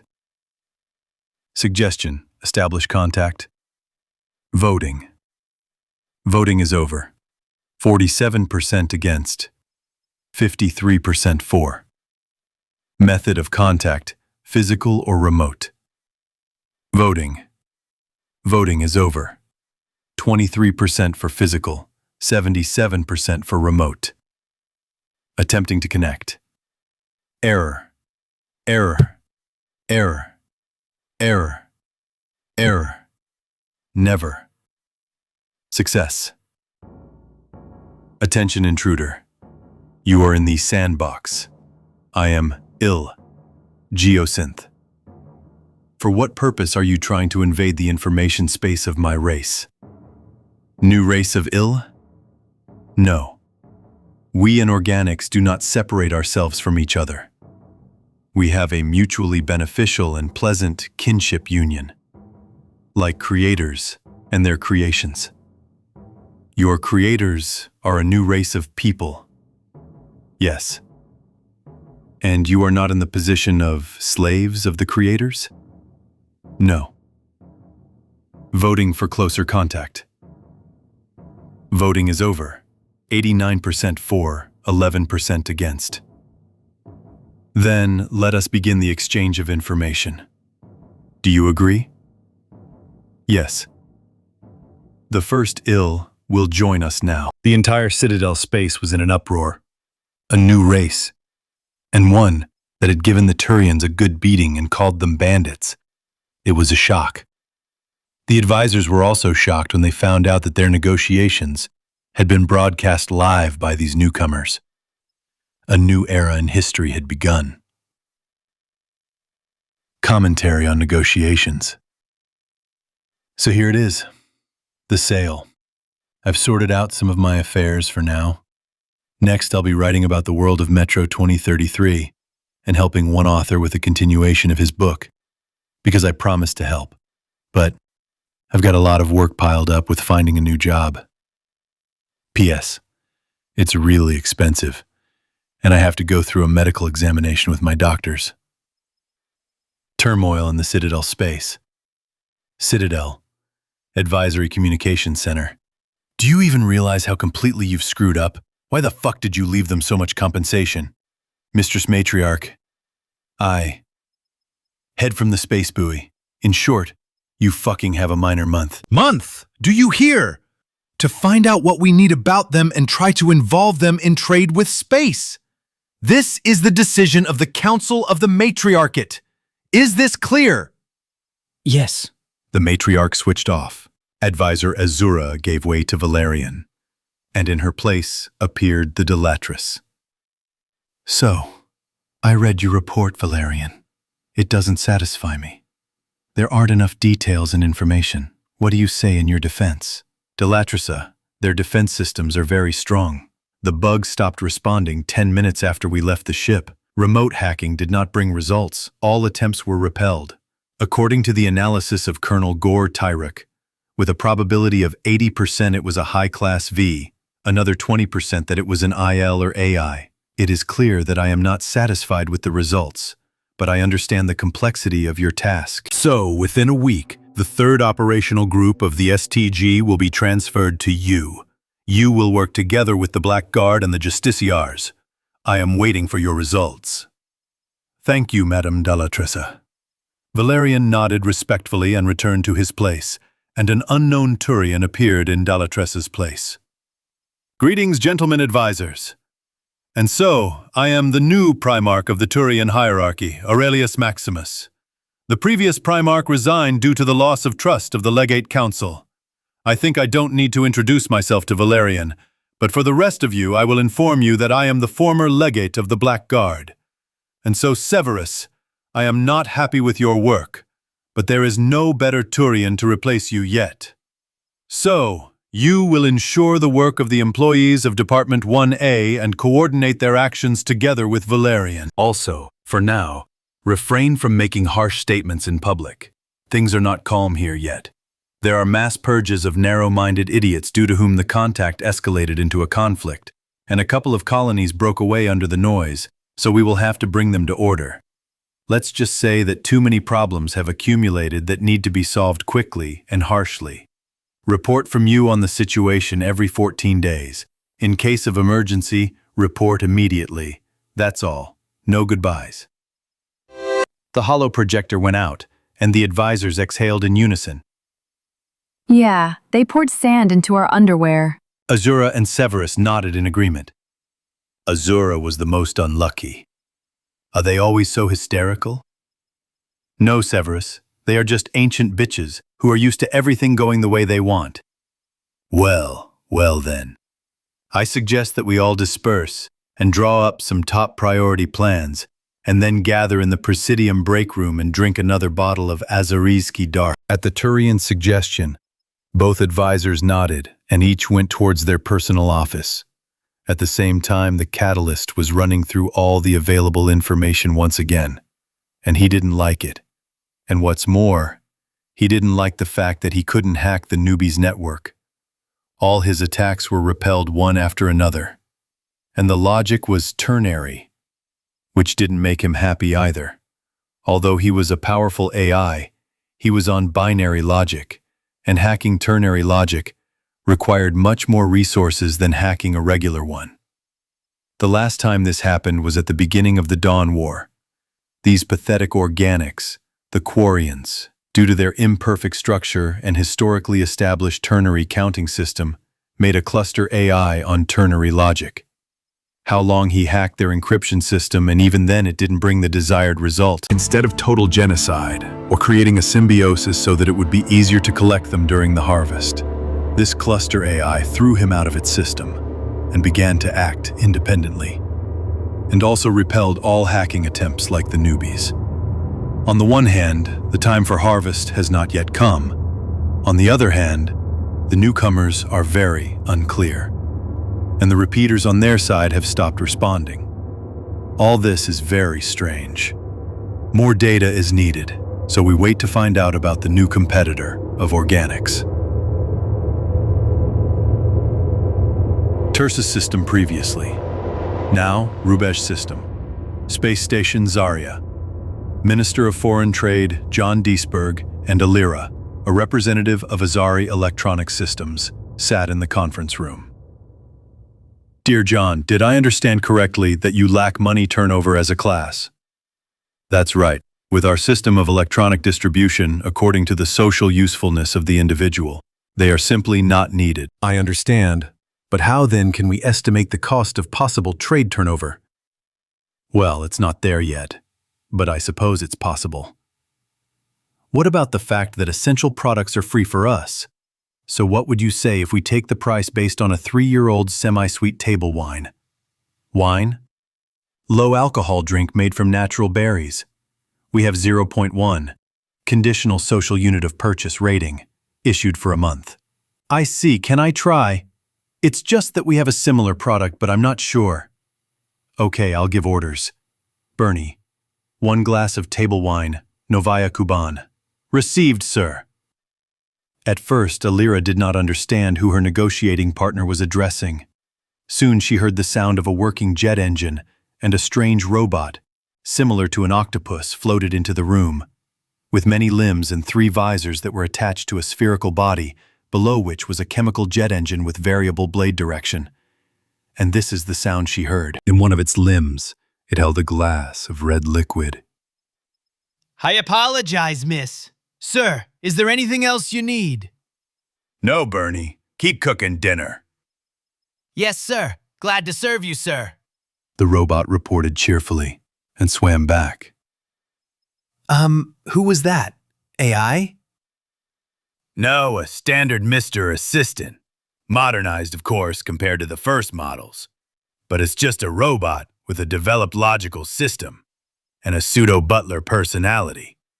You can't give it complex tasks, but as a home assistant or an assistant somewhere in the laboratory, it's very convenient. Frees up a lot of time. Very interesting. Well, I'll try your wine after all. Azari took a sip of the drink, rolled it around on her tongue, and then swallowed it. Not bad. Not bad at all. Similar to Azariski's Dawn. I think we'll set the same price for a bottle as for it at 5 credits. But still, this only gives us a rough idea. I think we can form a joint committee to consider and evaluate the cost of each type and name of product. I agree. And yet, let's move on to what we can actually interest each other in. As you understand, neither your nor our government will supply anything high-tech. The first thing we can offer you is Stimpaks. This is a regenerating agent that helps with severe and moderate injuries, and also mobilizes the entire body in infections and poisonings. Addictol, removal of all dependencies. Even hard drugs? Yes, among other things. I understand. Continue. Also, if you can create your simplest electronic computing devices, then on their basis, we will be able to create analogs of our devices. I don't understand what the point is. As you understand, we have captured many trophies. But while they are being studied, while they are developing samples that can be released for trade with you, quite a lot of time will pass. And if you supply your electronics, then this will speed things up. For example, your electronic components on an automatic miner, or the base of our Mr. Assistant, and electronics from you. I understand you. We have different approaches to electronics, and you do not want to share your developments. In turn, creating a full cycle for the release of an analog of your products for space will be quite long. And you propose to combine 2 bases, our electronics and your material base, with programs adapted to our standards. Absolutely correct. Well, what else would you like? Element 0, perhaps. Our scientists are very interested in it, but we have almost none, if you don't count the plant we captured from the hierarchy. What do you mean, scientists? An industry? We don't use it. Then how do your ships move, or do your laser rifles fire? Calmly and without him. Alira froze in shock for a few moments. Then, realizing what she was being offered, she perked up. Technologies based not on the 0 element, and even without their electronic base, they would get rich, motherfucker. How good that these newbies don't understand this. Okay, I think that's acceptable. Let's continue. And the minister himself smiled to himself, who told these Xenos that they would be given a path of development that was not a dead end. This would be interesting. It was not for nothing that he had recently been a member of the military intelligence of the republics, and this, as they say, is not a ram's sneeze. A small frigate emerged from a relay in the Rubej system. The first thing the onboard computer reported was that the guns of a battle station hanging in front of the relay were aimed at them. At that moment, a call signal came in. The captain quickly pressed the receive button. Attention! Unknown vessel. You have invaded the space of the Union of Socialist Republics. State your purpose of visit. Then shut off the engines and prepare to receive the inspection party. Do you understand? Accepted. We are from the migrating fleet, arrived for pilgrimage. Wait for the inspection team. During the inspection, do not make any sudden movements. Do not reach for the controls or panels. Do not touch them. A day later, the infirmary of the military transport station Biryuza. 5 Quarians in regular HB were in a common ward. After removing their suits, it turned out that they were very similar to humans, except for the structure of their arms and legs, and also that they were all completely bald. And now, a day after their detention, delivery, and examination, they were in some confusion. The treatment of them was unusual and even rude as strangers, but no one looked at them with disdain. Rather, even with pity. Especially when they saw their patched-up suits and the air purification system that was failing almost before their eyes. At that moment, a medic in a sealed suit entered the ward. So I have 2 pieces of news for you, ladies and gentlemen, good and bad. Which one should I start with? Let's start with the bad one. Your immunity is suppressed artificially. It is something like a virus. It gets in through water and food. It is not destroyed by standard disinfection methods. After studying it, I can say that it was created artificially. It attacks only those cells that have genes of your race. It does not react to human and other ones, and is easily blocked by antibodies. How so? We got it after settling in space due to the lack of interaction with the biosphere. Haha, young man, I will tell you a terrible secret. Even if you live for thousands of years on ships, your immunity would not have degraded so much, because any intelligent being is a carrier of all sorts of bacteria and viruses. And in a society living in a limited space like yours, you would cross-pollinate with each other every day, forcing your immunity to work at full capacity. I see. And what's the good news? 3 days of therapy for transplanting human antibodies processed for you, plus a week on a light stim pack and an antiviral drug based on the serum of Vault 81, and you are absolutely healthy and can live without your spacesuits. And as a bonus, we will give you a procedure to restore your hair on your head. Just like that? Girl, calm down. I don't know about you, but we've been so involved in the processes of gene correction and other things for so long that the developments of your space that are published in your scientific journals on the HoloNet cause our scientists to have wild fits of laughter and are placed in the humor section. So, yes, it's that simple. 2 weeks later, 5 Quarians were sitting in regular overalls in a cafe and enjoying breakfast. They had completed the main task. They had handed over the transmitter for communication with the admirals, and during the first communication session they had shown their cured bodies, which had shocked the admirals. So now they had been transferred to the trading station as junior technicians, since the pilgrimage had not been canceled yet. A patrol of soldiers passed by without even paying attention to them, and if they had been on the Citadel or somewhere else, there would have been a crowd of onlookers by now. They would have sat and continued to peacefully eat breakfast, getting used to regular food, not pasta, and quietly talking.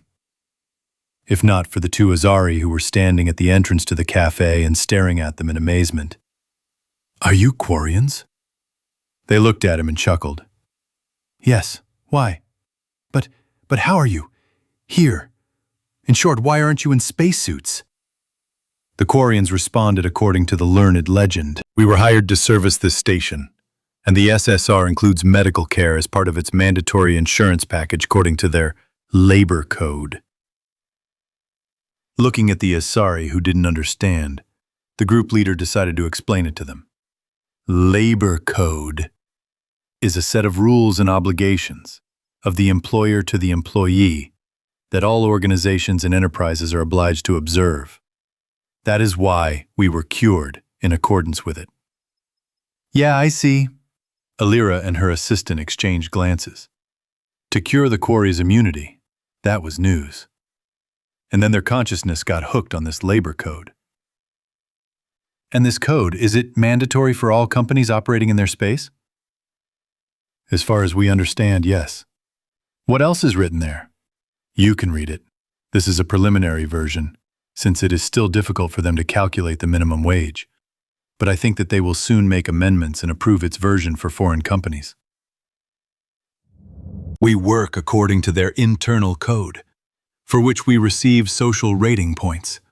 Our food is free in any cafe according to an electronic coupon. Of course, nothing fancy, but very tasty and nutritious. Although, unlike our human colleagues, for our acidity the choice is still very limited. But they say they will soon fix it with some new programs for the food synthesizer. The Asari sat down at the table, and while the assistant read the TC translated into Quarian, the Asari questioned them. Several hours later, she reported everything to the matriarchs. I see. You tried hard. Not like that stupid blue cunt on the council. In short, continue to establish cooperation. We'll decide with the Quarians like this. Don't tell anyone about it for now, and bring it to your employees, also according to their code. We'll send Talisa to you. She's our best lawyer, so she'll be able to thoroughly understand what's what. I think that's all. And yes, if you don't screw up the Flash, you'll become a shareholder of the company. Do you understand your chance? Yes, I will try my best. That's clear. That's the end of the connection. The matriarch switched off, and Alira wondered how many more surprises the newcomers were preparing. First allies. Rubesh system. Secret facility. Location in the system, unknown. In a bright room sat a man of heroic build, with a short haircut and a small blonde beard, looking at the holograms of the admirals of the migrating fleet. Comrade Admirals, are you fucking nuts? Do you have precise data on the number of Geth, their weapons, equipment, ships, and the quantity of all this? How can you talk to us? I've been talking to you for 5 hours already.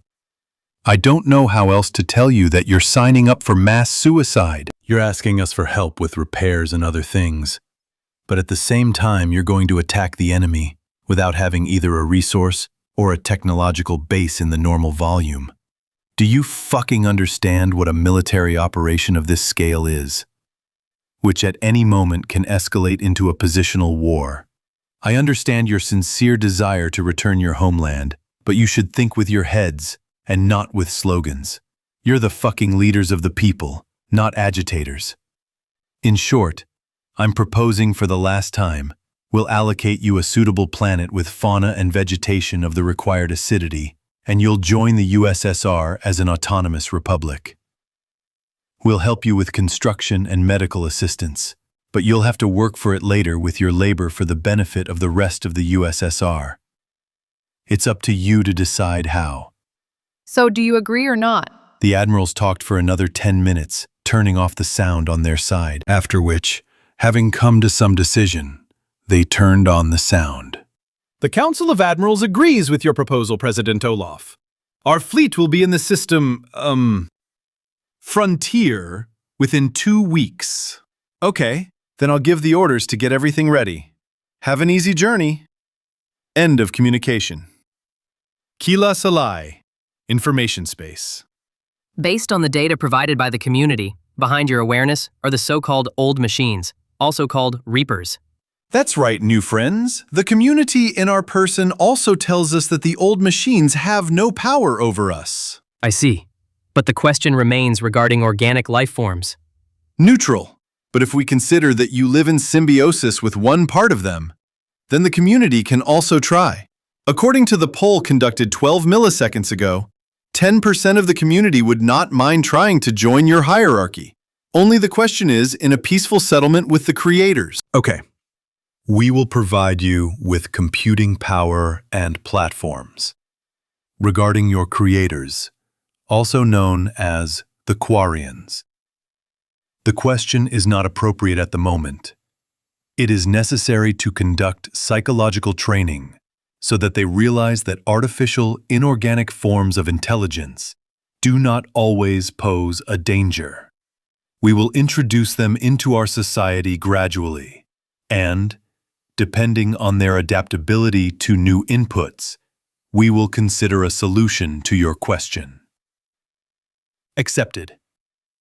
In 143 Earth hours, the power will be generated for you.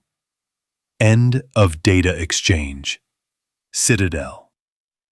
This morning, for the residents of the Citadel began.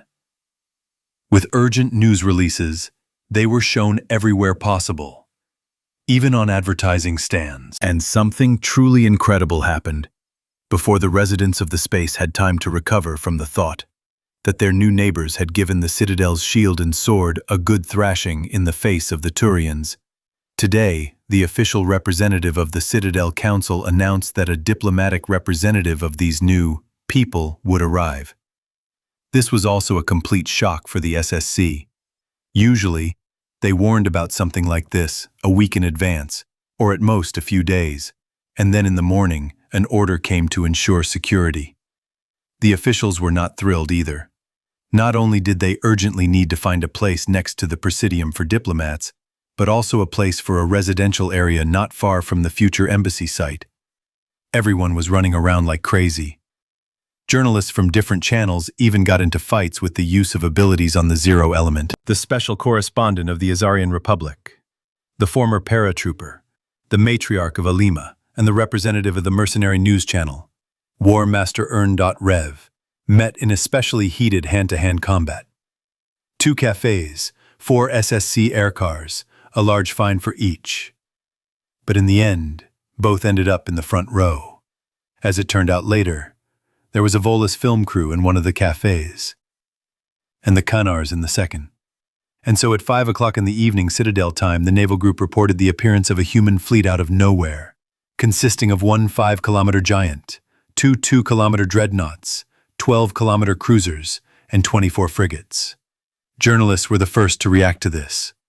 This is Earn.Rev. Greetings to all the thugs, masters, and pizzaks who have just grabbed the gun. You see behind me the space near the Citadel. Yes, you thought correctly. That giant, surrounded by the fleet, is the ambassador ship, on which the representative of those who issued the mandibles to the Turks arrived. We remember the live broadcast from their ship during the negotiations with the Council, but we still don't understand what they look like. We only know that they are similar to Asari in structure. I hope we will see them without armor today. Well, as I was just informed by the Citadel administration, the landing corridor has been agreed upon. Let's see what they surprise us with, and I am ready to bet my Ripper against a club that these tough guys will do it.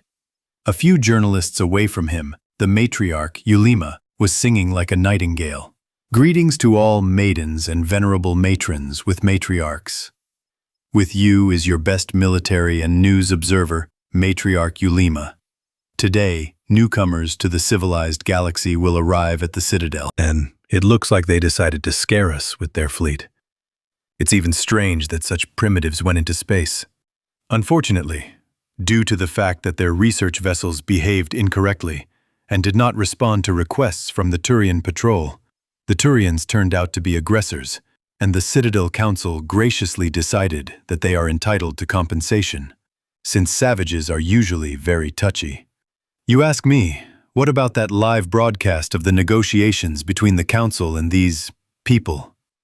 I confidentially talked to informed intelligent beings on the Citadel, and as they told me, the Council was simply confused by such pressure and barbarity. We are all used to living in a civilized society, and they have some kind of wild mixture of space civilization and tribal system. Just imagine, they have no money, not even the concept of trade. Let's hope that, over time, they will become more civilized. Pay attention. 3 obvious shuttles are approaching the landing pad, accompanied by obviously combat vehicles. Just look, they seem to have chemical fuel engines. The camera zoomed in on the combat vehicles accompanying the shuttles. How is that possible? A civilization that went into space, judging by the shuttles, has technologies for movement without chemical fuel, and at the same time combat vehicles with flames coming out of their asses. It's simply amazing. But then the shuttles landed. The combat vehicles flew around them, accompanied by SBC cars and a frigate of the Citadel fleet, and went back. The camera zoomed in on the shuttles. At that moment, the ramps on the 2 side ones fell, and real thugs about 4 meters tall, all clad in armor, ran out of them. Very quickly for their size, they cordoned off the landing site, pushing back the SBC. Just look at this crude, barbaric power and their behavior. It's completely out of line. Oh, look, this is apparently an ambassador. Wow, they are clearly warlike.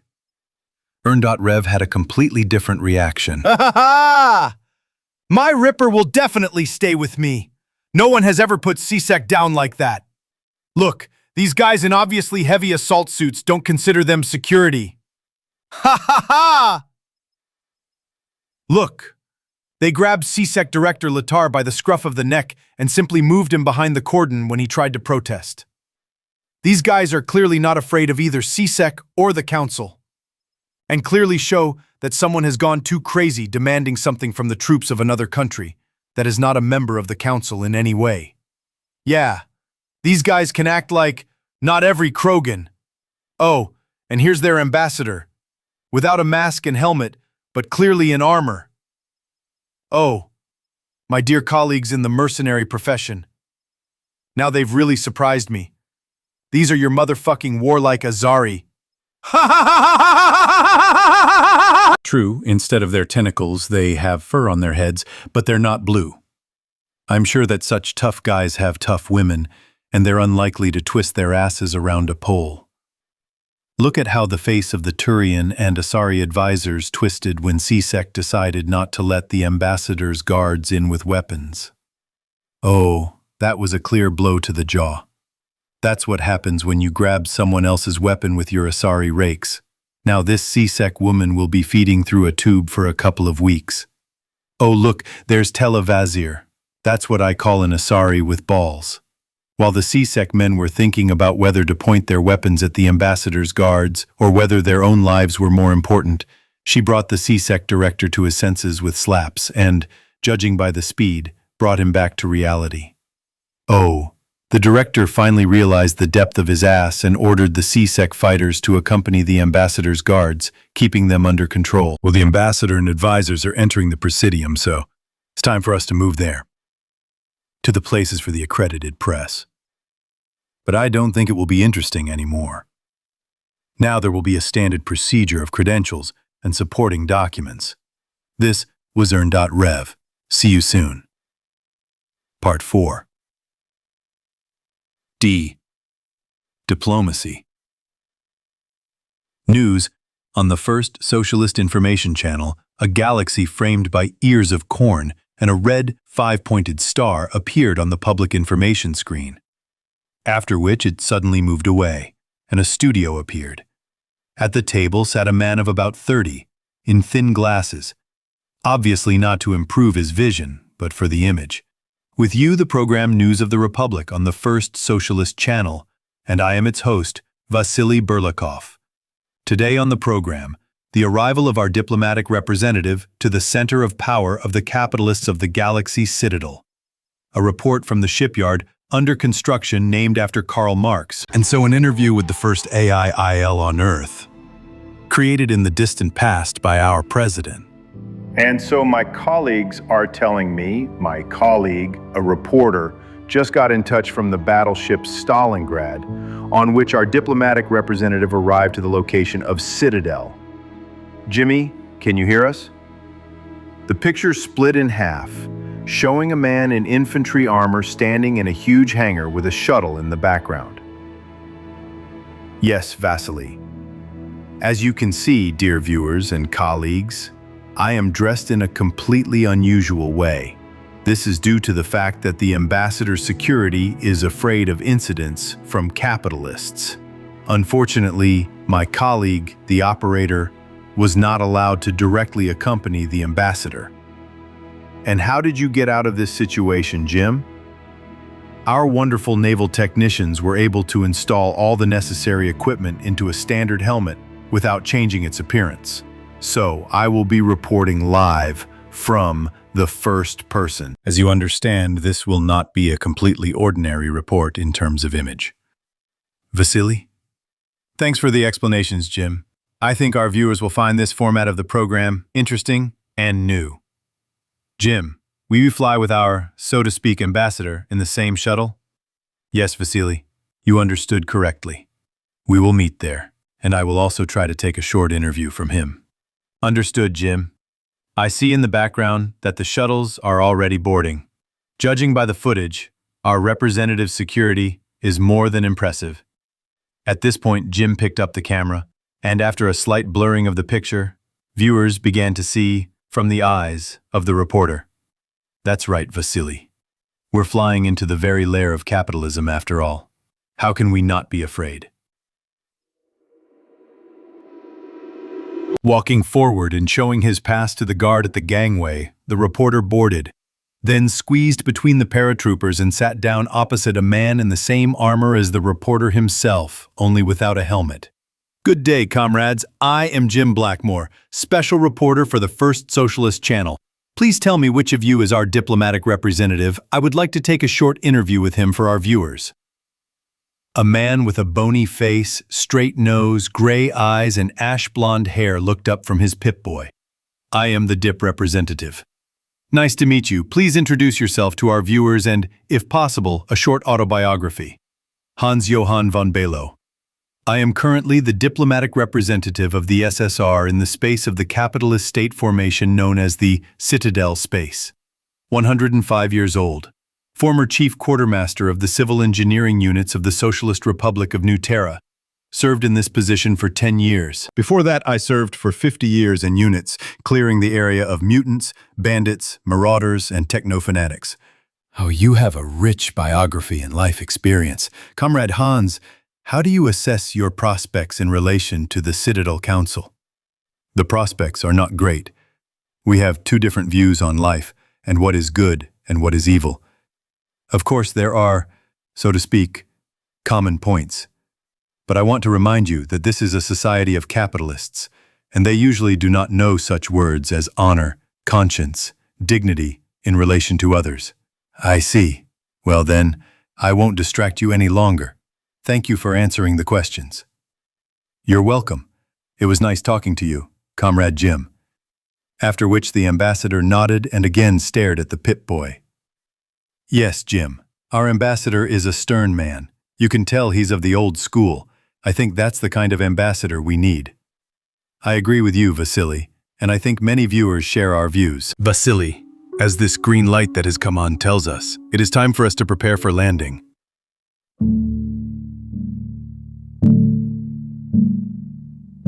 After waiting a short time for the second circle of guards to leave the shuttle, the reporter positioned himself at the end of the diplomatic representative's escort and went outside, witnessing the first incident between the ambassador's guards and local law enforcement.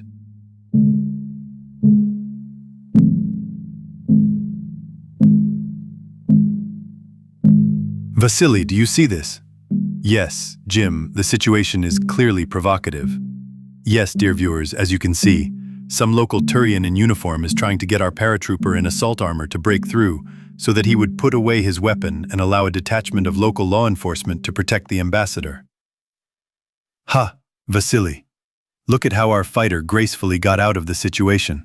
Yes, Jim, taking and moving the troublemaker behind the cordon line with his 4-meter height. This is the best of the solutions.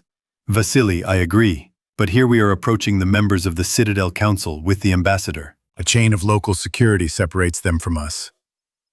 Oh, dear viewers, do you see what's happening? An impudent blue alien, as I'm told, from the Azari race, decided to take away a weapon from one of the ambassador's personal guards.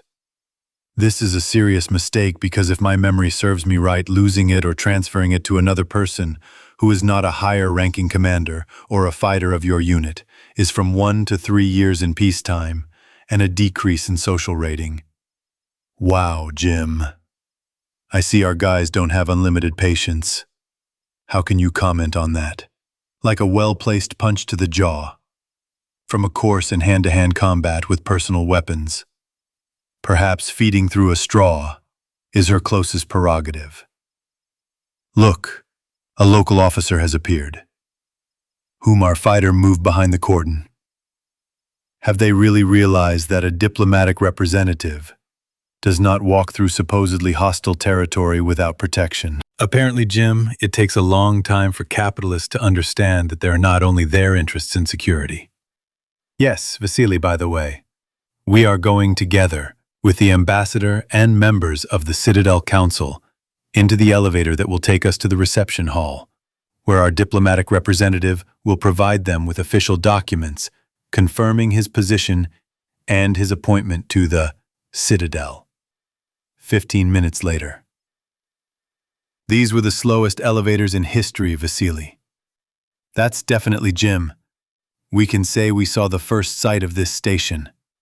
Vasily, as you can see, we found ourselves with our ambassador in the middle of an artificial garden in this tower, where our ambassador is solemnly handing over documents to the Citadel Council.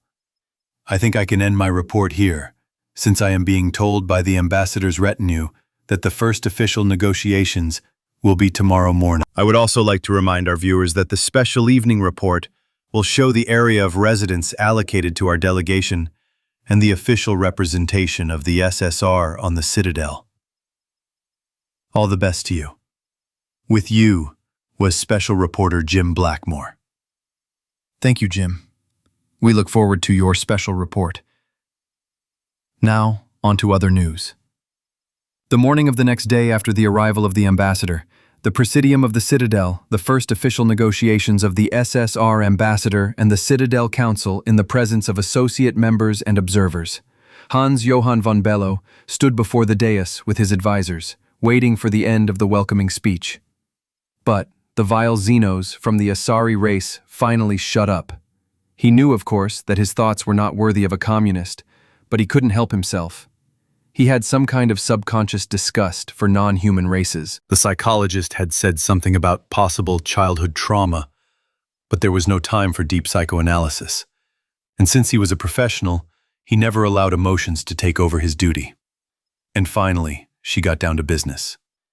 And so, respected members of the council, associate members, and observers, we have gathered here to begin negotiations with the representative of the USSR. Mr. Ambassador, we have prepared a number of questions for you as the official representative of your race. I'm listening carefully. Surprised by the ambassador's emotionless voice, the Asari continued. The first question is about trade. You are going to trade with the Citadel space. We are already doing this. Azari stared at him in shock. How? You were obliged to notify us about this, because when trading you must follow the laws of the Citadel space. That's right, and no, we are not obliged.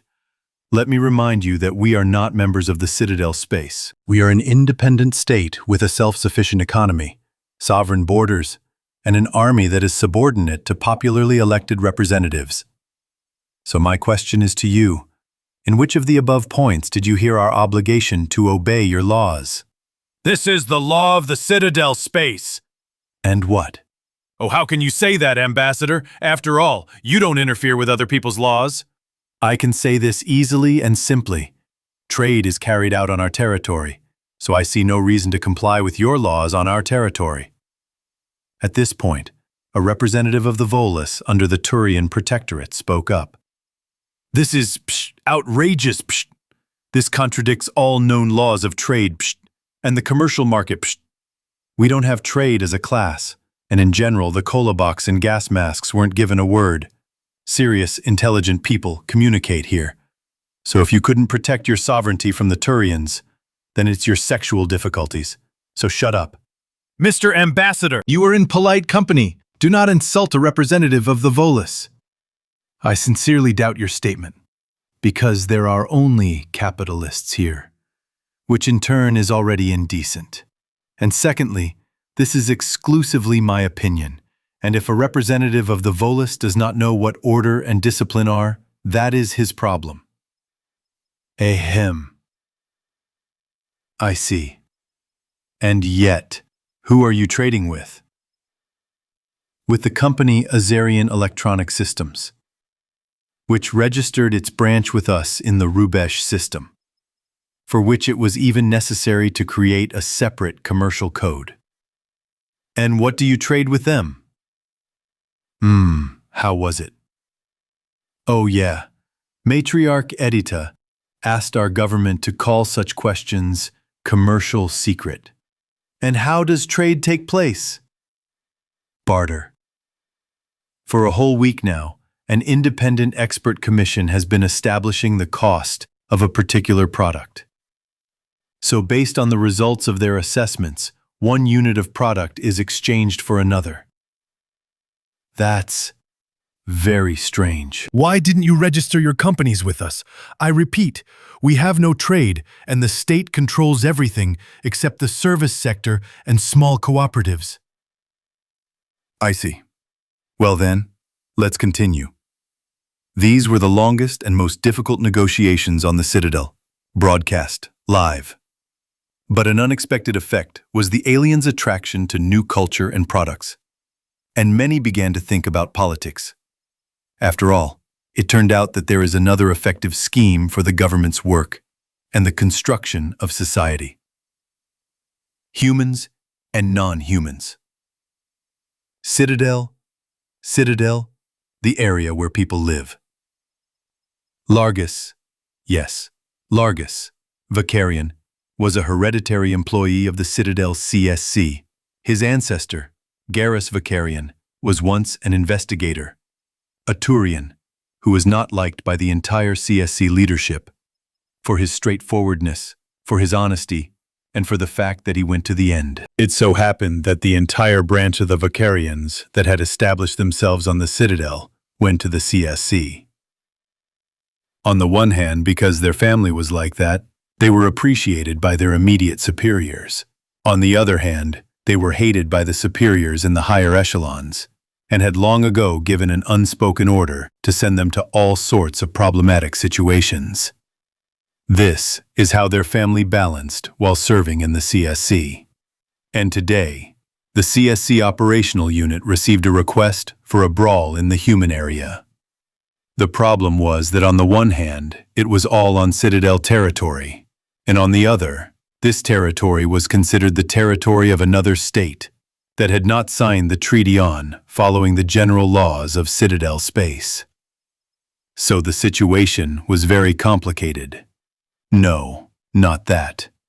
It was from the category of the Krogan is talking shit a mile away. The C-Sec car, driven by his Asari partner Zila, landed in the parking lot, and their squad got out of it and headed towards the checkpoint.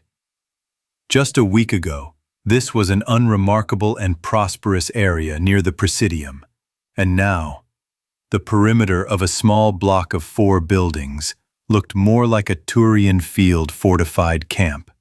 Metal walls with loopholes, turrets, patrols moving so as to see the previous patrol and security at the entrance. In front of the entrance lay 3 Krogan, a dozen Batarians, and 2 Turians. They were lying face down on the floor. Their faces and muzzles with bruises clearly said that they decided to lie down here against their will, and the handcuffs on their wrists behind their backs also spoke in favor of this. The Krogan were especially unlucky, whose very body structure did not allow them to put their hands behind their backs. But apparently the human guards were not embarrassed by this at all, and the Krogan lay and cursed because of the pain in their dislocated arms. In front of this crowd walked a man in long-tailed clothes with military insignia, and a strange headdress similar to a glass on which a plate was placed and then covered with fabric. Having reached this picture, Vicarian stopped to listen to what the man was talking about.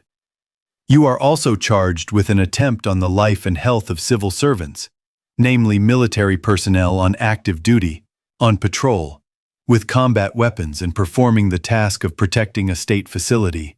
This is 35 years in the mines or the highest measure of social protection, namely the death penalty. You also made an attempt on the sovereignty of the USSR by declaring the following. I quote you from the video recording. This territory is under the protection of the Dark Hive, which means you must pay 20% of all transactions, and this qualifies as an attempt to impose tribute on an independent state. After the refusal, you said the following. You're fucking nuts, Pyzax. Even the Volus banks pay the Dark Hive, and they are under the protection of tourists. So your situation is additionally aggravated by the fact that you are a member of an organized criminal group. I decipher for single-celled people like you an organized criminal group, as well as your indirect confirmation that this happens more than once. Well, what do you choose? Life imprisonment in the mines, or the death penalty? At this point, Vakarian decided to intervene. He walked up to the man, coughed, and when he turned to him, he introduced himself. Senior Investigator Largus Vakarian and Investigator Zilla Rira, Citadel Security Service, Operations Department.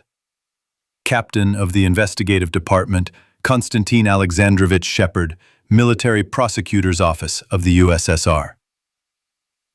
We received a signal about an incident on your territory. That's right. These so-called reasonable people decided to threaten the Praetorian stormtroopers, demand money, and in the end, they decided that they were immortal and decided to attack the guards in order to have a chat with the boss. Yeah, they're idiots. What can you expect from them? I heard you talking about the Dark Hive? Yes, it was in her name that they imposed an unjustified tax, if one can put it that way. Problem. In terms of Dark Ulia, aka former Spectre Ulia Tassoni, a lousy offspring of a good family. Her younger sister is a famous archaeologist and sociologist on Xenos races. Both mothers are matriarchs, but it's unclear who she took after. She worked 40 years in Spectre and then got caught in some shady business and went into the shadows. She is wanted by the general public. A remarkable fighter, saboteur, and hacker. Presumably lives on the Citadel in the company of her former team, which is the core of her organization. But it is not known for sure. She is engaged in everything from extortion to contract killings and selling weapons and drugs. What a versatile personality. And the instinct of self-preservation is absent as a class? No, it's just that she has half the Citadel by the balls. She only stays away from those who are personally covered by advisors. I see. Well, I think that diplomats will deal with who to hand over these individuals to. But we will naturally make our accusations. I have nothing against it, but you might have problems because of them. We'll survive. We've survived worse. Listen, Largus. Let's do it this way. You and your partner will now draw up all the documents. These guys will sit with us until the trial, I think. And you come to us in the evening. Here's my personal contact. I'm very interested in what you can say about this Ulia, so to speak, unofficially. Why do you need it? Well, now a case will be opened against her and her gang here too, and I would like to talk to someone who is aware of this topic. Okay.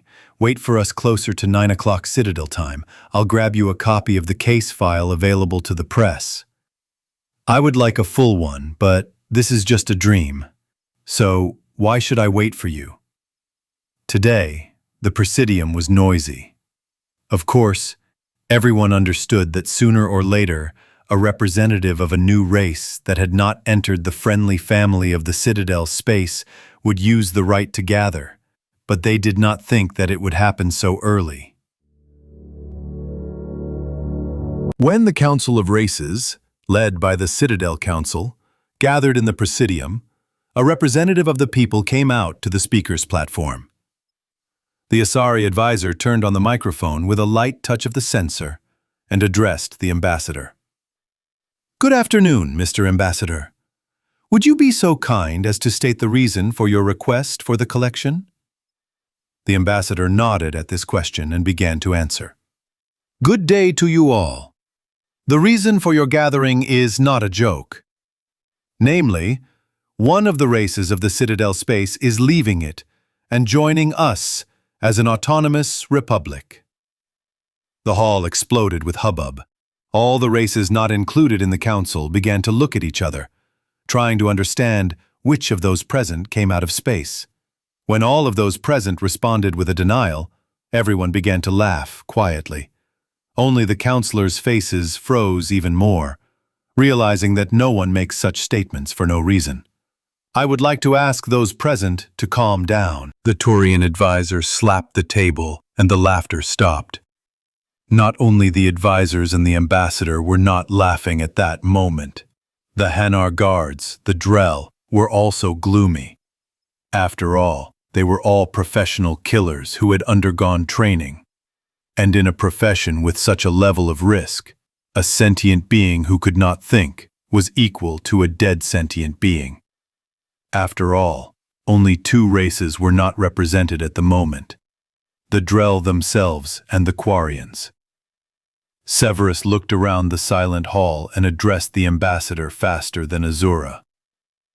"Mr. Ambassador, please specify which race you are talking about. I think it would be better if their representative said it himself." To which the advisors nodded, and the ambassador's security box parted, releasing a man with stiff hair the color of oil. He could have been mistaken for a human, if not for several facts: the structure of the legs, hands with fingers, and purple glowing eyes without irises. "I am Lorian Quinn Vas Nova Rannoch, authorized representative of the Quarian people." The advisors and the rest even stood up from their seats. It was the first time everyone had seen the spaceman without the spacesuit. But how can you do it without a spacesuit? After treatment? Easy. Comrade Lorian, tell the representatives of other races the reason for your exit from the Citadel space and joining the USSR.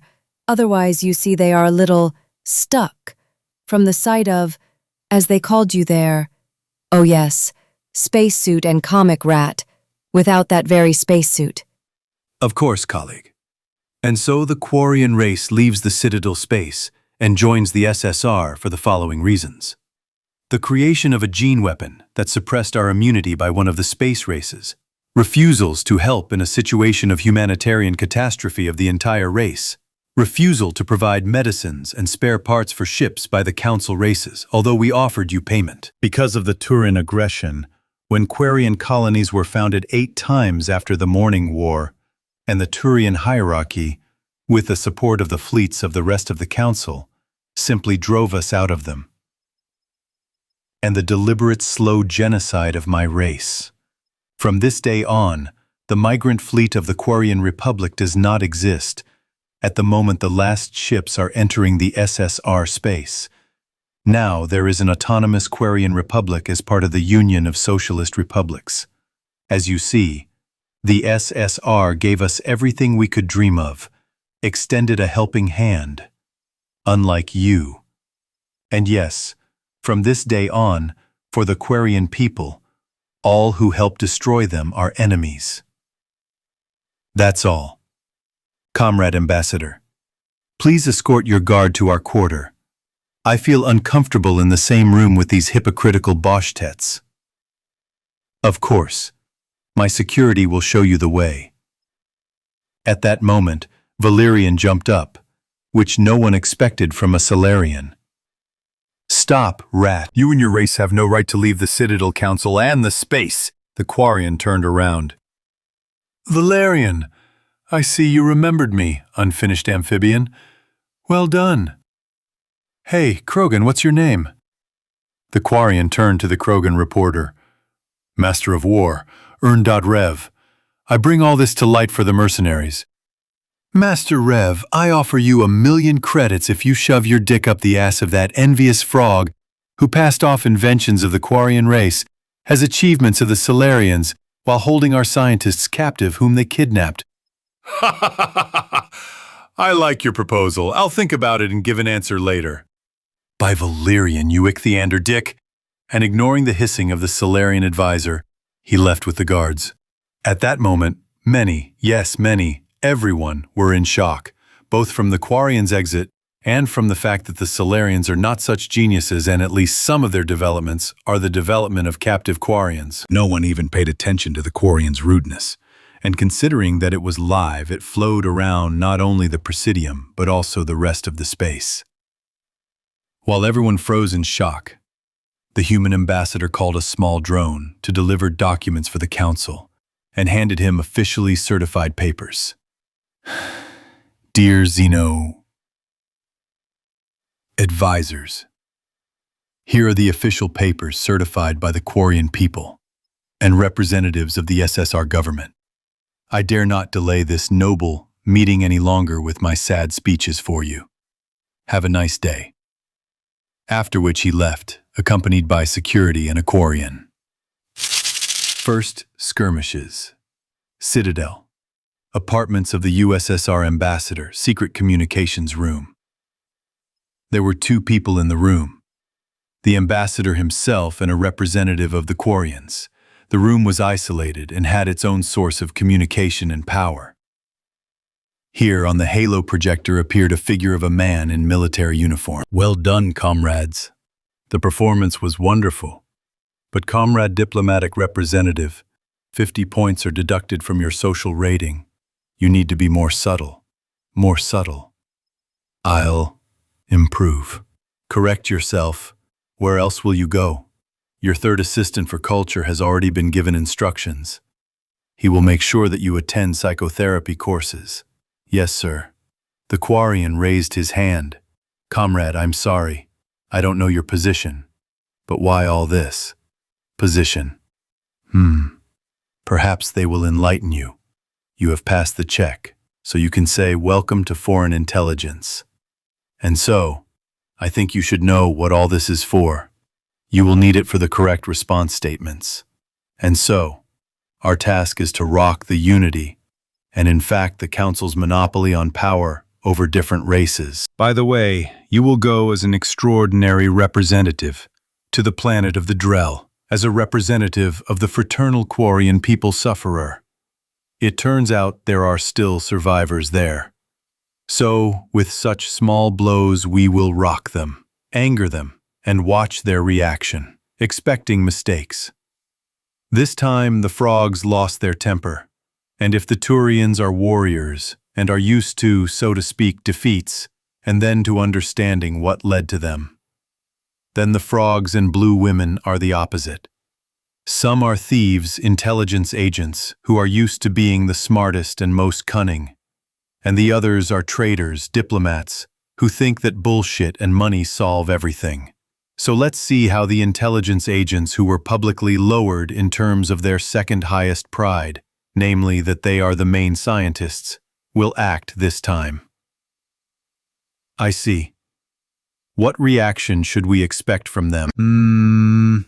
According to analysts' forecasts, most likely an attack under the guise of pirates on a convoy with our cargo. Now, see how and for how long they'll expose themselves. More detailed instructions when information arrives. That's all. End of communication. Eat. Convoy of the AES company. Kzarsho sat in the commander's chair of a cruiser hanging in an asteroid field with 2 other ships. It was a strange order. He would have refused, but the jackpot was too big. And they even provided ships, albeit outdated, but quite formidable ships. The business was profitable, but it smelled like absolute shit. It was necessary to intercept a convoy of Asarian whores with newfangled toys from people. They could keep the goods for themselves, but the people and their equipment should go entirely to the intermediary. The bad thing is that everything will go to the customer, although he can still grab one. How many of them will be there? About 20 intelligent ones on 3 ships. Maybe lose one in the heat of battle? The Batarian pirates attacked unexpectedly. First, the ship's engines were knocked out. Then the search system weapons. No matter how armed the human soldiers were, no matter how bravely they fought, there were many more pirates. As a result, the security commander and the ship's captain locked themselves in the wheelhouse. There are no options, Captain. It was an honor to fight with you. The bulkhead fell inward, the last thing the Batars saw in the wheelhouse and on the ships, where they collected the corpses of people, was a flash of the spacesuit destruction system. Pirate base in the Terminus systems. The Mediator, aka the captain of the Gore, and his accompanying Spectre were inspecting the pirates' trophies undercover. The ship's crews were kneeling right there in the hangar under rifle sights. Bad, very bad. Now these are not valuable samples of weapons and armor, but a pile of Pijak shit. You have disappointed me. Walking once again past the containers with products and what the people had turned into, the Solarian and the Asari simultaneously winced. To their expense. Shots rang out and the batteries fell to the floor, after which soldiers with dark visors on their helmets dragged them into the incinerator. Even though it is now junk, you can still extract something useful from this junk. Spectre encouraged the Gorovets. I agree, Ryla is possible, but whole samples are much, much better. It would speed up our research into creating analogs.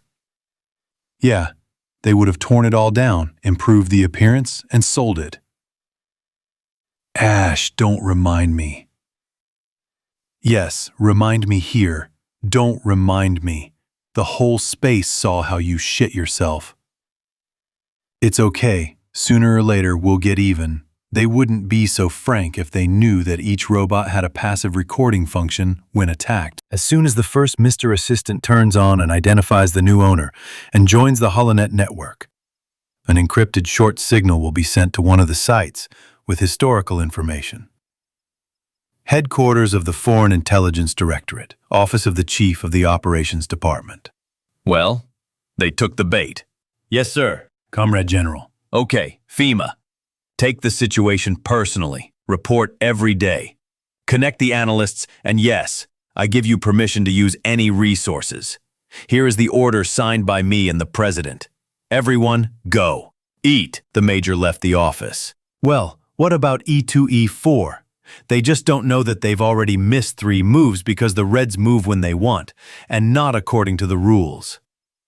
Citadel, operational base of the Gore. Well, the samples are still being studied. Yulia has a task for you. Yes? Trade your criminal image. Sell off the goods from these robots. Of course, we'll keep some of it for ourselves, and the rest is on you. And you have a conflict with people because they didn't chip in with credits? There is such a thing. We and Spectre will cover you, but we need samples of their equipment, especially weapons, energy ones. If you do everything, you will be transferred to Spectre under a different name, and another operative will take your place. I see. And what about mine, those who are with these people now? Well, here's your reason. Is the hint clear? Extremely. Well then, we're waiting for the results. The equipment on the green line. Just take something that won't get caught. I see. Then I ran? Are you still here? That's it. I'm gone. As soon as the Asari disappeared, the Solarian broke into a predatory smile. Vakarian and Shepard were returning from CSEC, where they were filling out paperwork for tomorrow's trial, when they saw an explosion, and a moment later their car was flipped over by a shockwave, crashing onto one of the streets. There was a hum in Shepard's head. He felt quite nauseous and his vision was swimming. He crawled out of the car on all fours. Having found the Stimpack Ultra, he immediately injected himself with it. The nausea and blurring went away, but the hum remained. Next to him, he saw his Turian colleague, who was kneeling and leaning on the broken railings, staring ahead, turning his gaze. Shepard realized where the hum was coming from. Flames were raging in the place of the embassy block. One building had collapsed on another, and laser and plasma shots were flashing in this hell. Your mother! Vakarian, do you understand what this means? Fuck, that means Shepard. An attack on an embassy is an attack on a country. We need to go there urgently. With a short nod, Vakarian reached the car and picked up the microphone hanging on the wire. Dispatcher, this is Officer 3819. Attack on the USSR embassy. Multiple destructions. I see fighting going on in the buildings. Okay, what's your status? Minor bruises after the crash of the car due to the blast wave. An employee of the Military Prosecutor's Office of the USSR is with me. Received. You are his Protection Officer 38-19. All patrols are sent to the embassy, and arrival time is 1 minute. Accepted. Vakarian turned to his companion and saw him checking his equipment. Where are you going? There. Shepard nodded towards the fire and gunshots. There. It's dangerous, I know. It's my duty. If you want, come with me. I'm going there anyway. Vakarian nodded, and with a couple of blows, wedged the trunk door open, and took out his rifle and belt with pouches. Let's go, Shepard. Part 5. Xenos? No. That's cigarette ash. Citadel. Shepard and Vakarian were running down the street towards the fire. At that moment, a voice spoke in Shepard's earpiece. To all personnel, this is Defense AI Mercury. Terrorists are escaping down the street heading east. They have 3 technicians and stolen weapons hostage, escaping in 3 cargo cars. Turret systems are damaged. Devastator pilot is incapacitated, taking control of platform. Everyone be careful. Scorched Earth protocol activated. Shepard saw 3 cargo ships flying towards the embassy, from which they fired towards the embassy. Vakarian, let's get the hell out of the street. And what? Shepard nudged him in the side and they went into a small fall down the stairs. There is no time. Stand behind me and hold me tightly. Shepard, I'm not like that. Otherwise you'll die. The Turian pressed himself against Shepard from behind. At that moment the cars with terrorists flew over the street, the upper part of which they saw from the stairs. And what is Shepard? At that moment the last car splashed with burning liquid metal from the laser beam. And then the Ravager passed by, shaking everything around. That's it. And we're lucky he didn't hit with the main caliber. You can all leave me alone. The flash from around the corner of the stairs was like a spotlight. And now it was Plasma GC. So Vakarian, we urgently need to go to the embassy. There is a special garage there. We take the car and I enter a command from the terminal to the security system to stop the chase, otherwise he will destroy half the Citadel. 5 minutes later, Shepard and Vakarian were standing in the hangar where the cars were stored. Shepard gave the AI the order to stop chasing the Devastator and turn to the Turian, whose manipules were spread out to the side in surprise. You call these cars? Well, you could say that. You'll be the second pilot. Shepard approached the robotic humanoid support platform of the RFPP Buratino SM in the Codex, inserted the block with the V into the slot. The machine came to life and, having scanned Shepard, responded. Alexander Shepard, Control A. Code 419 Gamma 8. Identification confirmed. Awaiting orders. I will be the first pilot. The second will be a Turian under my responsibility. Received and recorded. Welcome aboard. The center of the RCHPP opened, and 2 hands grabbed the human and the Turian. Shepard sat down more comfortably, and grabbing the hand autocannon and the BC from the rack, went to the exit of the hangar. Shepard, what the hell is this? This is Buratino Largus. Don't worry. Everything will happen now. Ravager managed to put a beacon on them, although it is for SAM missiles. But as a means of tracking, it will also work. The main thing is that you hold on to the handles tightly. The hangar doors opened and an 8-meter robot jumped out of it at full speed, scaring the already shit-smeared SBC employees. The target was moving away quickly, but who is their evil commissar if they don't fly away from the station? And they won't fly away. The operational fleet should already be rushing here. Shepard, this is a war? It's possible. But if we intercept these freaks, then there's a chance that everything will be blamed on them alone. I hope so. Shepard. Ulia was very angry. She had been set up, and very harshly. They had gone through the technical tunnels, and were ready to begin the operation, when she received a message from the Solarian. Ulia, I have a gift for you. After which there was an explosion above and the situation started spinning. The fucking humans showed them why they punched the Solarians in the face. Out of 200 mugs, only 20 fighters were recruited during the retreat. Yes, they were able to capture people. Yes, they were able to capture weapons and armor, but at what cost? They were counting on a relatively quiet operation, so they just made some noise, grabbed what they could and ran away, and they were thrown into the meat grinder of urban combat against angry soldiers. Her Krogan partner was gutted by some human fighter with a knife, although while he was distracting the people, they were able to run to the prepared cars. But what happened next did not fit in her head. Huge mother of her shit! This creature splashed the closing car with its first shot, and vaporized the second car, and part of the street with the second. What kind of Krogan member do these people have such a weapon? And then this creature froze and turned around and went back. 20 minutes later, they were already at the operational base of the GOR. Ulia jumped out of the car, embraced by biotics, with the thought of smearing this freak, when she was knocked down by a biotic wave from the Spectre Vizier.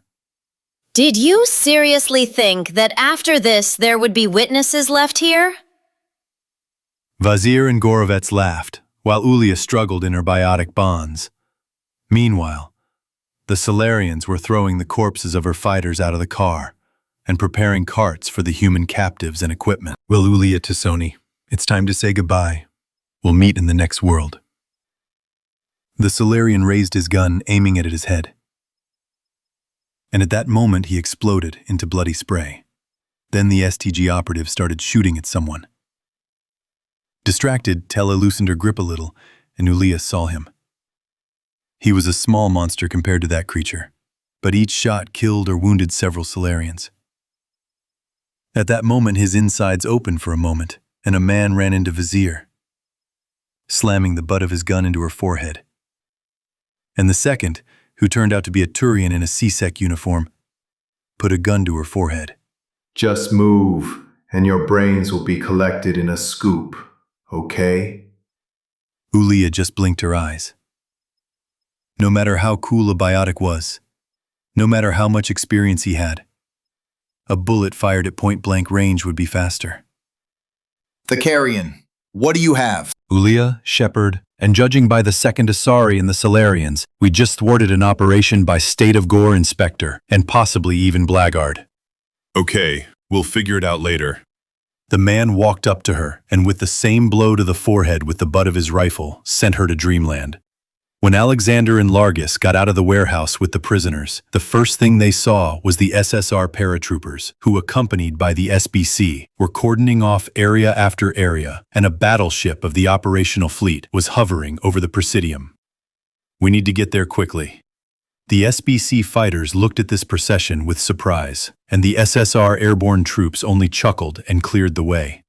10 minutes later, this company came out to the cordoned-off Presidium, where they were stopped by a fighter in the Atlant. Shepard?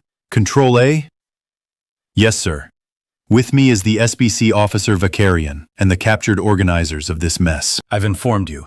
The medics will arrive in the conference room. Hurry, the locals are going crazy. It's strange that you didn't put everyone's faces on the floor. Say thanks to this reckless Turian next to you. If it weren't for the AI's message, there would already be a cleanup going on here. It's clear. Leaving Buratino at the foot of the mountain, they went up where all the wounded Solarians were intercepted by medics and paratroopers, who took them away somewhere, and Shepard received a message on his Peep-Boy about the transfer of the detainees. Only 2 Asari remained with them, who were shackled in force shackles. The council hall was noisy. Representatives of the races were shouting and cursing at the man in the Admiral's shoulder straps, and he was sitting bored on a folding chair and sipping tea from a mug, where the adjutant poured it from a thermos. The Asari and the Solarian were straining themselves the most, but the advisor of the Turian hierarchy copied the Admiral, sipping something from a cup and snacking on cookies. As a representative of the Asari republics, I demand, darling, you'll be asking the seller for batteries for your vibrator, but there's an anti-terrorist operation going on here. You have no right. Oh, Frog, why are you so upset? Comrade Severus, don't keep quiet. Explain the situation to your colleagues. The Turian chuckled. According to the agreement between the hierarchy and the SSR, concluded several days ago, in the event of such situations, the SSR landing force and the hierarchy landing forces provide joint security during the investigation, especially since it was the Turian who rushed in pursuit of the terrorists, together with the human, and not your citizens. Severus, why didn't you tell us about this? Why should I do this? Item 28, sub-item 4. The Turian hierarchy may not notify of its actions in case of emergency. You could have told us about the contract. The Azari and the Solarians shouted this in unison with fury. I could, but I didn't want to. Any other questions? Severus, this is a betrayal of the Council. No, it's an attempt not to get covered in the shit you fell in. By the way, look, we have guests. Everyone in the room looked at the human, the Turian, and the two chained Asari. Comrade Admiral, Military Prosecutor's Office of the USSR, Department A, Alexander Shepard, and my colleague from the SBC, Largus Vicarian. We carried out the pursuit and capture of the organizers of the attack on the embassy. The Admiral waved his hand, as if to say continue. One of them is Dark Ulia, former Spectre, and the other is current Spectre, Tela Vazir. Both were identified by CSEC employee Lagrus Vicarian. Well done. Do you have any data? On decryption. Well, how about you decipher and bring these young ladies to their senses? I'm waiting for you on the cruiser Boyne. Your colleagues Shepard and your Vicarian will be there, plus comrades from the Black Guard. As you understand, we have accumulated a lot of questions for some individuals. Am I right, Severus? Absolutely. Apartments of the Hierarchy Advisor. How are we doing, Advisor? Everything went well, Primarch. The whore and the amphibian are spitting poison, and we are all in white. The Talon group managed to stealthily steal a couple of weapon samples, one laser and one plasma pistol from the battle site at the human embassy. This is not what we wanted, but the fact that the samples are fully functional is already a success. I agree. Well, for the glory of the hierarchy. In her name. End of communication. End of communication. At the same time, the head of the Council of Matriarchs and Delatressa were scolding a couple of their subordinates. This is a failure. People and Turians will not let us in. All the detained are on their ships. So this will be your last chance. Make it so that there are no claims against us, or you will not see the next dawn. The advisors nodded, and their superiors hung up. Azura grabbed Valerian's hand and pulled him along. And where are we going? Think about how to get out of this shit. For now, there is an option to declare them apostates, terrorists, and so on. It may not help. Is there a better option? Not yet. We need to make them shut up. Well, let's think about it. Equal. What am I talking about? We are in shit. We are in shit.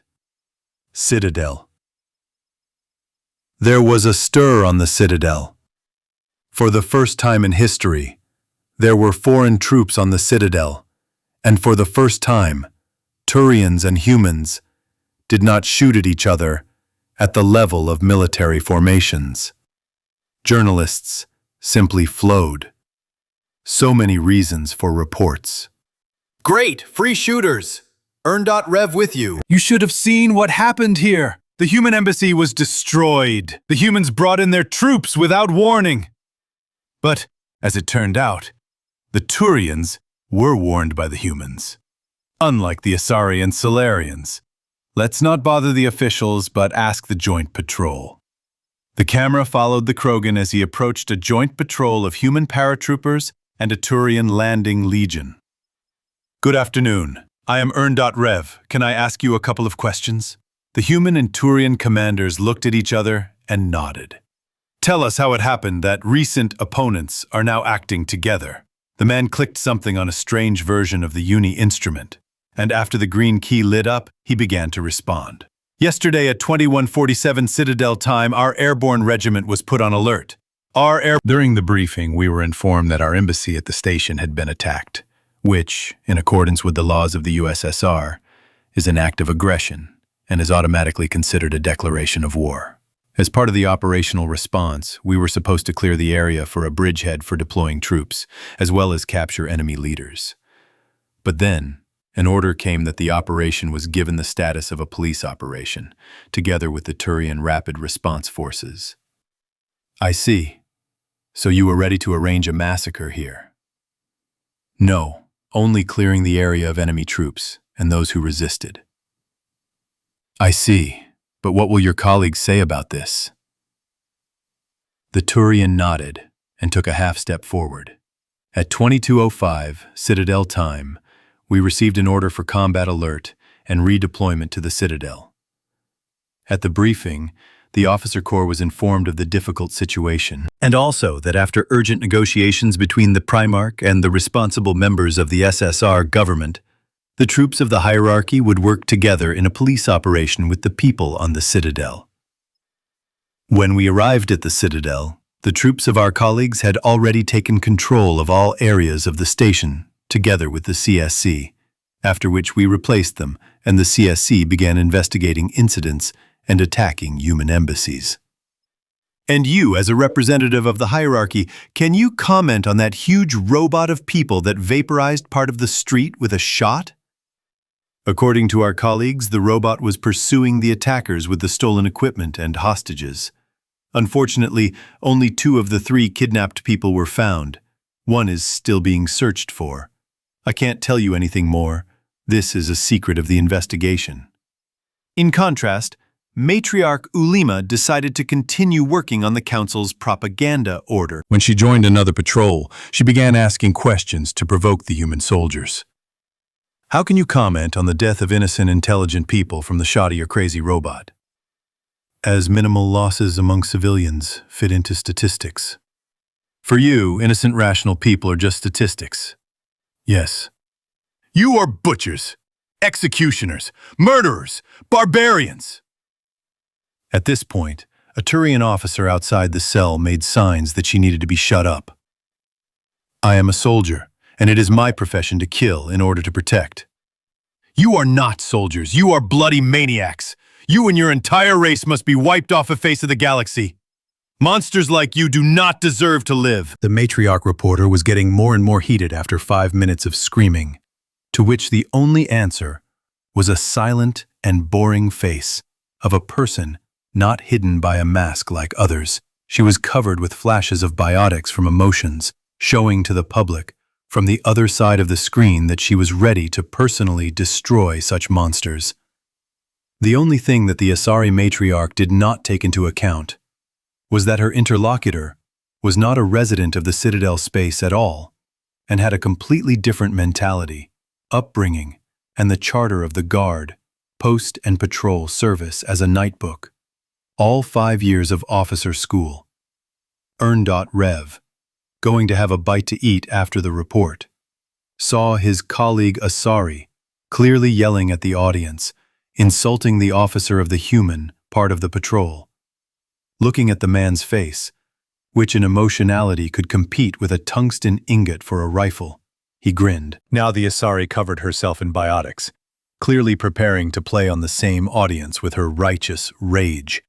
But at that moment, something went wrong. The officer in armor with wings on his back abruptly pulled out his pistol hanging on his side and made 3 warning shots with plasma into the matriarch's legs and pelvis.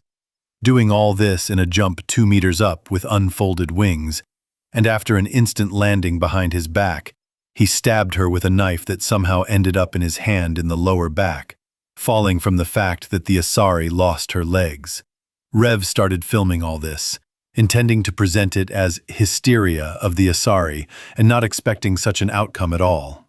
At the moment when the reporter fell, the man was about to finish her off with a knife in the skull, when his hand was intercepted by a Turian officer. Stop! Why? According to the regulations, if there is a clear intent to attack a serviceman on patrol, guard duty, or at a post, he has the right to open fire, to kill without warning the aggressor. And according to the training manuals, Asari cover themselves with a biotic cover in order to attack. Calm down! She was just playing to the crowd. Matches are not toys for children. In such cases, we first shoot, and then ask the corpse for documents, if there is not a pile of ashes left. She needs medical assistance to sort things out. I called the SBC and the medics. Okay, Corporal! A fighter with a white circle and a red cross knelt down next to the dying Asari and rummaged around, injecting her with a syringe containing something. What is this? Ultra Stim Pack. Army. It can even grow limbs if it is fully digestible. And if not? What if there is an allergy? So what if she dies? So what? I won't be upset? Who is her evil doctor that she is so old and has no brains? Corporal, be quiet. Eat. And then something happened that Rev could only call a miracle. The wound on her lower back healed. Then new fibers and bones began to grow from under the scorched crust. Of the remains of her legs and pelvis, the only thing that happened was that the Asari began to lose weight rapidly. Everything stopped when her legs grew just below the knees, turning the matriarch into a skeleton. The corporal injected her with a couple more syringes and hung up the IV. Vitamins, useful microelements, saline solution. He won't die from exhaustion, and that's good. The news coverage of the USSR was neutral. Let's move on to the news from our embassy. As our ambassador in the Citadel space stated, the situation has stabilized and is under control. Although sometimes the situation is aggravated by minor skirmishes, in general, the situation is stable, difficult. It was also reported that the trial of the culprits will be closed.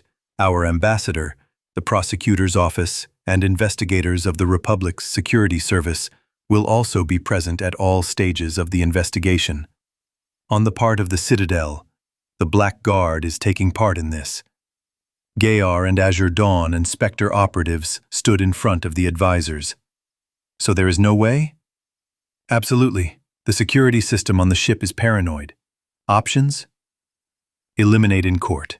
There are no others. As my agent from the Black Guard reports, questions about the customers will be asked in court. Really? Yes. Purely political motive. Are you sure they are not being interrogated without your agent from the emergency services? Yes, the security is joint, and it is not appropriate for the Turians to harm people now. You understand, they are all in the clear now. The Asari advisor thought and turned to the operative's gaze.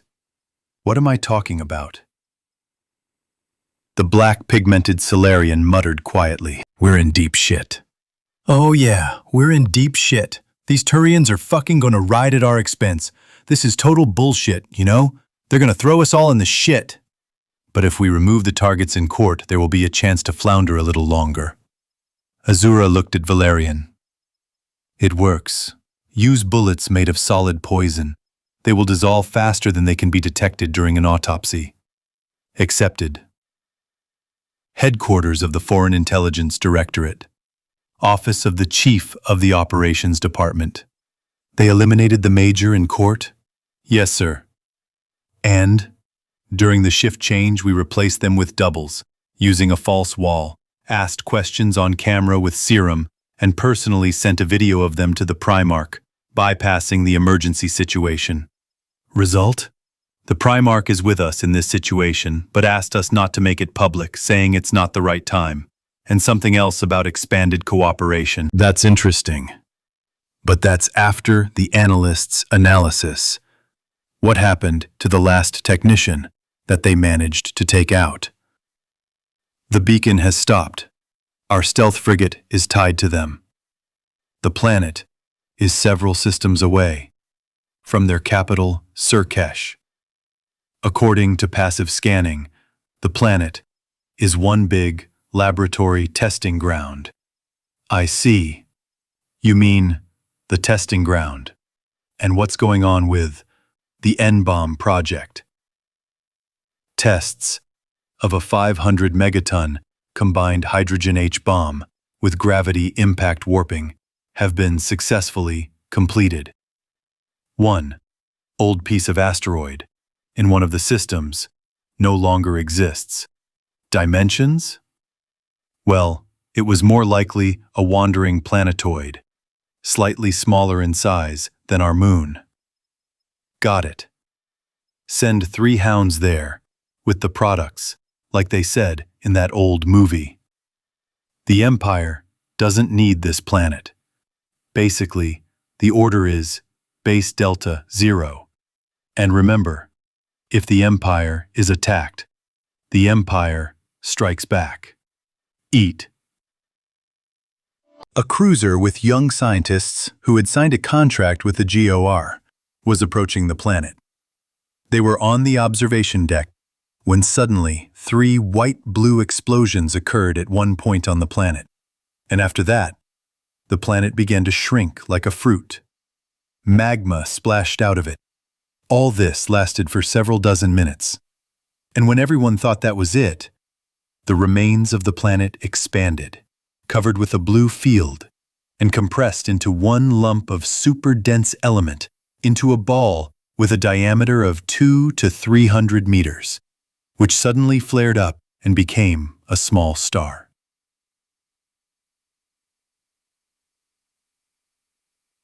Half a year before the events on the Citadel. Meeting of the USSR government. Several people and 3 AI holograms gathered in a small hall. The president of the SSR, Olaf Jormansson, walked in front of the assembled group. So, today we will look at the project of development of synths, Project Nexus 8. More powerful, more resilient, and the ability to pretend to be any anthropomorphic intelligent being, as well as being full-fledged bodies for transferring AI that want it. Is it worth launching it into production? The Star Marshal and the Star Admiral nodded. The head of the colonization ministry also agreed, but there were those who were against. The chief sociologist rose from his seat. The question of ethics arises. Who should we consider those synths who will not be a receptacle for the minds of other citizens? The AIs quickly looked at each other, and a hologram of the first AI, which the president himself had assembled, came forward.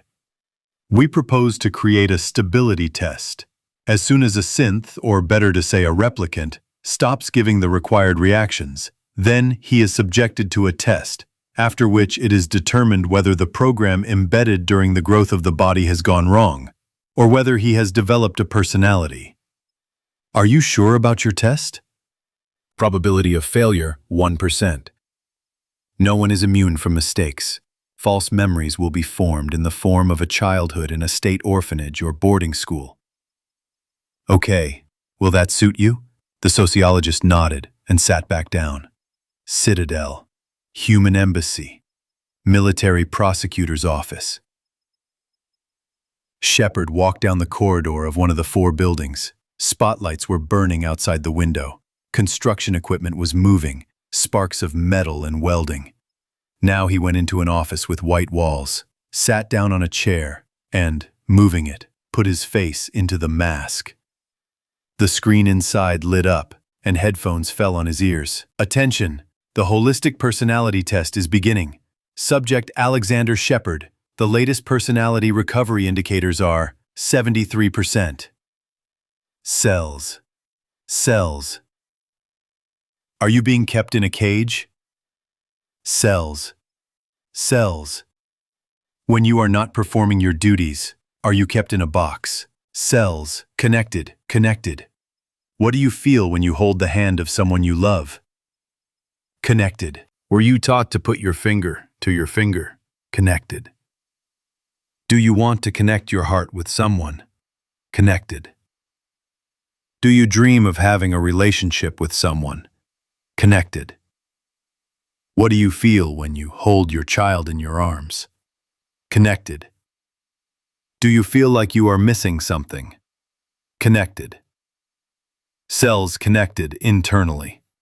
Cells connected internally. Repeat 3 times. Cells connected internally. Cells connected internally. Cells connected internally. Attention! The holistic personality test has ended. Subject, Alexander Shepard. The latest indicators of personality recovery are 75%. Congratulations, Alexander Shepard. You are being transferred from the replicant class to the citizenship candidate class. Go to the sociologist. Alexander left the room and went into the next one. A smiling woman was already waiting for him at the table. Have a seat. Thank you. Alexander held out his hand with the card of the last test and began to wait. Well, has your personality been restored to a large extent? What do you remember from the last life of your previous body? Alexander frowned as he remembered. I remember the landing of the Zetans on the planet, the battle, everyone running and shooting, a bright flash of darkness. Well, Alexander, that's great. Maybe you won't remember your entire past life. But what else can you do if your personality double was damaged then? Citadel News. Today an official apology was made on behalf of the Citadel Council to the government of the USSR. The ambassador of the people also offered condolences for the innocent victims. In Solarian space, the investigation into the explosion of the Planet Institute is still ongoing. The most likely version of events is an experiment that got out of control. Today the USSR celebrates the Day of Unity. We will show you a small fragment with the speech of the leader of the USSR, transmitted by our colleagues, journalists from the USSR. You will see more in the program Culture of the Galaxy at 2240 Citadel time. The picture switched to the side screen. A moment later, the first channel of the USSR appeared, and then immediately an image of a huge clock appeared. The hand moved to 12, and the camera began to move away and rise upward, opening a view of a huge square. Instead of human language, there was a dubbing made by the Citadel news announcer. Citizens of the USSR, we are standing at the Unity Square in front of the government palace. The size of the square is 10 square kilometers. Dublation in Asari units is 988 selim. Troops are already lined up there. The president of the USSR, Olaf Ermanson, is climbing the podium of the government palace.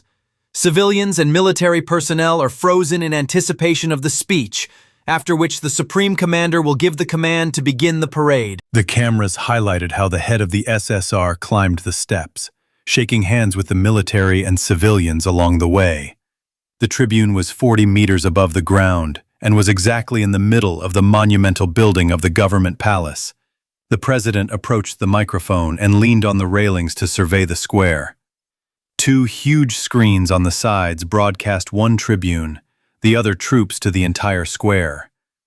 Sons and daughters of the USSR, our path to a bright future that will be beautiful and never-ending runs through the bitter today. But our journey to it is full of thorns, misunderstanding, and fanaticism. Fields of lies, sown with the poison of our old enemy. He knows us, he fears us, but we cannot afford to underestimate him. Capitalists, hiding and attacking, hiding behind slogans of politeness and freedom. They are soulless and empty. They say their pathetic statements about freedom and equality, but at the same time they continued to look into the faces of citizens of the USSR with contempt and disgust. The enemy sees us as vile, mutation-infected freaks whose meaning of life is only to kill. Enemies who are lower than a rational individual. We are animals for them. But they will learn about their mistake, my people. We will show them the steel hidden under the flesh of every citizen of the USSR. We will destroy them against the impenetrable wall of our common will. And we will force them to admit the truth, that the children of the SSR carry the light in their hearts, that our race, the Terran nation, is the next step in the evolution of intelligent life. When we emerged from the vaults, we were lost, a broken collection of death row on the brink of extinction. At first, we thought that our world was poisoned and killing us. But how wrong we were. Terra saw what was inherent in each of us. Our strength and invincible fortitude did their job. Great changes occurred in each of us, changes that served as the rebirth of our people, a people who are ready to reach the skies and destroy our enemies. Sons and daughters of Terra, you are the embodiment of our great heritage, heirs to the victory for which we fight every day. You are the only ones who are ready to create the future and the destiny of our families. History no longer trusts its writing to the weak and timid. We must no longer suffer from indecisive and spineless capitalists who dictate to us how to live. When you gave me the privilege of being your leader, I, Olaf Jormundsen, accepted it with the greatest respect and would sacrifice myself for our people at any moment. My only wish is to give our people power and absolute dominion over their destinies.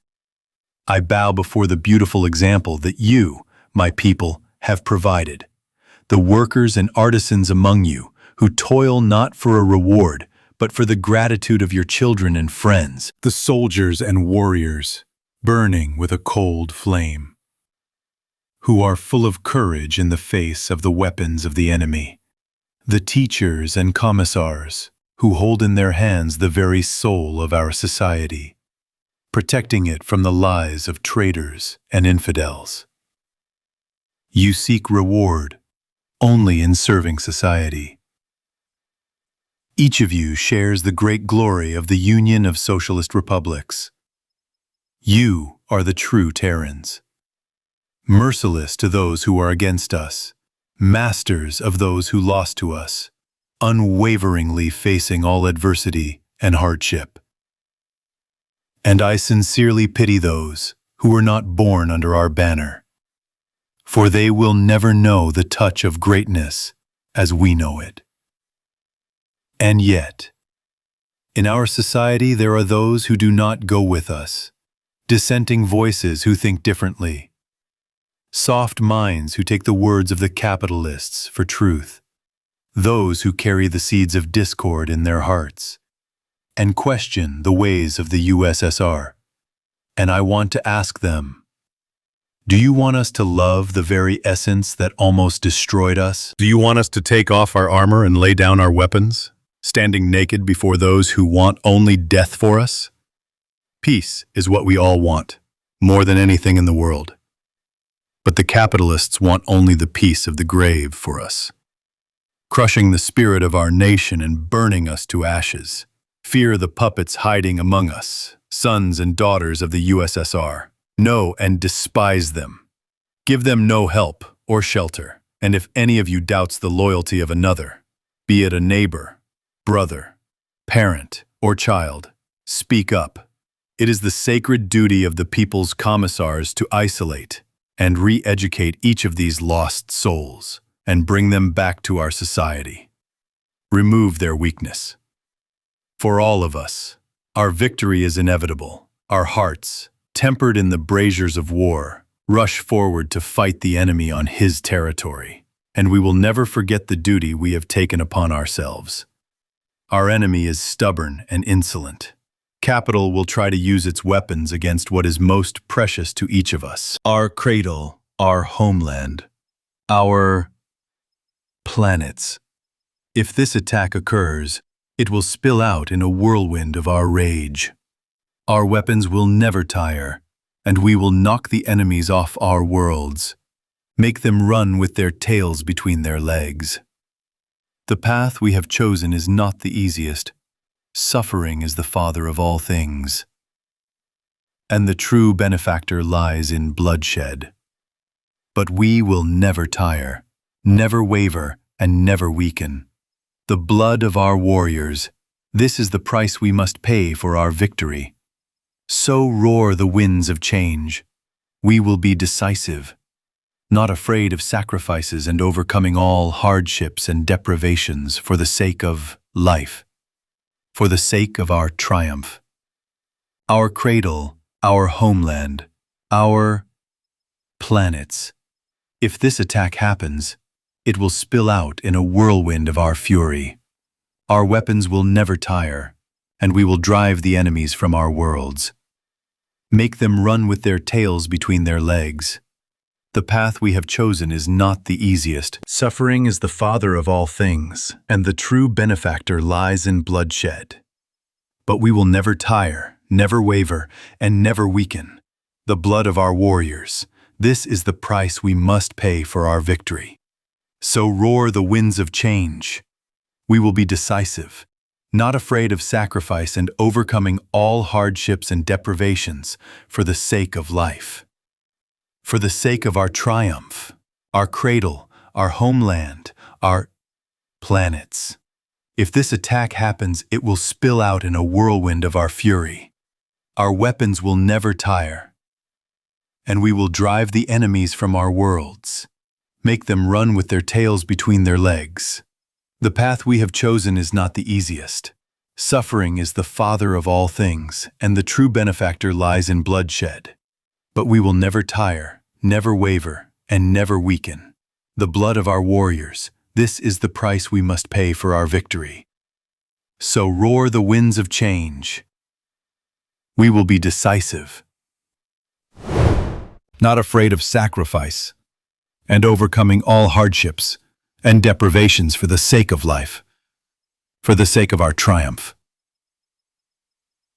Citadel, the office of the USSR ambassador. Comrade Ambassador. At ease, Shepard, not on parade. And so, you showed exceptional performance in the last case. Your track record is quite good, Shepard. Glad to try. How do you like Vicarion? The ambassador asked an unexpected question. A good specialist, disciplined, a wonderful fighter, has an analytical mind. Enough. Well, Shepard, listen to your assignment. You are heading to the New Terra, the newly appointed Spectre. The Carrion will fly with you. The management decided to reduce the degree of tension. After artificially destabilizing the situation and observing the actions of our partners from the Council. So your task will be to receive and deliver to the Citadel, the Prothean beacon.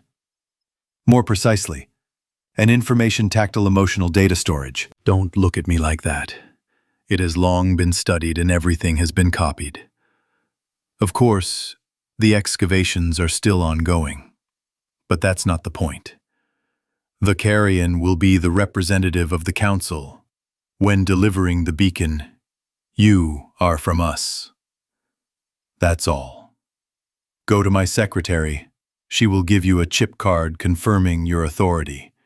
And yes, go on the frigate Normandy, and yes, take from the secretary a card with recipes for the synthesizer, for Turians and Quarians.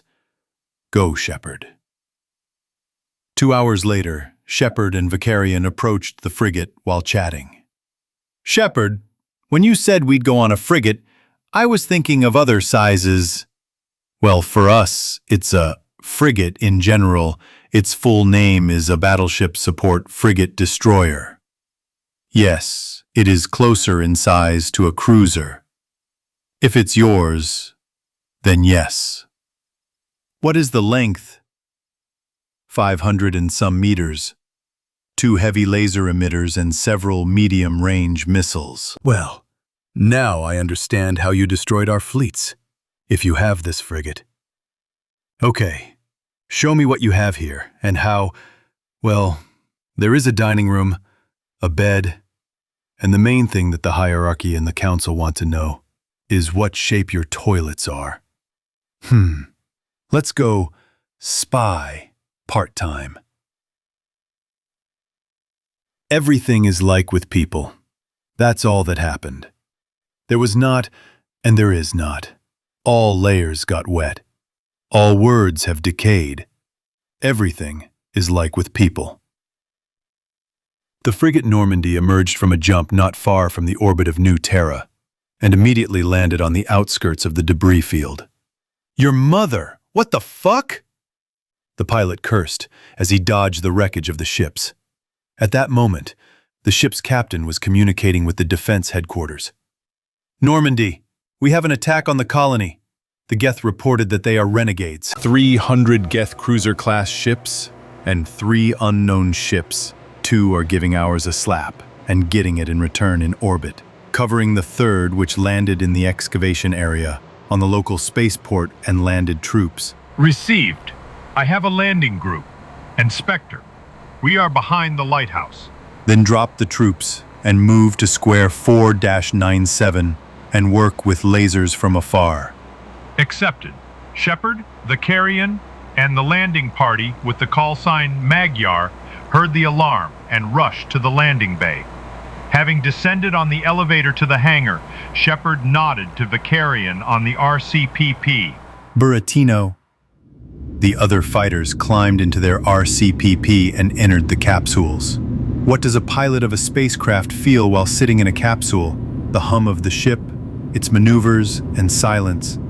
I keep quiet until the moment of the first drop. What does the drop represent? It's 5 seconds of fear until you shit yourself. Because if the pilot doesn't calculate the trajectory and speed correctly, you'll be smashed into the atmosphere. And then, this fear goes away before you touch the atmosphere. Blah. A sound was heard. The first one went. Blah. The second one went. Blah. The third one went.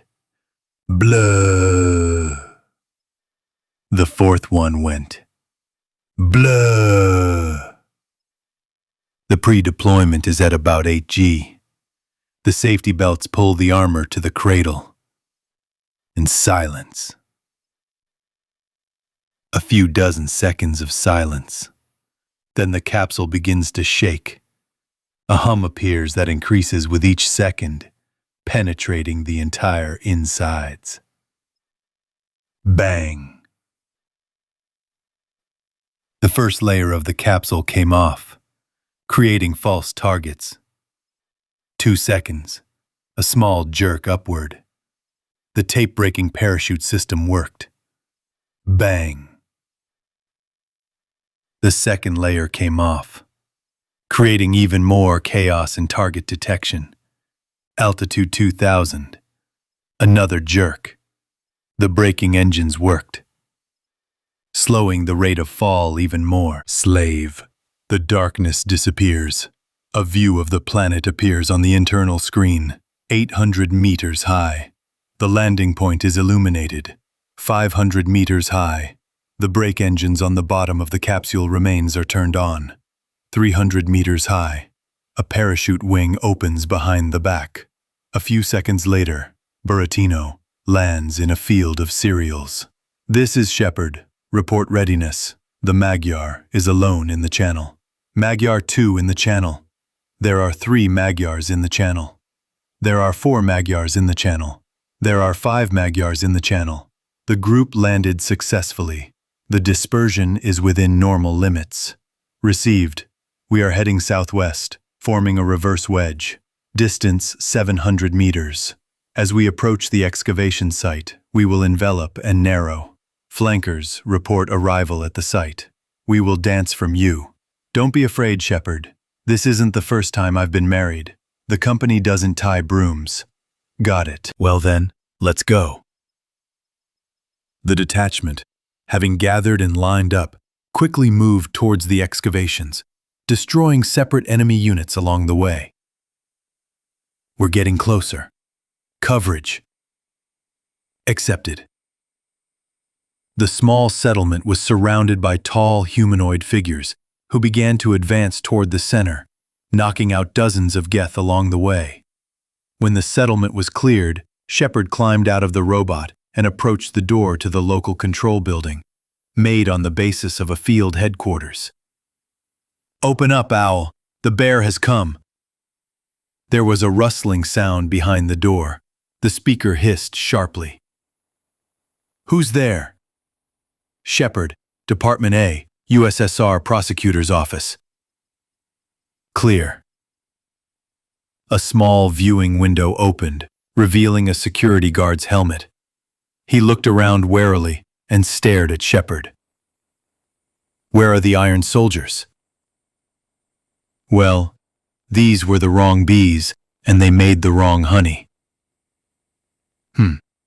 Okay, behind the lighthouse? Yes. These bastards took him from the transport platform. Anticipating the question, what the hell? The defense forces weren't designed for this. They saved the civilians, or drove them into the excavation tunnels. And that's good. They took him away, towards the Cosmodrome. I see. Did you hear about the local forces? Yeah, we have a powerful transmitter. They were pushed out from almost everywhere. Now the 81st Brigade from Mars is extinguishing them as they approach the spaceport. But apparently they decided to fill the guys with meat. Good fighter. We knocked out their main forces here, but there could be some left. Thank you, Comrade Prosecutor. We'll take care of the rest ourselves. After new information appeared, the squad moved towards the spaceport. On the approach to it, the squad began to meet more and more enemies. At the moment when Shepard and the team made their way to the loading area into containers, the enemy suddenly began to retreat. At first, they did not understand why. But then 3 plasma balls crashed into the incomprehensible dreadnought at once. And then energy beams hit, separating one of the tentacles in half. Devastators appeared from the opposite side of the spaceport platform. Shepard and Vicarian saw 2 mutants who were spinning around an oval object inside one of the boxes. Deciding to find out what they were doing, they left the Buratino and in short dashes got close. One of the mutants was clearly a Turian, and the second was an Azari. Finish quickly. The Lord will not wait forever. That's it. The bomb is ready. What about the lighthouse? We won't have time, but I've prepared a surprise. They didn't listen any further but opened fire, and while the mass rifle didn't do much damage, the laser one cut off the Turian's arm at the elbow. The Asari mutant used a dash and rushed towards the alien dreadnought. At the same time, the Turian lit up with red flashes and stared at Shepard and Vicarian. Do not resist. We will bring you salvation through absorption. Maybe I should give you a pencil? You'll order your mandibles back. People, you are strange. Stronger than many in the cycles. But you are a mistake of evolution. A random mutation. We have come to save you. And who are we? Am I the master? Well, then you're out of luck. And why a rudimentary creature of flesh and blood? I am a communist. We hate kings, emperors, rulers, and capitalists. And that means we are the harbingers of your destruction. The Lord's avatar choked on the last words. We will meet again. But now I have to go. And disappeared in a biotic rush of red-violet color. The battle for New Terra was over. There were losses on both sides, and if the defense fleet lost 25 ships, including 3 cruisers and the rest frigates, then the invasion fleet lost more than 200 Geth ships, and their dreadnoughts left damaged, with scorch marks and deep scars of melted armor on their hulls, sparking with discharges. A storm broke out in the council a day later. And what do you mean by that? The attack on the capital of one of the republics was led by an Asari, a Turian, and a certain master. Is that a declaration of war? No, Mr. Ambassador. Azura sighed heavily. We ran the images through our databases. The first, a Turian who disappeared many years ago, Spectre Saren. The second, who disappeared around the same time, is the matriarch Benezia. As far as we know, she has a daughter, Liara Tassoni. She is currently on an archaeological expedition. I assume your man will join Spectre Vicarian for the investigation. The ambassador tactfully kept silent about the fact that the former Spectre Vizier and Dark Ulia, who is also Tassoni, were replaced before the trial through a secret hatch and are now sitting on Mars in a special prison. So the prisoners of their own conscience have a new reason to communicate. Okay, but we don't trust you. Insist that your Spectre and our investigator fly on our ship. I think that would be fair. The advisors looked at each other and began to whisper until the Turian slammed his hand on the table. Okay, we agree. The Carrion, do you understand? The Carrion, standing next to Shepard, nodded his head in confirmation. Sitting in his apartment in the evening, the carrion heard a video call, and when he pressed the answer button, he saw his sister's face. Hello, Largie, how are you? Septima, you haven't called me for 3 years. What's all the fuss about? Did you miss me? Seppi, don't tell me about the delicious taste of dry rations, the equivalent of the human hang noodles on the ears. You didn't show up for your mother's funeral. Tell me what the Black Guard needed from me. Largie, you're a grump and too smart. So? The Primarch wants a report from you on the people, their weapons, and so on. No. Largus, are you insolent? This is a request from the Primarch, and it is equal to an order.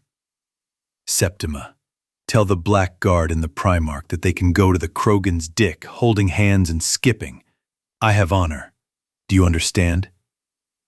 Understood. End of connection. The screen went dark and Largus leaned back on the bed. If his sister called him directly, then it means his father also sent them far away. I wonder what they'll do to a combat general of the hierarchy. Fire him? Ha, well, not with his connections. Okay, I need to rest. I need to be on board in 10 hours. Otherwise, Shepard will eat my brain with a spoon. Rain. Topic Planet Darim.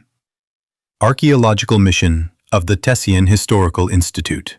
Liara Tassoni was the leader of the expedition. Now she emerged from the excavation tunnel and turned her face to the warm sun. Her friend, also an Asari but older, sat down next to her. So, my friend, do you regret leaving the landing force and returning to archaeology? No, Alina. A peaceful tunnel with antiquities is much more attractive than the whistle of bullets and guts hanging on surfaces after the sphere of explosion, and you can't get the blood out of anything afterwards, let alone dirt or dust. Ha! That's true, and you know, Liara, I'm grateful that you pulled me and the girls out of the landing party and into your place. It's much better here than in Eclipse, or wiggling your ass around a pole. Well, an eclipse is okay, but I don't believe that you would become strippers. That's for sure. At that moment, the sun was blocked by the shadow of the Geth cruiser. Like the two friends looked at it in surprise. Your mother? Alina quickly to the armory. All the barrels and thermal clips with biotics and take them to the tunnel. I'm for armor and grenades. Eat. Attention all personnel. Geth attack. Everyone to the tunnel. Radio operator, broadcast on open waves for help. Carry on your back and retreat to the tunnel. Everything started spinning. The expedition, in addition to the Asari and others, included the former engineer of the assault legions of the hierarchy, Castor Kaas, and the Krogan War Master Ladok. One was a regular engineer during the installation of drilling, and the second was the head of the warehouse.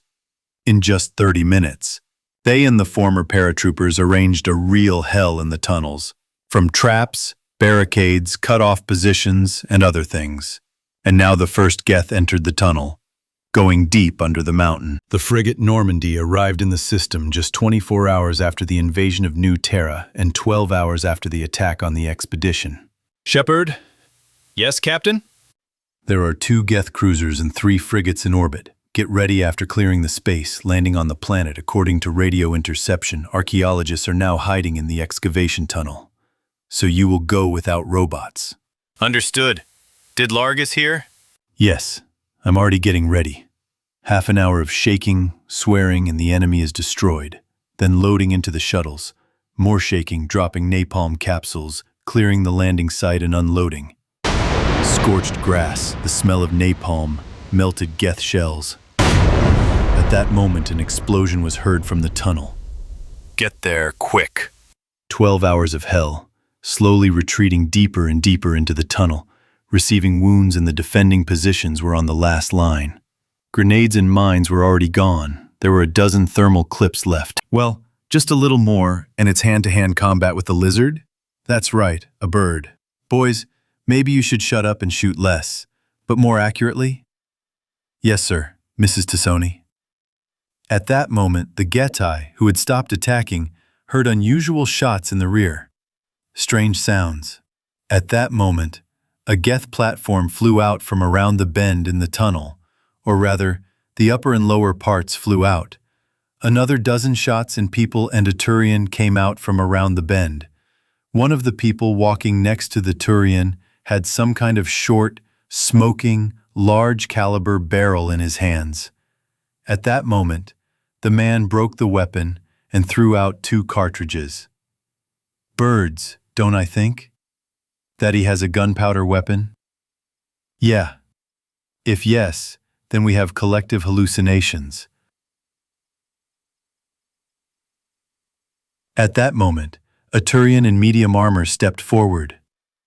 I am Council Spectre Largus Vicarian, and this is my human colleague Alexander Shepard. We are investigating the attack on the human colony on New Terra and the involvement of the missing Spectre Saren and Matriarch Benezia.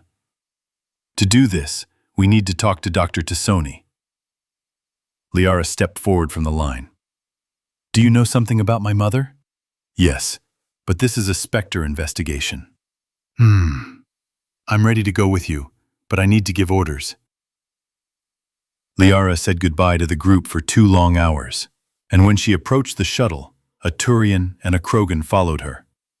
Where are you going? We, Mrs. Liara, are going to the same place as you. So you pay us the money, and in order for you to continue paying us, you must be alive. Well, that's good.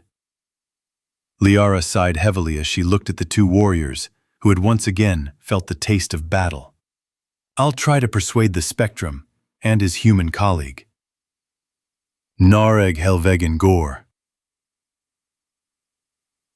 Meeting of the Defense Committee of the Union of Socialist Republics. In the huge hall, several hundred people were sitting at a round table and in rows above, both in military uniform and in uniforms of various research institutes. In the middle of the hall, a hologram of the battle at New Terra was playing. Here is the last frame, and the image fades out, and the lights in the hall come on. The president of the SSR, Olaf Ermundsson, turns on his microphone. So, comrades, you saw for yourselves how the battle was fought. Many drew conclusions, many saw the battle for the first time, and only made preliminary sketches. But now I would like to hear from the representatives of the fleet and their conclusions, I ask you. A fit man of about 40 with gray hair at his temples came out to the center of the room. Allow me to introduce myself. Rear Admiral Stephen Jacob Hackett commanded the defensive operations at New Terra.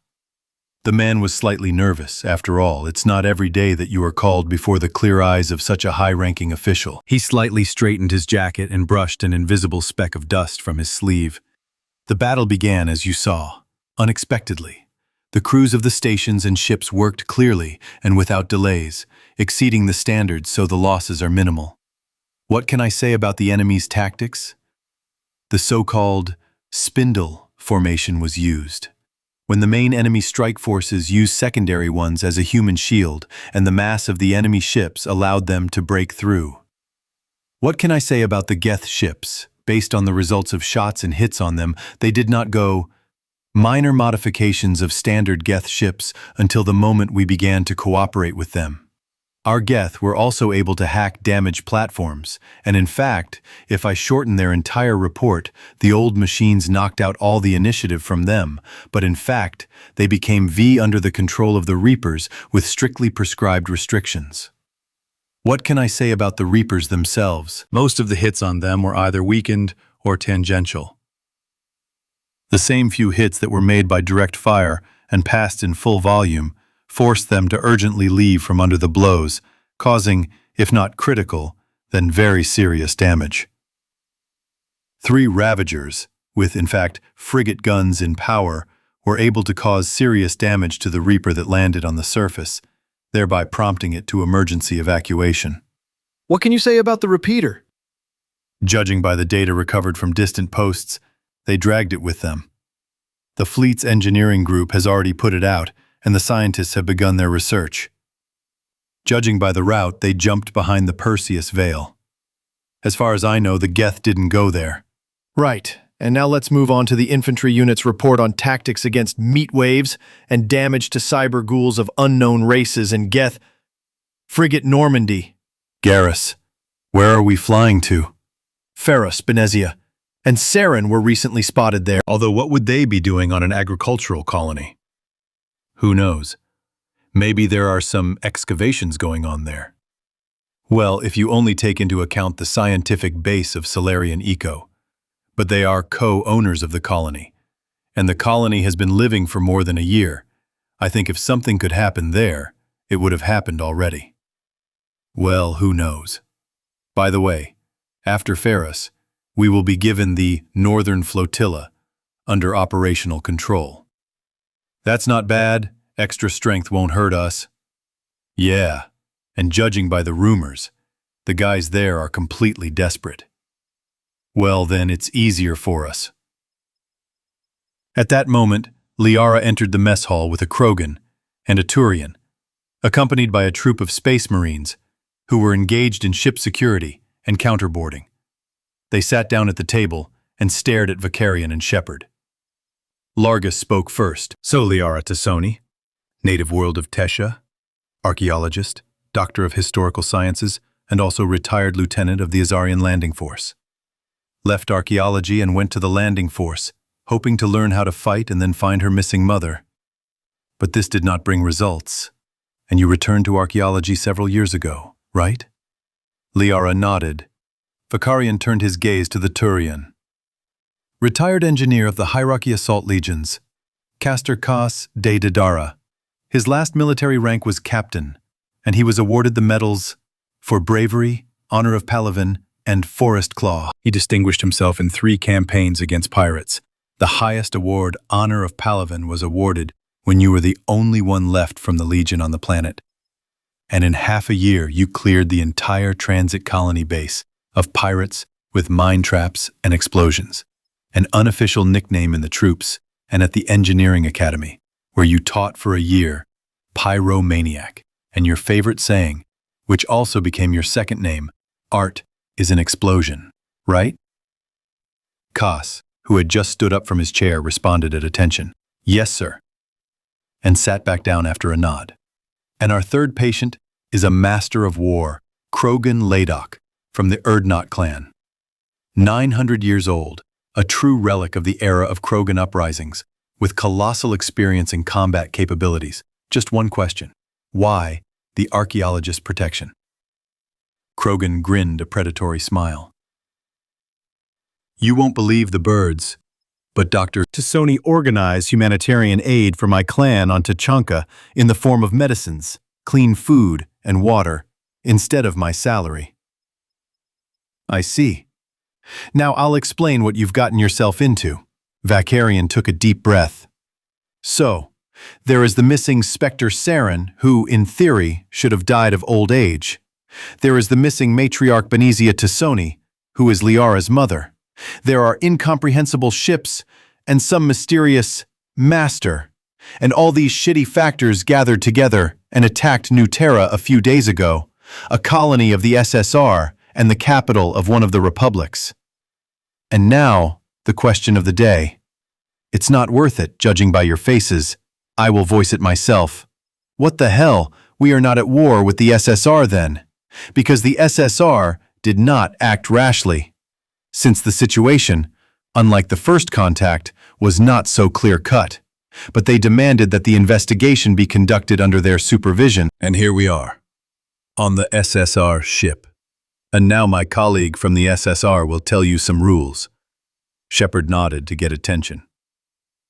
Alexander Shepard, military prosecutor of the USSR. Do not go into restricted areas on the ship. Do not scatter spy devices. Do not interfere with the crew. Do not provoke the space infantry fighters. The canteen is here. On the wall there is a food synthesizer. There are dishes for both the left and right acid. You will accompany us on landings when your expert opinion is needed, and so on. At the moment, all 3 of you are assigned to the security of the Vicarian Spectre. In general, behave decently and make yourself at home. but do not forget that you are a guest. Pharos. When the Normandy arrived on Pharos, they were met by a delegation of smoke, fires, wounded colonists and Geth cruisers flying away in an unknown direction. Having finished off the remnants of the Geth landing force, they had a hard time getting to the scientific complex because of the strange green humanoids. And there they discovered his great root. And here they were standing in front of a former Asari paratrooper from the matriarch's retinue, who told them all the details and looked askance at Shepard, with a plasma mine in her hands. Okay, I see, but now there is no repeater in that place. There are options. That's all I know. I, the Great Root, told you everything I know. Shepard chuckled, and stepping forward, he stared into the Asari's eyes. Well, look, Weed, if anything happens, I won't spare plasma and napalm if you lied. Asari nodded quickly under the control of the Root. Well then, let's head to Noveria, frigate Normadia orbit of the planet Noveria. What do you mean landing is prohibited? I am a spectrum after all. We are under quarantine. Dangerous biological objects have escaped. Okay then, I don't need the coordinates of where Benezia is. We have no right to quarantine here. At that moment, an EW officer brought data from hacking the Novarian port network. Quickly looking through the data, Vicarian caught a security service message that said that after Matriarch Benezia appeared here, some bugs were running around the planet and the connection with the Vershina 15 complex was interrupted. Shepard, we have problems. Shepard and the others approached Vicarian, who handed them the intercept. A few minutes later, everyone was staring at the cursing Krogan. Ladok? These are his mother working Rachni. The rest of those from the Council space turned pale. Even the Turian's bone growths became a little lighter. Got it. Then we're calling the Northerners. Shepard approached the quantum transmitter and dialed the required subscriber. A couple of minutes later, a bearded, fair-haired man with large facial features appeared on the screen in front of him. Rear Admiral Ragnar speaking. We have problems. We are at the planet Noveria. We need to clear the complex of local mutants called Rachni. Got it. Lights out. 2 hours later, 12 cruisers and 3 landing barges emerged from Noveria's orbit. The Rear Admiral contacted Shepard. We are ready. Do you have the coordinates? Yes, that's it. Amazing. Have a good campaign, Jarl. You too, you too. A few minutes later, on the general wave, everyone in the control room heard a song. First a lonely voice, and then louder and louder. With each second, weaving in a new voice of those who were preparing for the landing and those who would be waiting for them in orbit. Shepard, what are they singing about? Shepard turned to the Krogan. They say goodbye to each other, saying that those who die in battle will live forever. And when they get to the kingdom of death, Helheim, where hell rules, they will wait for them with this song on the other side of the Gjold Bridge, and will be glad to see them as brothers who have walked a long way and finally passed it. Very worthy, you people never cease to amaze me. And the song continued to flow. Ven skal singemeg I dauds of evnes lingemeg. Not to mention hell. From the dispute to the truth, he is cold. It's a song, Send Me a Song, to the dazzled Brunny gave me a hard time at Valfader's Pant, alt vet, ege Odin apartment in the middle of nowhere. Ven skal singemeg I dauds of evna slingemeg. Not to mention hell. From the dispute to the truth, he is cold. All hell breaks loose. He was equal to him and fell. Not to mention the hellish things, and then there was the big river scaling and flicking. I love you with my song. Du blir löst från banda som binda. Du är löst från banda som batte. The boy is spinning an aspen log with aplomb. The boy is doing some pretty cool tricks. Noveria, landing zone near Peak 15. The Normandy crew exited the shuttle in a cleared landing zone. They were approached by a messenger with the rank of petty officer.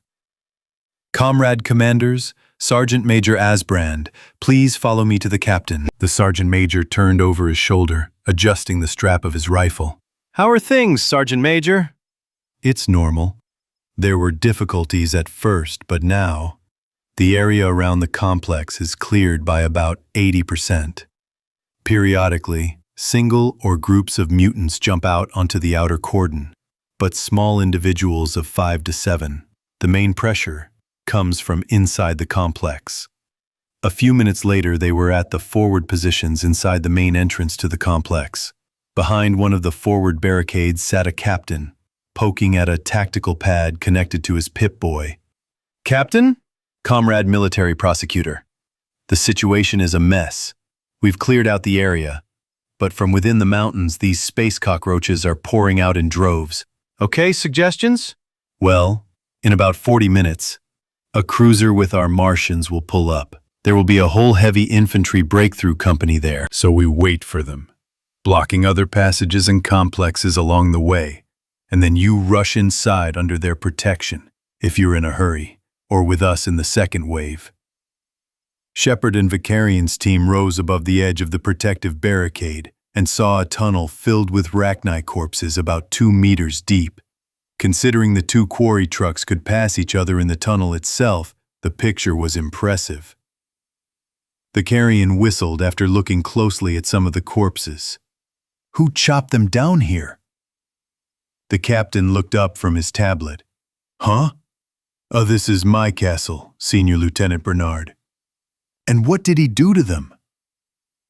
The captain pointed to a huge man in heavy power armor with a huge axe, which, if you looked closely, vibrated slightly. "Vibro-axe? Krogan looked at the man whose entire armor and axe were stained with Rachni blood.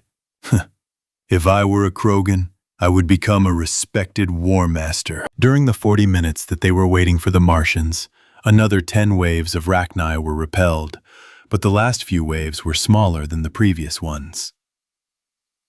After the company arrived, the fighters perked up, checking their equipment. Shepard and Vicarian decided to go with them. Checking their weapons, they went inside the formation. The company moved forward, slowly burning out the Rachni they encountered with plasma flamethrowers or incinerating them with laser rifles. If at first they were already seeing workers, then the further into the complex they went, the more guards and soldiers they began to come across, who spat very caustic acid and had a strong chitinous shell. Minute after minute passed. It seemed that this whirlwind would never end. In the end, the thinned-out squad entered a huge hall where the Rachni Queen was located, and Benezia was surrounded by the same modified paratroopers as she. One of the fighters shot the Asari ghoul in the face with a sawed-off shotgun that wanted to attack them, spilling the contents of her box across half the room. "Well, here we meet." Benezia pulled her hand away from the transparent wall with the Rachni Queen and turned around. "People, pathetic bugs, who stood in the way of our salvation. Pathetic usurpers, who poisoned millions of reasonable people with their false ideas, creating for them a false idol of freedom, equality, brotherhood. Soon you will all die and be resurrected." Vicarian and Liara wanted to do something, when Shepard made a slight gesture with his hand, and the paratroopers racked their brains. And Shepard himself shot off Benezia's legs with a plasma pistol. "Remember, bitch, you will die in agony. Now tell me, where is Seren?" Benezia wheezed through the pain. "Who are you to reject your destiny?" One of the Martians stepped forward. "He is a Praetorian, like all people." At the moment when the warp lit up in Benezia's hand and blue lines spread across her body, Shepard's foot suddenly landed on her head, splashing the contents, and the Martian company fighter standing nearby fired 5 shots from a heavy machine gun, splashing the Asari cyborg's insides around. Well, she probably died. Shepard looked at Liara. I'm sorry. It's not worth it, Shepard. That was no longer my mother. The Asari sighed sadly, realizing that her mother had long since died. At that moment, she leaned her hand on the sarcophagus with the Rachni, froze, and then suddenly opened her eyes. You are different. You have a strange sound. Different. Red, blue, rainbow, alive. A gun was pointed at Liara. Liara! No, I just conduct my song through her. Looking at his hand, and then at the Queen, the Carrion quickly put the pieces of the puzzle together. Rachni Queen? Yes, this is one of my sounds. Sometimes Shepard was irritated by certain things. One of these things was murky conversations and interpretations of what the interlocutor said. While the Turian and his GOP company tried to talk to the Queen through Liara, trying to find out what she had told the late Benezia and Saren, Shepard typed a short message on the Peep-Boy, and after 10 minutes of dull communication, a fighter in power armor with a capacious backpack on his back entered the room. Taking it from the fighter, he approached the sarcophagus and knocked on it with his fist. Everyone turned their attention to him. Listen up, overgrown cockroach. I'm having a really shitty month. My mood is at the level of, die bitch. So either you start talking without your fucking quirks, or I'll activate a megaton tactical thermonuclear charge and get the hell out of here. Do you understand me, fucking insect? Liara, and through her the Rachni, looked at Shepard with wide eyes. Yes, I understand. Now I will write down the coordinates of the place where Saren went, as well as the base on one of the planets where he made troops. Half an hour later, Shepard watched as the scientists took away the Rachni Queen, and she, feeling his gaze, shuddered, with her entire, rather large body. So Elos and Weimar, yes. Shepard looked at Vicarion. Let's go to Elos. They'll deal with Weimar without us. A few hours later, Ilos orbit. Shepard and the team were chasing Saren, trying to catch up with him, because the fucking Prothean AI said what the channel was and where it led. At the last moment before the channel closed, the UMP carousel with the crew managed to slip inside. The first thing they saw was the smoke of the burning citadel, 3 Reapers occupying the Presidium Tower, and a huge window of the portal into space, behind which the Reaper Armada was approaching. At that moment, the onboard computer issued an alert. Attention. Argent energy detected. Attention. Threat of demonic invasion detected. In the silence of the compartment, a quiet, "Oh, your mother," rang out. This is the end. Topic. This is the end. The doors. This is the end. Beautiful friend. This is the end. My only friend. That's the end. This is the end. My wonderful friend. This is the end. My only friend. The end. Of our elaborate plans. The end. Of everything that stands. The end. No safety or surprise. The end. I'll never look into your eyes again. Our carefully laid plans are at an end. Everything that matters comes to an end. No salvation, no surprise. The end. I will never look into your eyes again. Citadel. Shepard contacted the Admiral via emergency communication channel. Yes, Shepard. Comrade, the Admiral sent the data. We need to do something. A few minutes later, the Admiral responded. Okay, I see. In short, your task is to get to Saren and eliminate him, thereby taking over control of the Citadel. Headquarters said that in 15 minutes the first fleet units will arrive, and in another 10 minutes after them, the little Greta will arrive, accompanied by the Hansel and all the rest. So go ahead. Yes, sir. At the same time, the Martian who had been hanging around with them since Noveria was looking in fascination at the portal window with the Reapers walking through the void of space. Well, here we meet again, you fucking demons. After checking the armor, the retractable blade on the armor bracer, he took an automatic shotgun with needle explosive shells, grenades, and a las rifle from the weapons rack. And just in case, he grabbed a new weapon, an energy las sword. It's time to remind these creatures about the Praetorians. The APC managed to break through to the Presidium, but it cost him dearly. It had no combat value except as a pillbox or shelter. The team decided not to use the elevators, since they could be disabled by the enemy at any moment, but used gravity shooters that shot almost to the top of the tower. In 2 minutes they were there. They found themselves in a huge stepped hall where Geth and cyberghouls were everywhere. But among them, several dozen creatures stood out.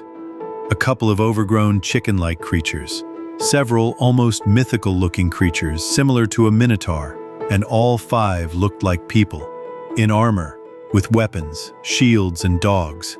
Only instead of a face, there was a skull with blue veins and eyes glowing the same blue color. They all turned at the sound of a broken window, and at the very top, where the advisors used to sit, stood Saren. Oh, here come our guests. I'm so glad you came. You'll be watching from the front row as the races of this cycle learn salvation through destruction and become united in a common will. At these words, the team aimed their weapons at the nearest targets, and then something happened that no one expected. A Martian stepped forward. My name is the Doom Executioner. Once you destroyed my race, and now I see some representatives among you. And I have a fucking big score to settle with you motherfuckers. Turning his head toward Shepard and Vicarian, he smiled ominously behind his transparent visor. That bird-like condom is yours, and the rest are mine. After which he rushed forward.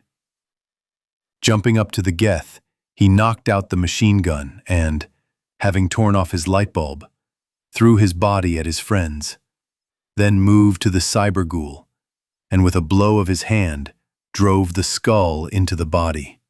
A flame briefly flared on the boots of the paratrooper's power armor. The executioner jumped up to the height of his height and inserted the barrel of the shotgun into the mouth of the cyber minotaur. After which he pulled the trigger, due to which his head flew apart in a red suspension. While the Martian was organizing a bloody bacchanalia in the enemy camp, Shepard and Vicarian squad walked along the wall to Saren, killing several Geth, and now stood opposite Saren. Your actions are pointless! I can't be killed, I'm already immortal! D and our saviors are already here! He waved his paw towards the first Reapers emerging from the portal, which the fleet of 3 Citadel races was unsuccessfully trying to destroy, losing ships every second. I'm repeating myself, of course, but I had a really shitty month. After which, without waiting for a new portion of nonsense from the bird-faced one, he shot at him with a plasma rifle, vaporizing the upper part of his body, along with his head. After which, he called the Admiral. Comrade Admiral Saren has been eliminated. Control has been intercepted. Watching how Liara, Daedara, and Vicarian figured out the control panel, he added, Now we're sorting out the control panel. Received. Our estimated time of arrival is 3 minutes. Be ready to turn off the portal on my signal. Eat. At that moment, the Carrion signaled to Shepard. Shep, we're ready to shut down the portal. We're waiting for the Carrion. What the fuck are we waiting for? The arrival of the Palavan spirits from the legends? You'll find out in a few minutes. The Turian fleet admiral watched as the ships perished one after another and could do nothing. Only with each flash his gaze became darker and darker. They had already lost this battle. Half of the hierarchy fleet that had managed to arrive was almost completely destroyed. But every minute gained was a minute of preparation for others who would meet the enemy. Suddenly, the space control system's operator jumped up. Mr. Admiral, to the right and above, 40,000 SSR ships have appeared. And oh my, how huge they are. The general jumped up from his seat and ran to the operator's screen, where he could see several thousand ships of various sizes of the USSR guarding two monsters. One was long and wide, with greenish discharges coming from it, and the second looked like rings, connected by huge spokes. And now, they had begun to dock. What are they doing? Give me a connection with them. At this moment, the radio operator switched the message from the USSR flagship to loudspeaker. All ships of the Citadel Council, leave the danger zone of the immediate weapon impact. We are giving safe coordinates. At that moment, in the Fire Control Center Gretton, the alarm buzzers went off after docking with the focuser ship Hansel, and a female voice with a calm, cold intonation sounded from the speakers. Large fluctuation glucon? You can suggest your own version in the comments. With a capacity of 10,000 petawatt is ready to fire. Fire in 3, 2, 1, 0, fire! A huge sea of energy accumulated on the weapon's exhaust energy collector, came out of it, passed through the focusers, and fell as a huge green ball from which red lightning struck to the sides. 2 kilometers in diameter, destroying the Reaper ships, flying into the portal at a speed of 890 meters per second. After the ball completely entered the portal, it abruptly closed.